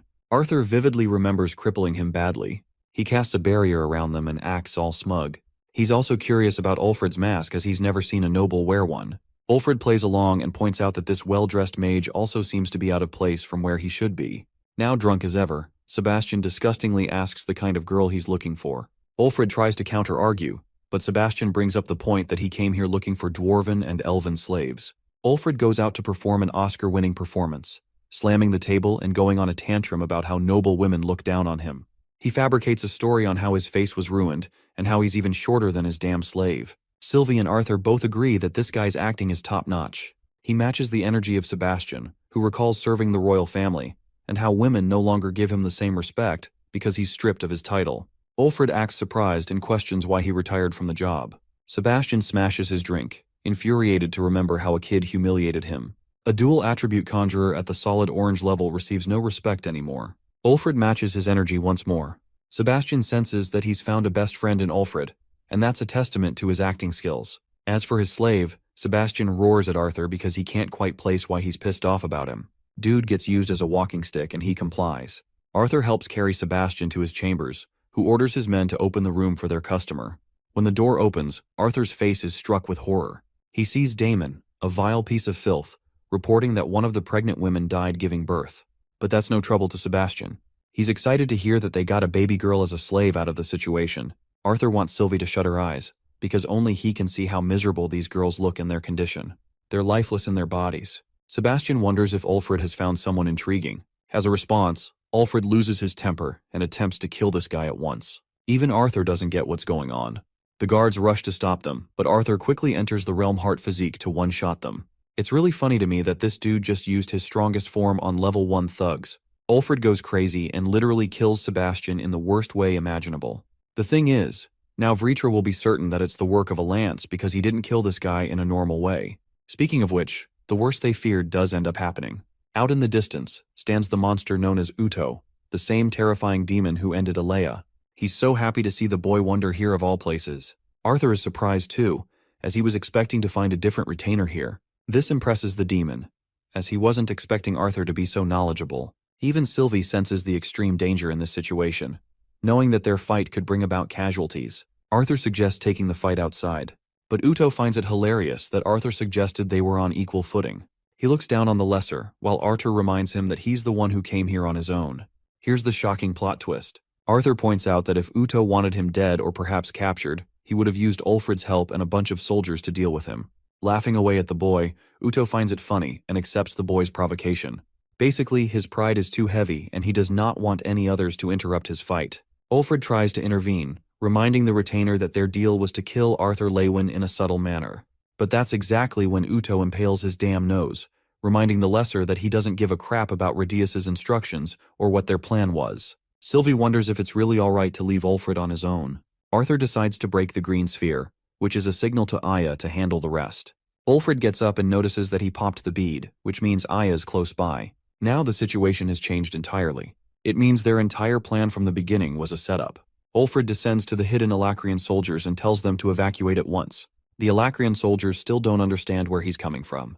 Ulfrid realizes that they're not going to trust a traitor Lance of Dicothan who betrayed his own continent. He could kill them all, but they're unfortunately necessary to their plans. At the same time, it's far too late for these men. They're about to experience a death even more painful than anything in their lives. The soldiers wince in agony while Ulfrid commands Aya to come out of hiding. He's got his golems all readied up. Ulfrid reminds her that a scythe of Vritra will soon be arriving. He can promise her survival if she chooses to flee. Ulfrid understands that Aya's going to inform Aldir, and he would then kill Ulfrid using the artifact. Normally, this would be enough for her. But the type of person she is, an assassin. Ulfrid knows he's not going to take the easy way, even though he much rather prefers she does. The mystical elf creeps up on him, instilling the fear of death before warping away. She thanks the fool for trapping the Alacrian soldiers here, as her spells will only become stronger and take them all out. Ulfrid is done with her tricks and calls her out for being a coward Lance. Being the queen of sass, she reminds this traitorous scumbag that he's the one acting as a fool. She's just exploiting the situation the best way she can. Ulfrid gets pissed and is now hell-bent on eliminating the Lance. He understands that more and more Alacrian soldiers are going to die if this goes on. Normally, it would be best to take the battle on high grounds, but he doesn't want to risk harming the people of his race. Aya laughs in the face of his dwindling resolve, pointing out that he's lost his mental fortitude. Before long, Ulfrid is attacked by a hydra and tries to catch Aya. She suffers a small burn, realizing that she can't let her guard down for even a second around another lance. She's known for torturing her victims, which is why she's disregarded among her people. In response to this, she beautifully reminds him of the statue he made out of Sebastian. That was torturous enough for his methods. Aya senses a golem monster swinging at her from behind, but she dodges it with amazing speed. She thinks her methods of torture are nothing compared to the brutal death Ulfrid gave to Sebastian by entrapping him in a molten tomb. The man loses his patience and justifies that a monster like him only deserved a gruesome death. To this, Aya questions if that's also what led to him betraying his own continent. The dwarf acts all cocky and confident, as if the elves and the humans never went through hardships themselves. Ulfrid expresses that dwarves were always thought of as inferior among the three races. They were always taken advantage of. He surrendered his loyalty to Redeus, who joined the Alacrian side. Aya taunts him, stating that not even the Vritra clan could care for Redeus, much less his people. They consistently refer to them as lessers because they're equal to dust, equal to nothing. It makes her sick to remind him that the Vritra clan will merely use the Dicothans as experimental subjects, nothing more than slaves. Ulfrid tries to use this moment to strike her down, but she deflects with ease. She wonders if he's done protecting the Alacrian soldiers, seeing as he's engulfed the entire place in lava. Ulfrid had created tunnels for their escape while she was ranting, and now he's more comfortable taking her on. Aya dashes away, sending wind strikes in his way. Ulfrid sends his army of golems after her, but she maintains her power and destroys all of them. She even releases an enormous wind cutter attack that catches Ulfrid on full blast. The only reason he survived is because of his golem armor. Aya considers it a stalemate among the two, arguing that if they fought for longer, Ulfrid would have the clear advantage. She sends more attacks his way, while he blocks with his magic and reinforces molten armor to strike her down. Aya brings out her wind trident and manages to slash Ulfrid's head, while his weapon nearly misses her by an inch. Unfortunately, this was part of his plan, as the lava trapped her in place, allowing Ulfrid to deal the brutal blow by piercing her abdomen, mocking her for having weak patience. He apologizes for having taken such ruthless methods. Aya stands there, defeated in his grasp. And now for the main meal of the day. Arthur versus Uto, they both come out in the open. Uto confidently stretching because he thinks this'll be easy. Arthur can easily sense the massive power gap between him and the retainer he fought earlier. Uto bickers that the greatest motivation for an enemy is revenge, so he's gonna enjoy this fight to the fullest. But Arthur is eager to ask him if he really thinks this is about revenge. Uto maliciously creeps up on him, reminding the boy of his reaction last time. He confirmed the ruthless killing of the elf. But Arthur argues that he only met the elf during her death, so it's not that he's here for revenge. He just deems Uto as a presence to be disposed of. This makes it unbelievably disappointing for Uto, who decides to give Arthur a reason to get angry by mercilessly piercing the innocents nearby. He came here fully prepared to test Arthur's resolve for vengeance. He even figured it would be better to kill someone from his family to give the boy a reason. Uto continue his massacre when Arthur enters the Realm Heart physique to put a stop to his methods. Uto applauds him for finally acting enraged, giving him a performance he was hoping for. The rest of the people are getting killed, but Uto wonders if he should take it up a notch and target the elf princess. You know, the one that the boy admires the most. To this, Arthur immediately strikes the retainer, amusing him to a certain extent. This confirms that the boy cares about Tessia more than anyone else. Uto is slammed by Sylvie and dragged out of the city to protect the people. Uto gets up as if he never even got injured in the first place. He is intrigued by the boy's dragon after sensing its unique mana. Regardless of that, Uto is confident that Arthur's gonna need more than just a dragon to survive this fight. But he's just so glad right now that not even a retainer can identify her on the spot. Arthur leaps into the field and slashes the spikes, carving an opening for himself. Uto dashes in, countering the boy with his claw. He's rather impressed by Arthur's performance so far. The boy manages to shove the retainer away, before launching a wave of wind magic attacks at him. But things have yet to be settled. Sylvie knows that the retainer is alive and well. As for their own injuries, Arthur doesn't want her to heal them yet.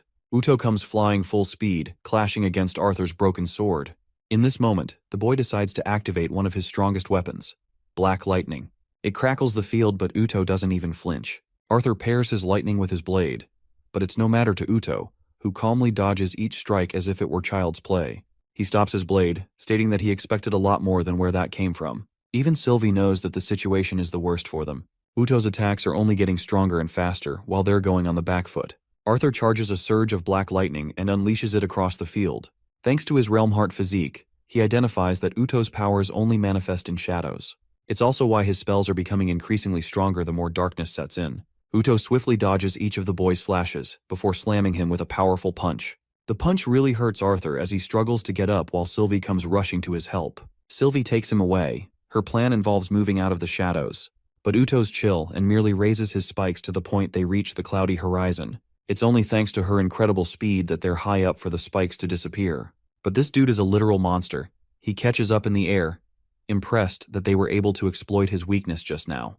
Arthur gestures to Sylvie to be ready and lunges forth using Thunderclap Impulse. His plan was to slash Uto a single time, but he clearly missed, allowing Uto to counter him.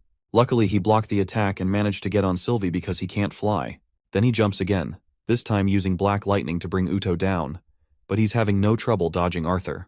Uto blocks his blade and sends him back. Uto is rather disappointed that even after his powers were weakened, Arthur couldn't even land a single hit that actually left an impression. He finds it really unamusing with how weak Arthur is.